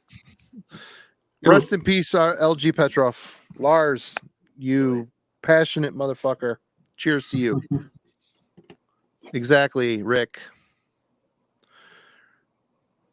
Early Death and Roll is Dominus. Awesome Danes. You know, I've never heard that album, Alpha Omega. I've seen it. I've never bought it. Yeah, I don't know that one. Oh, here we go. Frederick. Greetings, gents. What did I miss? Can you do a quick rundown as I'm coming in late? No, we cannot. You have to watch tomorrow. Anyway, who's next? Alan's next. Oh, okay, sure. Good pick, Austin. Good pick. Good album. Yeah, good discussion. Let's pick a power metal album and a power metal band that started out with two kind of largely forgettable albums. This was a Noise Records band, and it was hard to pin down what was wrong with the first two albums. I think the vocalist was a kind of blasé. It wasn't a bad singer, but just didn't have much personality or character about his voice, and maybe the band just hadn't quite found their songwriting chops yet. But they caught a lucky break and were able to recruit a new vocalist that had been in sort of a cult fan favorite band that was a more progressive leaning power metal band. Only thing was, this band was in Florida and this new vocalist was in Norway. So there were some logistics to work out, but they got it all together, and Camelot never looked back. They left those first kind of generic sounding power metal albums behind and developed a sound that's got a little bit more of like a strong sort of dark gothic romantic vibe worked into the power metal. You know, it's very much the image they go for, you know, like on, you know, the cover for Black Halo here. But yeah, bringing Roy Khan in on vocals was perfect. His voice, he's one of the best power metal singers there's ever been. Thomas Youngblood really, married his songwriting to that, to Roy's capabilities. The first album they did together was still a little choppy. Siege Perilous is not a classic. It has some good tracks on it, but it also, they were still trying to feel each other out a little bit. But then by the time they hit Fourth Legacy, they started a roll of albums that made them the best power metal band going for most of the 2000s. That decade, for me, I tend to often define decades by the power metal band of the decade. And that was Camelot's decade, from Fourth Legacy to Epica to there's one more in there, just Karma, to kind of culminating on Black Halo was the one that got them the most commercial What's the one you told me to buy? Fourth Legacy, which was their fourth album. I paid $25 for that, $20 for that CD, and it was good. I liked it. I did like it. I hate that you paid that much for it, but yeah, it's a very good album. Cheaper. I couldn't find it any fucking cheaper. Yep, yeah, all those albums, they did a strong roll of them there that were really good. After this album, they started to get maybe a little too into the whole dark gothic romantic thing. The music was still power metal based, but you almost felt like, yeah, the aesthetics were maybe taking over the music just a little bit too much by the time they did Ghost Opera. But yeah, new vocalist, they got a new lease on life, and it was much, much better. Those first two albums are, I'm sure they have their fans, but man, that band was not going to go anywhere until they had a lineup change that let them kind of adjust their direction. Just started watching. I love the Black Halo, Alan. Some great songs on there. I've got the CD too. It's a really fantastic album. It's put together well. It sounds good. They've got some great guest vocals from folks like Simone Simmons on it. Yeah, there's a reason the album really did break big for them and kind of got them elevated in status quite a bit. And again, it was all the albums leading up to that though are just really good too. Yeah, after that, I still like their albums, but they start to lose the plot just a little bit for me after that. All right. I am up next. Take it away, Marty. Let's go with maybe an obvious choice for me, but the first Manila Road album, we've got Invasion. This is basically just a weird 70s street rock record. Manila Road, on their second album, Metal, started to get a bit more of a weird vibe to them that would later be considered epic metal. But it wasn't until this album, Crystal Logic, that they completely evolved out of that street rock type of 70s vibe. And Mark Shelton started singing like a deranged wizard. And the songs, there's still some songs on here like Flaming Metal System and Feeling Free Again. Very much still has that street rock, hard rock vibe to it, but mixed into the context of songs like Necropolis, Crystal Logic, Veils of Negative Existence, Dreams of Eshkatan. Riddle Master. Yep, the Riddle Master, yes. Completely transformed that 70s rock style into something completely different. They kind of were the beginning of epic metal in a lot of ways. And even when they got back together in 2000 or 99, they put out this album, Atlantis Rising. This was a decidedly heavier album. There's some modern leanings to heavier music on here, but they continue to maintain that undeniable Manila Road epicness. Very unique. This album fucking rules, by the way. And a lot of the albums in the Reformation rule, and ending on their final album, To Kill a King. This album is very mellow, kind of depressing. Kind of somber.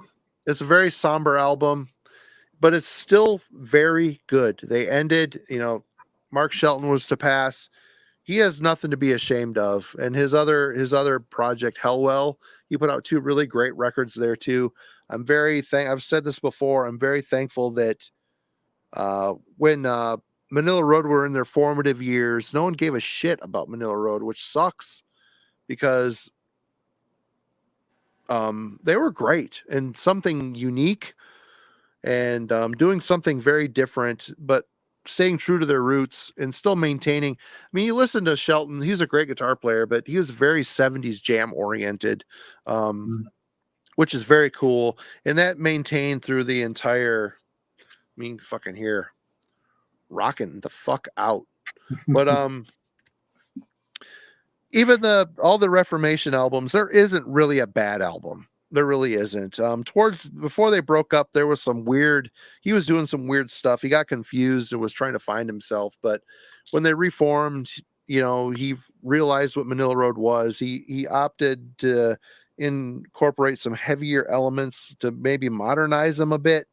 But he got to do the festival circuits. He got to see that people really give a shit about Manila Road, and it's great because this is a great band. Great band. A lot of great albums, and there's many to choose from. If you like I think the big linchpin for many people is Mark Shelton's vocals. It's kind of like the King Diamond thing. Either you love King Diamond or you hate King Diamond. There's other vocalists that are the same way. Mark Shelton is kind of in there too, the deranged, strange wizard style. But if you love that style and you can listen to that music and the passion and the heart, he is the heart of epic metal, and rest in peace, Mark Shelton. For sure. I agree with you that if does things like with King Diamond, like with Manila Road, if you can enjoy that vocal style, the music is awesome. Yeah, the songwriting is awesome. The musicianship is awesome. It's great. I mean, I only have a couple of Manila Road records, and I enjoy them. I need to get you on that fucking wagon, because I played the Deluge for you when I was out there a month or so ago, and I think you liked it. It's a great record. There's a lot of great records that you need to check out. One of those, it's a discography that I have to catch up on. I've only got a couple of records, and I love them. They're great, and I like the vocal style. It doesn't bother me at all. Like there's nothing about it that I love it. Yeah, his vocals never bothered me. I can see why some folks don't get them, but it never bothered me either. Yeah. It's strange. Go ahead, Marty. Atypical, What'd you say? I have a tendency to like atypical vocalists. Me too. That are not operatic and perfect. Like I like those flaws in vocals. I like that. Frederick, I do have an Iron Sword record, and it's pretty good. I don't know which one it is. It's a promo I have, but it's pretty good stuff. And Demon Flight, people were telling me check out Demon Flight. I need to check out Demon Flight. Demon Flight, they definitely have a similarly unique vocalist on that first Metal Blade EP. Yeah. It is strange that Manila Road got so overlooked. Back in the day, I can only assume the problem was that the Kansas heavy metal scene was just so vibrant and bustling, and so many quality legendary bands were playing all the clubs and circuits in Kansas at the time. That Manila Road just kind of got a little lost in the crowd of so many epic releases coming out of Kansas in the mid 1980s. I mean, it was a bustling heavy metal scene. Not every band could get their fair share back then. That's my hypothesis. I want to stick to it for a little while. All right. I'm glad people are checking out Manila Road and like Manila. That's awesome. And Austin is next. Mm-hmm. So I want to bring up Lunar Aurora. Got a few of their albums. I am going to butcher this. Hogwash.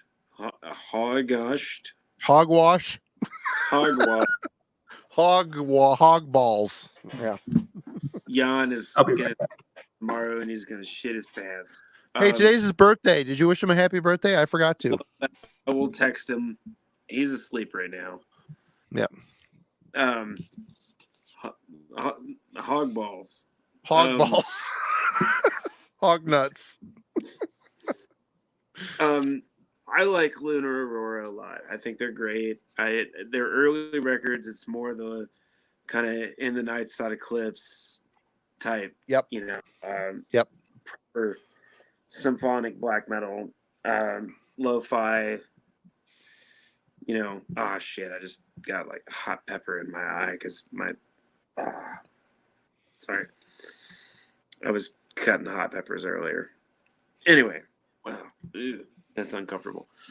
I like this record a lot. It's really good. I love the production on it. It's got this like lo-fi kind of crunchiness to it. This is the last album that they did right before they broke up. The other records are great, but I feel like this is completely different, stands alone from the rest of their discography. It's unique in its sound and the approach, the way it was mixed, the way it was recorded, the tone of it. It kind of has this philosophem kind of sound to it. It's really crunchy and cold and lo-fi. I just think it's a great record. And Lunar Aurora is awesome in general, but I feel like this is the one to get. Especially with a band that has a celebrated discography in the black metal scene. Are they celebrated? Yeah, for sure. I mean, I've got a few of their albums, but I've never really heard anybody like clamoring the swords for them, you know. Well, German black metal for sure. I feel like like Jürgen. Jürgen, he's from Germany. He's never heard a Lunar Aurora record. And he's got every metal record ever made from Germany, which is crazy. Fair Anyway. enough. I mean, maybe it's just because my closest friend is from the same town as these guys. Yeah, they seem like a big deal. Jan is from the same town. He's from Rosenheim. But I love this record. I love all of their records, but this one specifically, this is the one that I really, really, really love. I love the sound. I love the feeling. I love that it's in an old Bavarian dialect. I think that's really cool. It does not sound like the rest of their albums at all. You just have to hear it to understand. It's cold and it's not particularly fast, and it's got these very programmed drums, and it's awesome. It's just a good black record. What does that say? They are from my area, and I went out drinking with their drummer, drinking a lot. So Jürgen was on it. So it's not programmed drums; it's real drums, but they just sound programmed. Yeah. Well, regardless, the drum production is very mechanical sounding. I love it. I mean, it's an interesting sound. It's different from the rest of their records. The albums before were more traditional, black metal, like typical. This is unique, I think. I don't know. It's cool. It's very cold. I like it. You should give it a listen. If you're interested, it's worth your time. All right. I've heard the name once or twice, but yeah, I've never checked them out. Let's see. All right. A little surprised Marty hasn't pulled this one yet, but I'm getting to the bottom of the stack, so I've given you as many chances as I could if you wanted to do this one tonight. Another weird band from America's heartland that got overlooked back in the day was Anathema. They started out, such a great band. Holy shit. Great band. They started out, pretty much they were a very good thrash metal band, but they were a thrash metal band. Annihilation Complete was a thrash metal demo that quickly got turned into an album. It's good. It's very, very good. Yeah. But it's very much working within the thrash metal paradigm. That there's nothing that would have, other than just being a very good thrash album, there's nothing that made it stand out as groundbreaking at the time. But they did not stay in that box very long at all. And over their subsequent albums, they worked in a lot of progressive elements, culminating in their best album was actually their last album, in my opinion, with Screams and Whispers. Sound the Alarms, one of the best thrash prog thrash album songs ever. Love that song. Everything on here is good. Sound the Alarm's a great way to start the album. This is one of those albums where the songs just fit together incredibly well from one track to the next. They really put the track list together perfectly. And Kevin Nardy's voice, his ability to go back and forth between these high piercing screams and screams are lower crushing. Voice was so good. And just this weird, very unique sound. They don't really after you get past Annihilation Complete, they don't sound like anybody. They're doing their own thing, and Yeah, again, they were on some different labels. They had some terrible cover artwork. What was that early stuff? I was on Action Records, right? Was that the name of the record? I think Active Records. Yeah. And they were very hard to find their albums for a long time. But and the band did put like their entire catalog online at one point. They're just like, oh, people are having trouble finding it. We have the rights. Here you go. Yeah, Everybody all their listen as much as you demos want and to. a bunch of live shows, they put it all on their website. It was really cool. I downloaded all that shit. Yep. Yeah, they sure did. But really cool band that there was nothing wrong at all with Annihilation Complete. I love it a lot. But Axis Records. Thank you, Simon. Axis, okay. Active is the Swedish label. Yeah. But had they stayed in this vein by the time this came out, 87, 88, the thrash field's getting real crowded. By going in this direction, they planted their flag in sort of unknown territory, and folks that know them. This is one of those bands that you hardly will ever hear anybody say something negative about. No. Folks may be like, okay, this one album or that album I don't get into a lot, but you never hear people say, oh, that band sucks. They were no good. I really can't stand their stuff. They do not suck. No, but for, you pick any heavy metal band and you're going to find some folks pretty sooner or later that'll just say, oh, that's bad.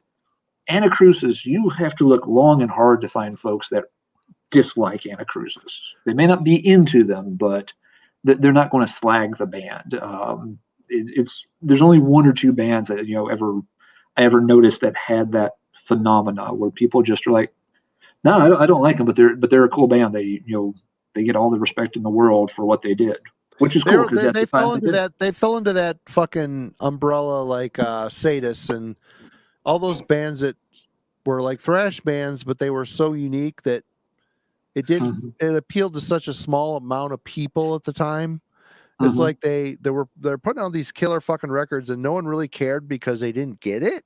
I think is the best way you could describe it, which is a shame because they're a great band and they were doing some really unique, cool shit, Yep,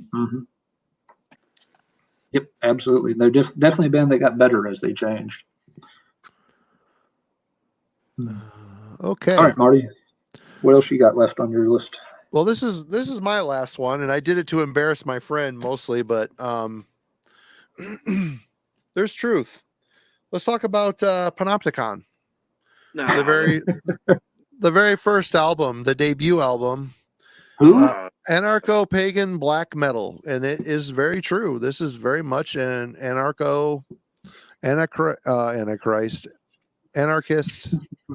I'm drunk at this point. Sorry. My edition of this got destroyed from a bathroom leak, and it's all fucked up. But Austin, you started out in a very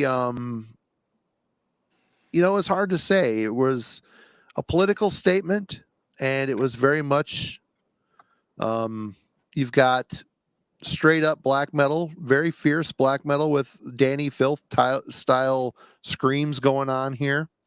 It was a statement. I don't know how well this album was received because I wasn't really around at this point, but here's another early one, Panopticon, Lake of Blood version, but it wasn't until this album, Kentucky, where you started incorporating bluegrass stuff from your home state of Kentucky. You started working in more of a bluegrass feel and instrumentation and ideas. There's still the anarchist statements going on here, but it's a bit more coming from a union standpoint. The plight of the Kentucky coal miners back in the day. This is very much a breakthrough album for me. This is the original pressing on Pagan Flames and Handmade Birds. This album, I mean, you didn't know it was coming, but this album fucking blew up big time and propelled you into probably a position you probably didn't want, but you're there anyway. you got popular with this record, which is totally cool because you were doing something new. You're pushing boundaries. You maintained a black metal style, though you changed it to your own influences. And there was a bunch of albums that you've really grown as a musician. This latest album, And Again Into the Light. Don't worry, folks. The repress is coming. Should be here February or March. But this album, you kind of circle back around. There's some more death metal influences on here. This is a very emotional outpouring. There's a bit of light mixed in with the darkness, which is something that's kind of new for you at times. But if you listen to this album and you listen to the first album, Panopticon's come a long way. And I'm going to say, as your friend, you should be fucking proud, brother. You've done a lot of great things with your music. There's a lot of people that connect to your music. And for a musician, that's kind of huge. It's kind of a huge thing. And I don't know how you did it or how you got there, but here you are. And this is really good. Your new album is going to be even better than this one because you are constantly evolving, and evolution is part of what we're talking about tonight. Change and evolution, for sure. Anybody have anything to say about this? Never heard of them. Sorry. What was the name again? Panopticon? Yes. I'll check them out on YouTube sometime when I get around to it. Oh, you bastard. I've seen you make videos on Panopticon before. I think Alan's favorite is Social Disservices. Social Disservices is the one he's gleamed about. A lot of them are really good. Yeah, everything Marty says is good. Social Disservices, is just such a bleak album. Well, we don't need to go through and embarrass Austin with everything, but yeah, they're all good. I wanted to, but he should be on this list because the band has really come a long way. Oh no, it definitely. Shut the fuck up and take it, bitch. Yeah, it's definitely worth bringing up. Just everything. The new album is fantastic. Social Services. On the subject of mortality is a really, really good album. That parts of that album almost make me want to cry listening to it. They're just excellent stuff all the way through the discography. Well, what more can we say? Well, on the subject of mortality is one of those records that I did that was about growth and change as a person, not just as a band.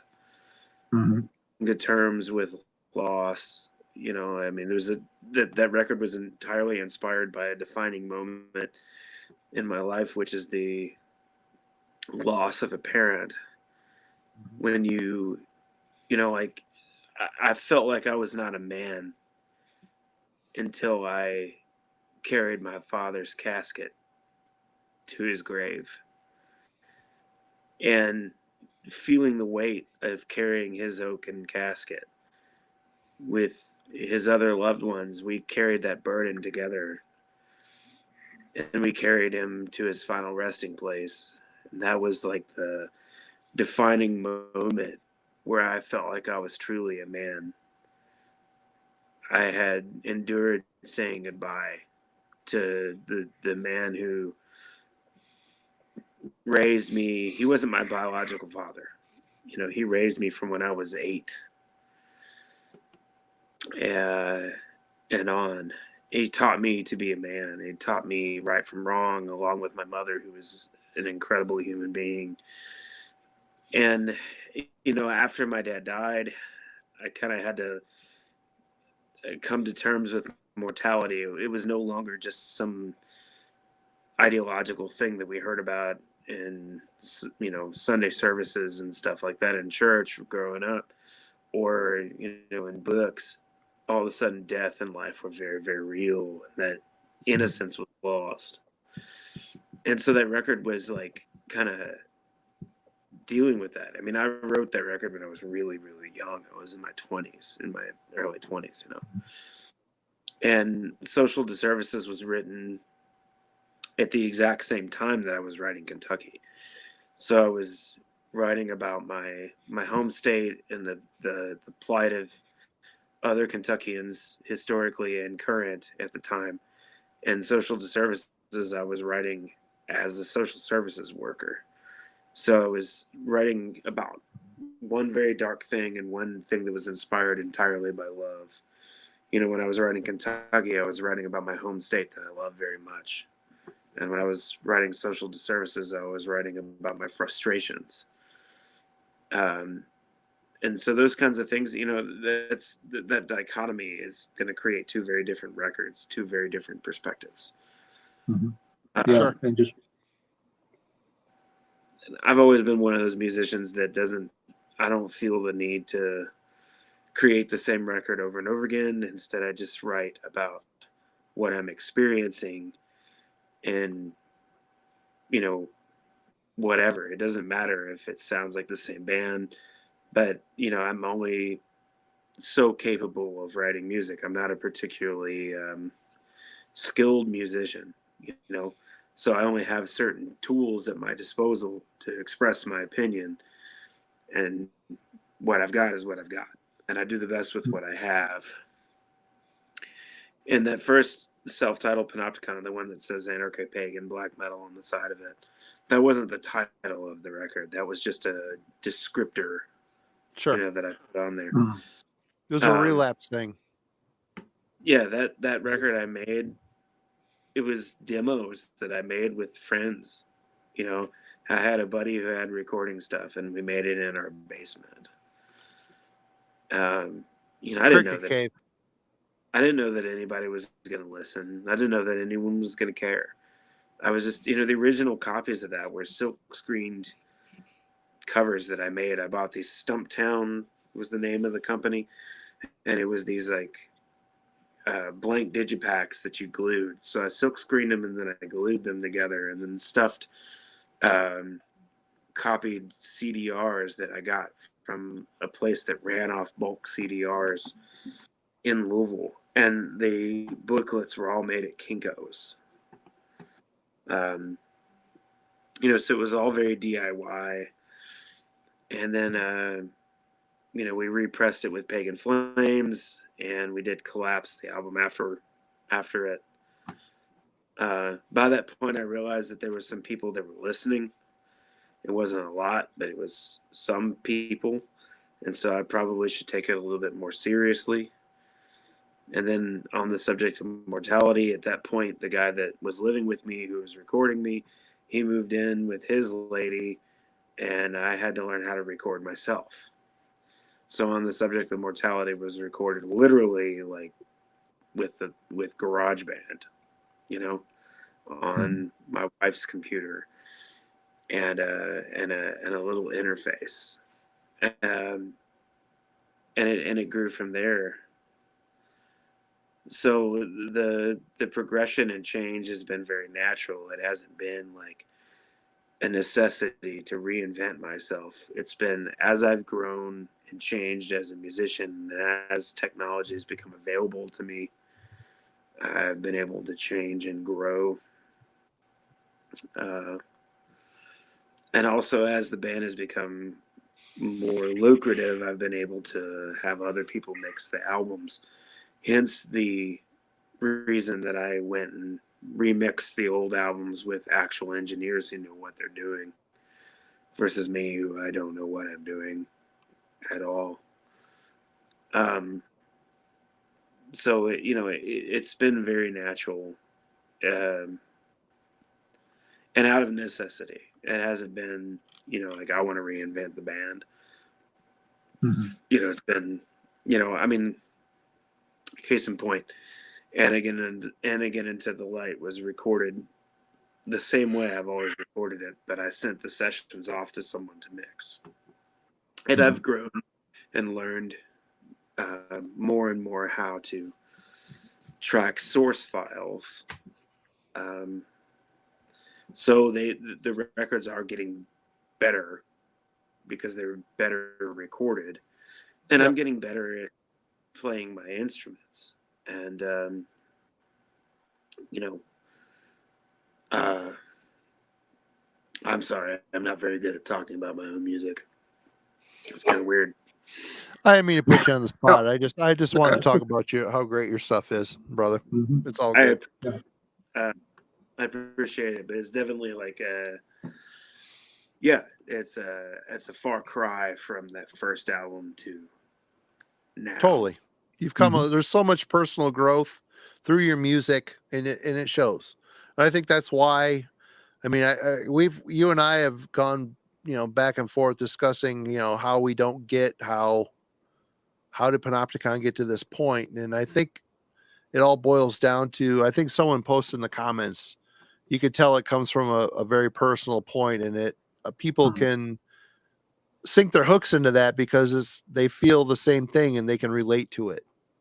I mean, so I think, the fact that you pour your pour your heart into it, it shows, and people can relate to that. And that's why it's become such a strong connection for a lot of people, which is, awesome. It's awesome. I mean, that's something that, all musicians hope that they can do someday. You don't really know you're doing it or not, whether you can do it or not. If it happens, it's an amazing feeling. Yep. So, yeah. One final note I'll add, and we'll stop embarrassing Austin. But I didn't mean to embarrass you, man. Oh no. At least for me, and some of my friends that I've gotten into the band, something that that just connects really well for us is that everyone, of course, always focuses on the incorporation of the Americana folk music, which is great and unique, but for me, it's also it was the music I grew up with in the background because I'm from the Southeast and it's where I've lived most of the time, and nobody else ever really did that. I can listen to Norwegian black metal, and I like a lot of Norwegian black metal, but I'm not from Norway. A couple of generations ago, yes, but frostbitten realms of the snowy tundra isn't something I can connect to personally. Coal miners having to eke out a living in the Blue Ridge, I can connect. That's the story of all kinds of families I grew up with. That shit I know, and that's my little corner of America. And so hearing a band do that was really eye-opening. That this wasn't Cascadian black metal. I've never been to the Pacific Northwest. It's cool music, but I've never been there. It's not my turf.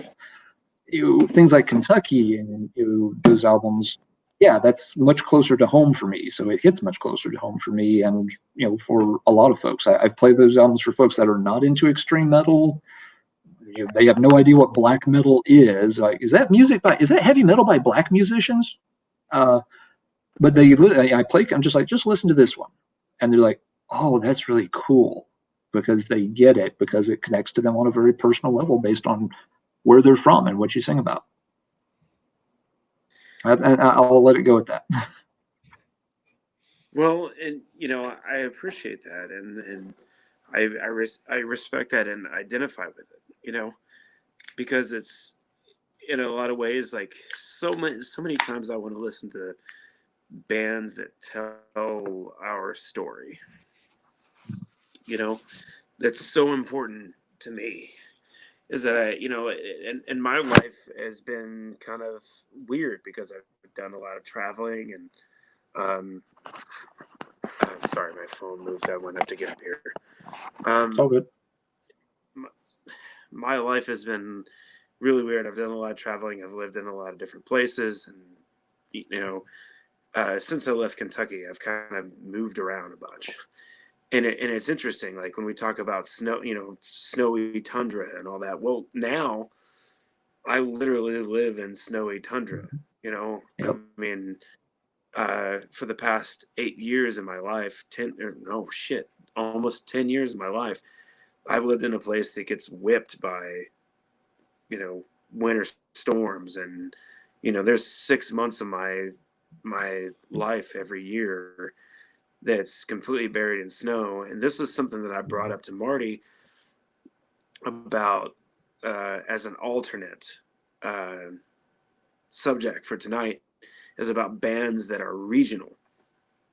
And what made me think of that was this Negro Bungat record, was writing about your space, where you're from.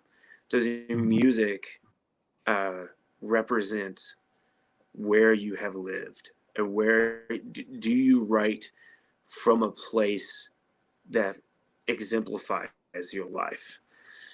And a lot of the Norwegian bands, they did that. The Swedish bands, they did that. The German bands, they do that. Like this Grab, this band that just put out a new record. It's members of Dark Fortress that just did a record. The new Volgaflister record is all about Bavaria.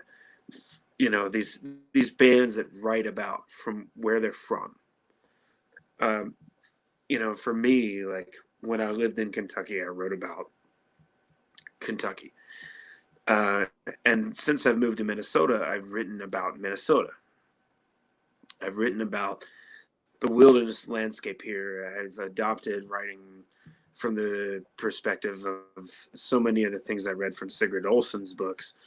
You know, I've written about the Northwoods and what life is like here.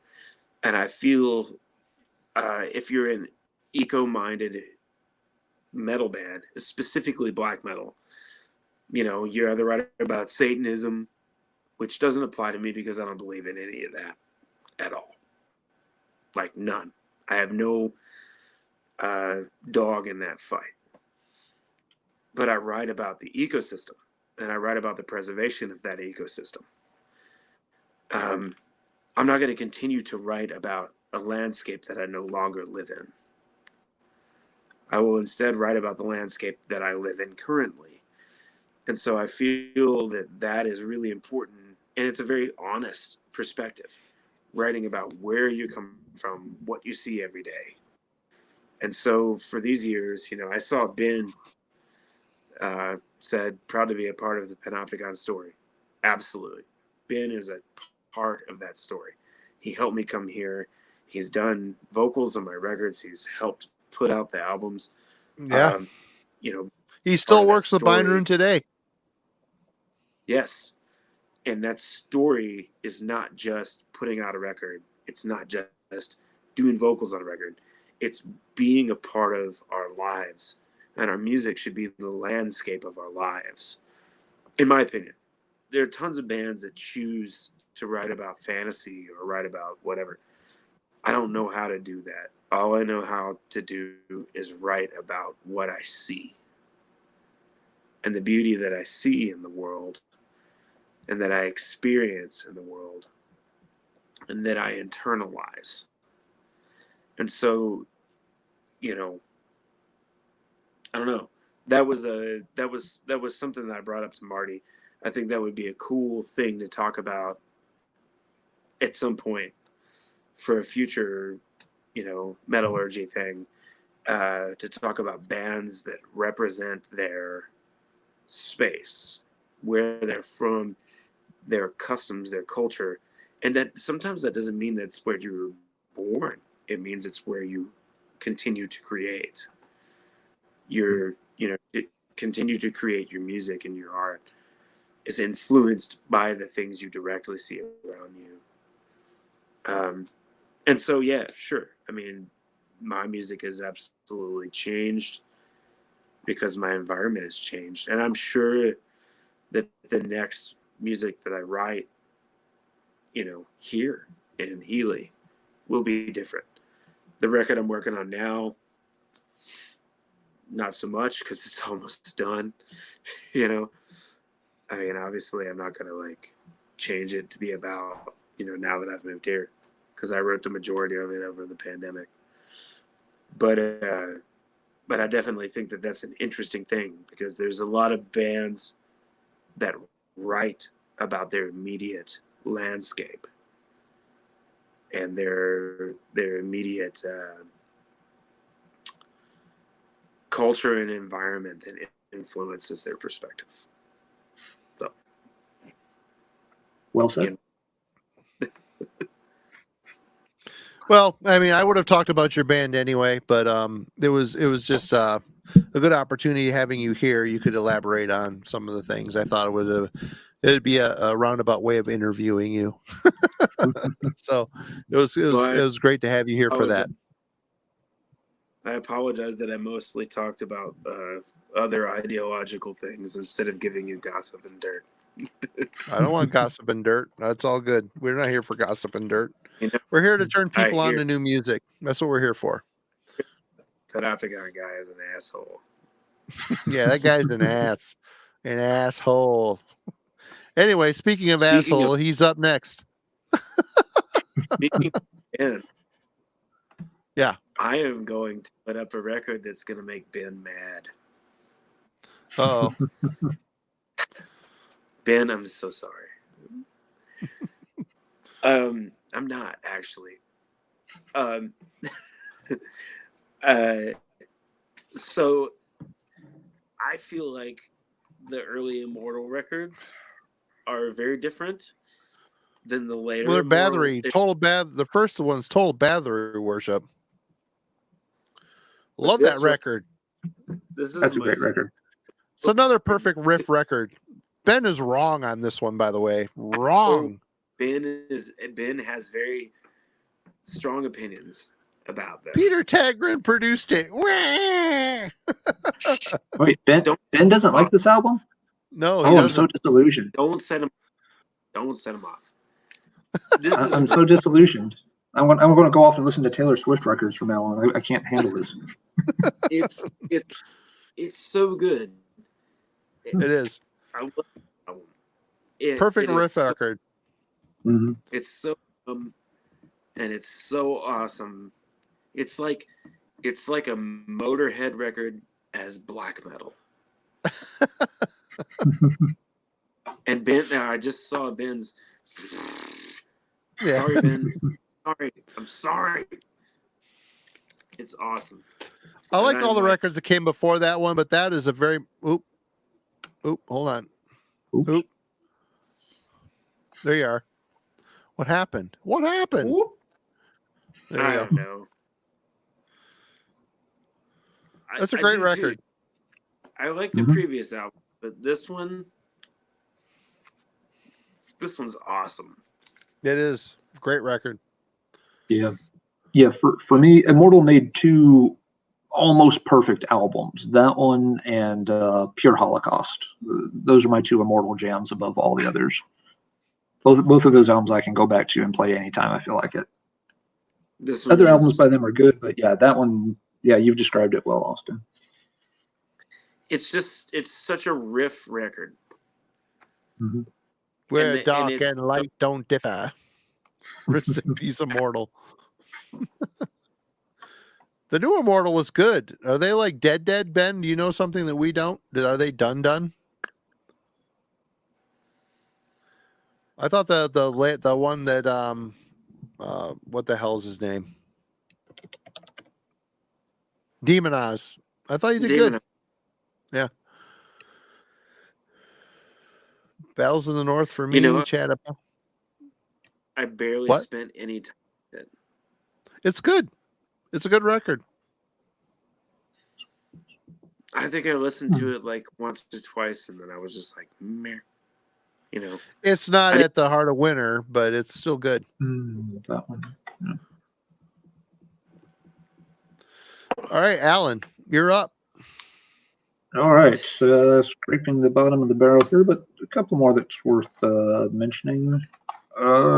Yeah, this band changed their sound quite a bit, and they weren't bad early, and there was kind of a progression to their albums, but I do like their later stuff quite a bit. Cemetery, they did, this is a very cool death metal album. That album rules. That's a record. Really, really creepy guitar tone on it. We've talked about it before. The pick noise. I don't know how the fuck they did that, but it's really cool.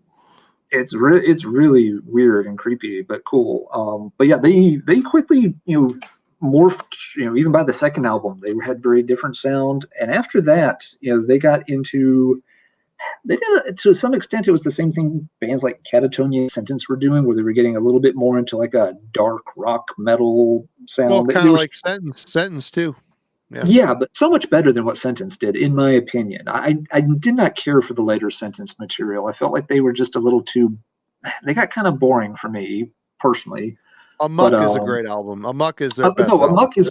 Amok is fine. Post Amok, I lose interest real fast. Yeah. But North from here is my. It's a great record. North from Here is probably my favorite. Yeah, but yeah, with Cemetery, they on albums like this one, they got much simpler song structures. They started getting more a little bit of electronica around the edges at times. They eventually changed their name and got a little more into that. But these were all very solid albums. Good songwriting, very catchy, very memorable. The albums tended to be pretty short, to the point. They didn't overstay their welcome. And yeah, it was a very good sound, a very good style. So many bands, again, kind of drifted away from the death metal sound into these other, again, for lack of a better description, sort of goth rock metal hybrids. And they just didn't interest me. Most of Catatonia's stuff after Discouraged Ones, I can kind of take it or leave it. Later, Sentence starting with Down is just like, thumbs down. But Cemetery was just like, no, this is still really cool. I really liked what they did.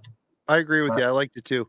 Do I like it as much as Evil Shade of Grey? Maybe not, but it's still good. I like the one after. Was it Black? What the hell was Black the Vanity? Black Vanity is the best one of the mix. What's the one before it? Goddess. Godless Beauty. No. Godless Beauty. Yeah, that one's a very cool. That's thrashy record, but it's very cool. Yeah, it's got its own vibe, kind of in between those styles. But yeah, cool band. They did well at all their styles. I never could fault them for anything. So yep, Cemetery is a good one. Well, I'm going to skip back to Austin because I'm done. I'm out. I'm out of bullets. Fair. Austin, you got a couple you want to mention? I'm on my literal last record. Okay. And it is also another mainstream band. A record that is super influential on me as a musician, as a person, anything, whatever. It has become a record that I will listen to probably till the day that they throw me in the garbage when I die. And this band is not underground at all. Everybody in this stream has one of their records. But I feel like this album was a huge step forward in their sound. Before that, they had been much more raw and cult, and they had one full length under their belt that was a symphonic masterpiece, absolutely brilliant.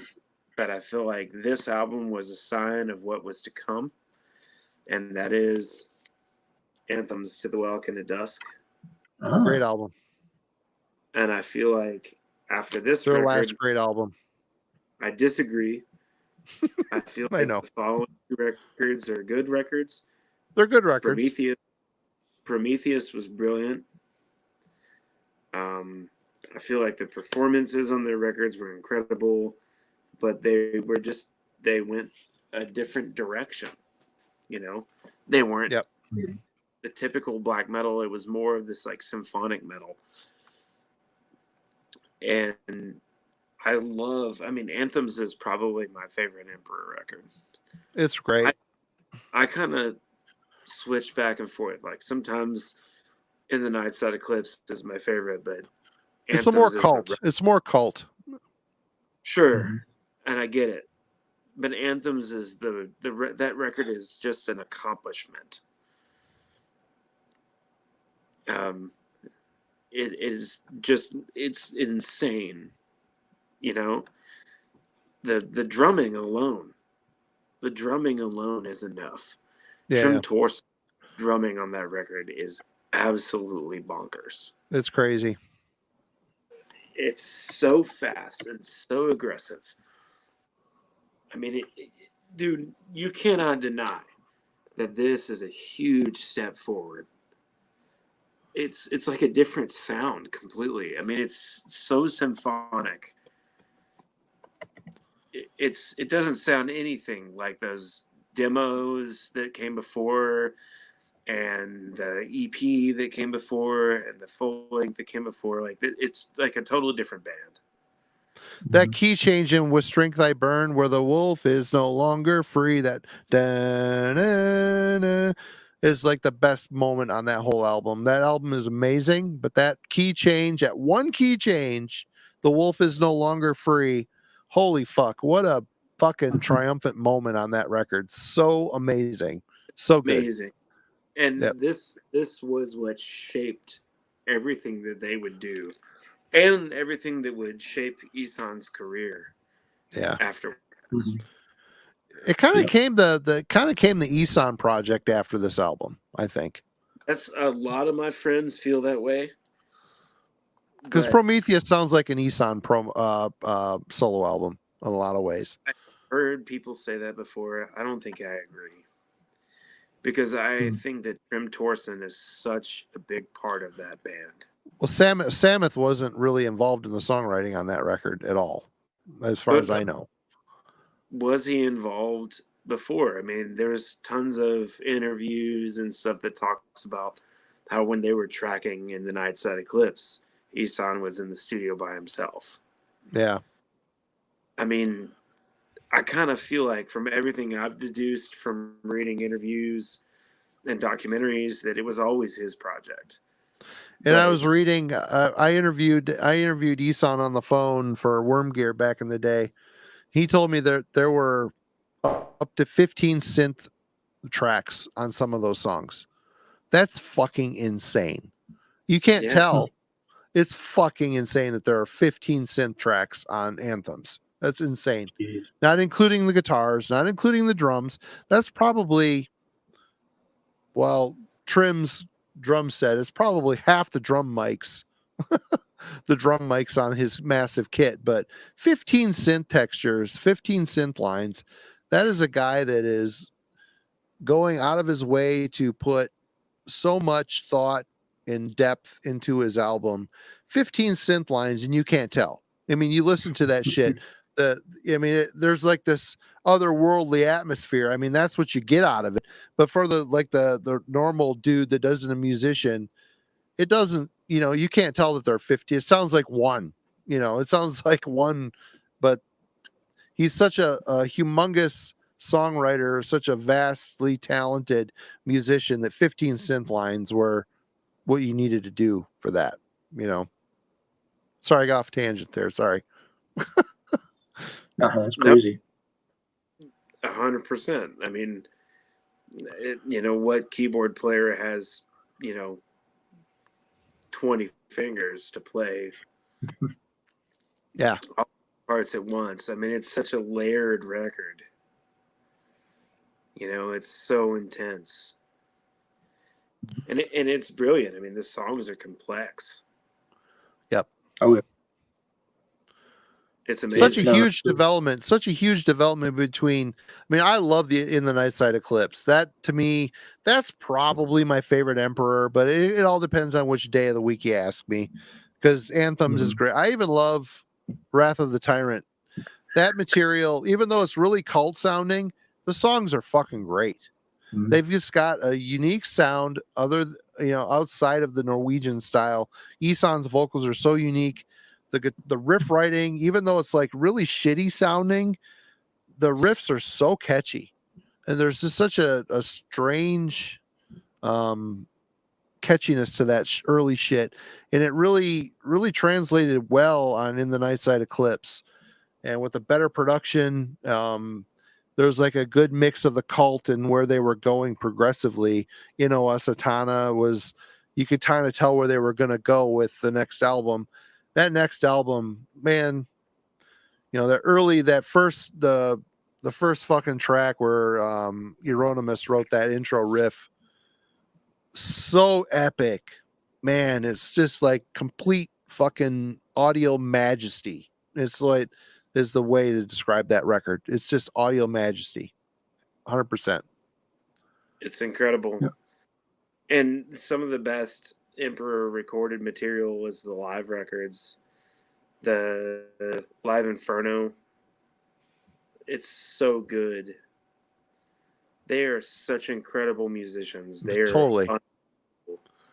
They're just absolutely astounding musicians, and I've had the pleasure of getting to see them live, and it was just holy crap. I saw their first U.S. appearance, and Trim or not Trim, Charmin Gremlock from Tartaros was playing keyboards for them, and they brought the wrong fucking power inverter for the synth, so they couldn't play. So basically, when the band started playing, he basically stage dove into the crowd and like headbanged and watched the rest of the set from the crowd so I basically saw Emperor with no keyboards. It was still cool. It was a cool set. It was an Anthems era. It was good. Totally killer. Saw them in Norway in Oslo at Inferno Festival on my 35th birthday. And it was one of the most amazing things I've ever seen in my life.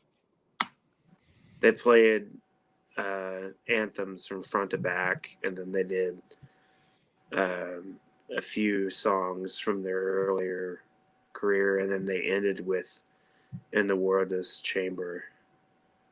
And it was totally insane. It was one of the most incredible things I've ever seen. I was just in awe. Yeah. In awe of them. I cannot imagine seeing a black metal band that is that amazing. There's just, I mean, nothing can compare. It was just most can't, because a lot of them came from, you know, the bedroom in their grandma's basement with a drum machine writing, you know, whatever super singular shit. Those guys are amazing. Yeah, they're incredible. That was a very good one. Good one to bring up. I haven't revisited Emperor stuff in a long time, but yeah, I remember Anthems coming out. That album was hyped a lot. There was a lot of expectations put on that album because it was sort of the comeback album for the band in a way. They were also, you know, some of the other big, you know, black metal elite obviously weren't coming back at that point. You know, folks had no idea if Mayhem would ever do anything again. You know, Burzum, you know, had come and gone. He would do more stuff, but he wasn't going to do anything black metal-ish, you know, he had done before. And so, yeah, there was a lot of hype and a lot of expectation about what would Emperor do. Would they come back? Would they sound good? Would they sound like crap? And that album, I feel like that album really opened a lot of people's eyes to black metal at the time. That, you know, after that, a lot more people were paying attention to it than maybe had been before. Because that album got a big push, and the music, you know, everything on that album, the performances really lived up and exceeded the expectations. I think it really blew a lot of people away. It freaked me out. I don't want to brag here, but one of my proudest moments as a metal journalist was one of the lines they pulled. Century Black pulled from one of my reviews from Metal Maniacs for that album, and they put it on the hype sticker on that record when it came out. I walked into camp or wherever the music store was. I pulled up and there was my quote from Metal Maniacs in there on the hype sticker for Anthems of Welcome to Dusk. I was like, holy shit. Kind of blew me away. Pooped my pants. I pooped and peed a little bit at the same time. It never happened again, but that was a big one. That was a big one for sure. That's cool. All right, Alan, you're up. Let's see. I've got just a couple left. I'll just blow through these pretty fast. I'm going to go pee while you're blowing through those. Sure. Since y'all have wrapped up, there's a few more I'll mention. Make sure they get their 15 seconds at least. One other sort of power metal band that changed sounds was Twisted Tower Dire. You know, their first album was good, but you know, the songs were kind of long. They sometimes wandered off track a little bit. You know, I saw the band play live at that time. They were really good, but they sounded better live than they did on the record. The record kind of was like, well, leaves a little something to be desired. And over the course of the next couple of albums, they really started, you know, tightening up their sound a little bit. And on Crest of the Martyrs, you know, they really more embraced, you know, sort of a classic epic power metal feel, and it really, you know, propelled the band forward. It was much tighter, much easier to sink your teeth into. than what they had done before. So that was one that it wasn't a huge change in style or anything. And there were some people that didn't like the shift. I know there were some folks that felt like maybe these albums started sounding a little too mainstream in terms of power metal style, but I thought it was a good change for the band. So mention that one. One old one that made a small change in sound was Witchfind. This was a new wave of British heavy metal band that was their first two albums still have one foot firmly planted in the 1970s. Both of those albums have some great tracks, but they also both have some really dull, boring 70s rock tracks that just don't feel like they fit in the new wave of British heavy metal very well. But after the second album, they changed vocalists. The new vocalist was more involved in the songwriting, and you could tell he was paying attention to Merciful Fate, that they started going a little bit more in that direction. They're obviously not going to measure up to classic Merciful Fate, but the third and fourth albums from Witchfind were much stronger overall than the first and second albums, in my opinion. They had, they got a little bit more metallic. They shed those 70s influences. Some bands can make the 70s influences work. It just wasn't firing for Witchfind. So the later albums sounded much better for them. Ben sent me a Witchfind compilation CD, and I had to look long and hard to find any Merciful Fate. I've heard a lot of people talk about them as Merciful Fate type of influence, and I maybe need to listen to it again, but it didn't really kick me in the ass the same way Merciful Fate did, Oh no, it won't. They're no. I mean, let's face it, no one's going to measure up to Merciful Fate. But in particular, like in the vocals, he's trying, some of those, higher, trying to falsetto some of the phrasing and stuff. You can tell he's a King Diamond fan. Yeah. Let's see, just a couple more to quickly shoot off here. Shotgun Messiah started life off as a sort of a glam metal hair rock band, which. Yeah, they had a couple of decent songs, but they certainly didn't stand out at the time. Hair metal was rampant when they were coming out with their first album or two. And then they reinvented themselves. They kind of stripped down their sound and went for I've never really known how to describe Violent New Breed. It's a very harsh kind of electronic album, very aggressive, very fast, vocals, completely, filtered stuff. But it's really good. It's super catchy. This is really the kind of album you just want to, put in the car CD player, get on the interstate at 2 a.m. when there's no one there, and drive as fast as you fucking can. It's just a real rager of an album. Really, really different style. You would never thought, this was the same band that was, making songs like Bop City a couple of years earlier, trying to be the next Poison. Right. So yeah, they changed styles, and I love that album. I don't know if they stuck around and did a whole lot more. And last but certainly not least, a band that changed several times over their career and always did a pretty good job wherever they landed was Riot. Yeah. They started out in 70s hard rock territory and were great at it. They disappeared for a couple of years and came back as a European power metal band, except for they were from Thunder Steel record fucking rules. And it's this is arguably better than 99% of the power. They did power metal better than 99% of the European power metal bands ever did. Yeah. And then they came back in the 90s with another vocalist and, did more of a, here they're leaning a little bit more into, the hard rock side of heavy metal on, Inishmore, and this one, Sons of Society. And all these albums are so good as well for that style. So, they always had good musicians. Mark Reale always wrote good stuff.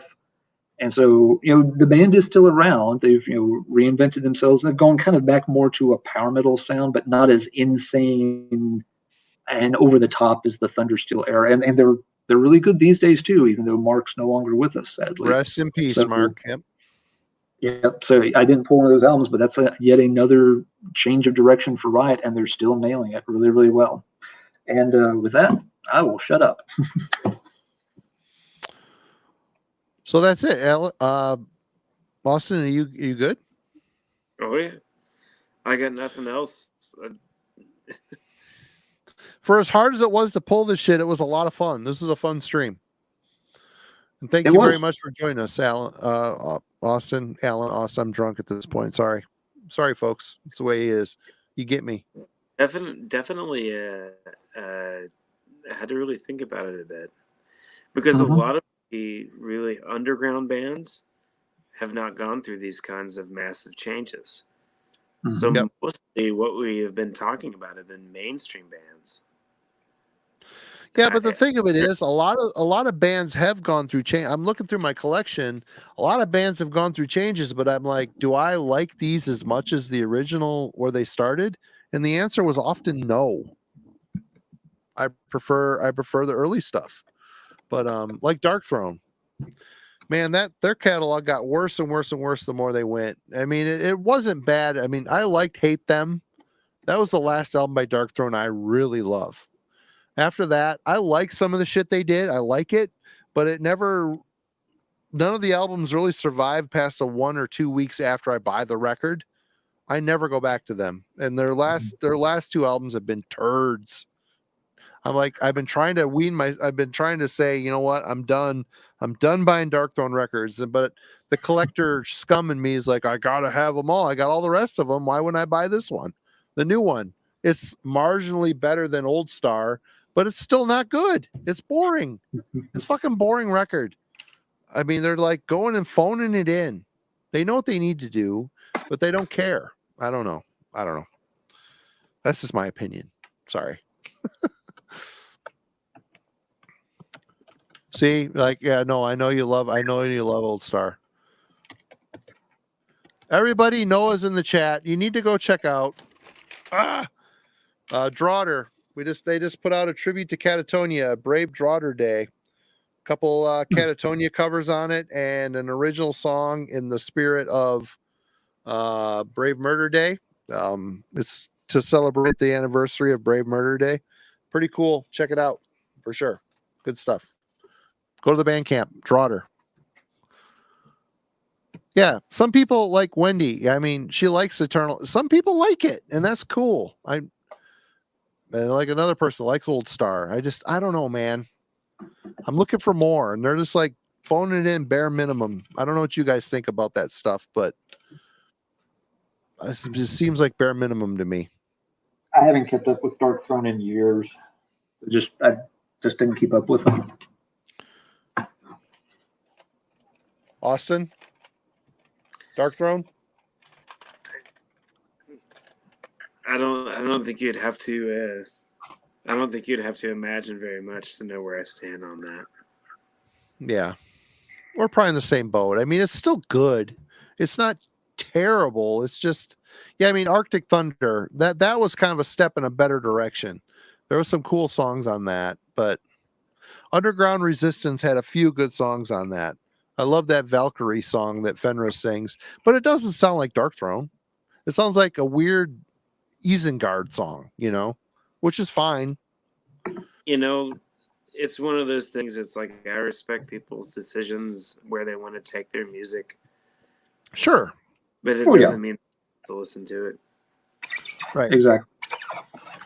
I'm not trying to badmouth anybody. I'm just saying, as a person, these are all from my opinion. As a music buyer, these records weren't sent to me for free. Even if they were, I'd still have an opinion on them. But right. I paid money for these records, and I've got all the records that came before it. Would it hurt to try a little bit harder? That's all I'm saying. Anyway, that might be a shitty thing to say. Anyway, sorry. Everybody has their own perspective on their own music as they're growing. I don't believe that artists owe their fans anything. Like, if a band that I love puts out a record that I don't like, I didn't have to buy it. Yep, exactly. And so it's like, I don't feel like I can get mad, but at the same time, like, am I frustrated that I didn't get another record that I wanted to? The sound that I wanted them to have? Sure. But it's not up to me to decide. No, we could decide with our dollars. And like I said, I've been trying to check out for their catalog in a while. I love their back catalog so much. As a collector, I can't say no. And that vinyl guy Brian, longtime viewer of the streams and uploads, thanks for being such a friendly community. Thank you for watching and contributing to the chat. It's greatly appreciated. And the show is growing, and we appreciate all you folks for watching us every week. It's very cool, man. Me and Alan do this because it's fun. We get together, we get along great, and we try to bring folks that we hope are interesting to you and their friends. They may be friends, they may not be, but Austin is one of my dear friends, obviously, and I'm so thankful you came and joined us again. I know this isn't your comfort zone, but you're so good at it, and you've got a lot of great records and a lot of great opinions. And thank you for bringing this opinion to us tonight. Like I said, I was cursing your name earlier, like, what the fuck? I can't find anything, but we turned it around, and we had some good stuff. Yeah. Alan, No, it was a great it was a great topic. Yeah, it was a little harder to dig into, but that made it more fun. And I think we've had a good conversation, and the chat has had all kinds of great comments, feedback, mentioning other things that we didn't bring up too. So yeah, thanks to everybody for participating.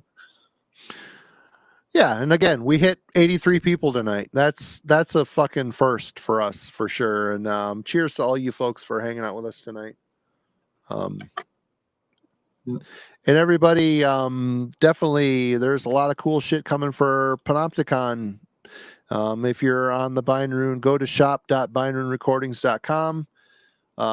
The second pressing of Again Into the Light is at the plant, should be out in February or March.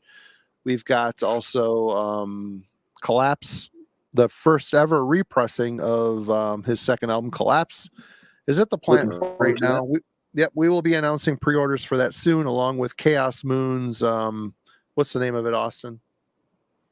Oh, right. And Echoes and Linger into Echoes. Linger into Echoes. I'm too drunk to get it. Yeah. Linger into Echoes. Something. That should be cool to check out too. I've liked Chaos Moon's stuff. They've got a good discography. The parts that I've heard. Good shit. So Linger into Echoes is coming out along with Panopticon, and also the test pressings for the new Nechachwin record, which, if you folks do not think it is album of 2022, there is something wrong with your brains and your ears. But hey, that's Marty. coming. Yeah. Linger into Echoes. I heard Halloween's got a new album coming out in 2022. You're going to have to make a choice. You will see my boner. You will see my boner from space if that's the case. I don't need to see that from space or from anywhere else. No. Marty, it's Linger into Echoes and Linger into Echoes, Beyond. Beyond, yes. Also, we're close. I do want to bring up, while folks are listening, is I am in the process of organizing a live stream event with Bandcamp to raise money for Kentuckians that are displaced by the tornadoes. Fuck yeah. That tornado was a mile, not even a mile. It was it was a block from my mother's house. Yep. So that tornado hit, and my mom was a block from it, hiding in the closet. So it rifled through Bowling Green, Kentucky. Mayfield is not far from there. That's where the candle factory was.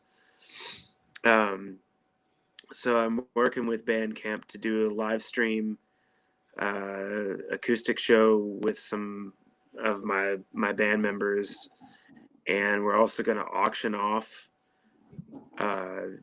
test presses. I have test presses from the original pressing of Kentucky and Roads to the North. We're going to auction those off. I'm going to make cover art for them. Either I'll paint it or silk screen it or whatever. I'm going to make some sort of cool cover art for them. I'm going through all my stuff that I have. I mean, I'm moving, so I've been moving, so a lot of the stuff's in boxes, but I'm going to also auction off some memorabilia, things like that, just, artwork, t-shirts, random things that I have that are associated with the band, trying to raise money to help folks that were affected in Western Kentucky by the tornadoes. So, just wanted to bring that up. Well, yeah, I'm glad you did. I meant to ask you about that earlier. So definitely, please keep everybody posted and let us know how we can help. That's a terrible thing. There will be everything that's happening will be all if you're all hooked up with because Austin, there's a Panopticon Facebook page, but it's run by me. So there's usually nothing ever really posted unless there's news. So any news regarding this live stream and any other auctions and stuff will be put up either via the Panopticon Facebook page or the Benign Rune Facebook page. And through Austin's Bandcamp stuff too. If you're a fan of Panopticon and you are connected to any of these social media sites, that you will be known, you'll be directed to whatever the hell's going on, and it's a big deal. Kentucky was pretty well fucked during this whole thing, and yeah, I mean, my mom was, right in the midst of it, and she went out the next day against my advice. I was like, Mom, don't go out there. There's, it's chaos. But she said that it's just absolutely horrific. And you look at the drone footage on the news, it's completely utter decimation. It's amazing. It's it's a miracle. It is a miracle that her house did not get just. Is she renting? Is she renting or she own the house? No, she's owned the home. She needs to get a storm shelter involved in the situation. What scares me is that she didn't have one. Yeah. So she bought that house after my dad died, and they had a house that had a basement, and she bought that after he passed away. Because they had sold their house right before he died. They were going to move to Florida, and so she bought that house because the house that they lived in had sold, and then the week that the house sold, he passed away, and then a hurricane came and swept away the house that they had bought in Florida, and it's a whole debacle. It was just chaos. Yep. She bought that house, and there's no basement, and so when the storm hit, they were literally in the closet, like hiding out. And I was like, shit, this is really scary. Like, that's the best you got is a closet, Which is not anything. Sorry, it's just not. Yeah, but, I mean, look, it's fine. She's okay. But, yeah, I mean, it's pretty bad. And so she and I have been in contact about everything. She's involved in, she's been giving out meals to people, going around spreading out lunches and stuff to folks to help as many people as she can. And so she's gotten me in touch with some charity groups. The major concern is lumber shortages, and there's a ton of people, like hundreds of homes that are destroyed. And they're not going to be able to rebuild these houses because there's a massive lumber shortage. Yeah. So, that's one of the reasons why I'm so intent on raising money as quickly as possible. I mean, it's one thing for me to be able to donate money, but the amount of money that I can donate is nothing compared to what is needed. Yeah. I mean, sure, I can give a few $100, or whatever, but that's jack shit. So, I might have some test pressings. I think I saved a test pressing for most of it. I think I gave some away at one of my contests, but I'll dig through my shit and I'll send whatever I have over so you can include in the so auction. What I want to do is sell off test pressings and whatever I've got, and this live stream thing, if I can get that going. I talked with Bandcamp. I had a meeting with them yesterday to plan an event, try to raise money, and help as many people as I can. I mean, this is my home state. It's my people. You know. Yep. Mm-hmm. It's very important to me. So, yeah. So that's, please stay tuned to that. I will do the that I can to get that information out there. It should be within the next couple days, once I'm not 12 beers in.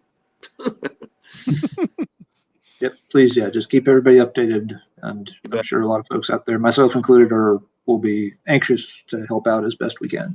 We will run it through all of our socials and email contacts and everything. So if you are at all connected or tethered to the Bindrune brand or the Panopticon brand, you will be made aware of what's going on for this.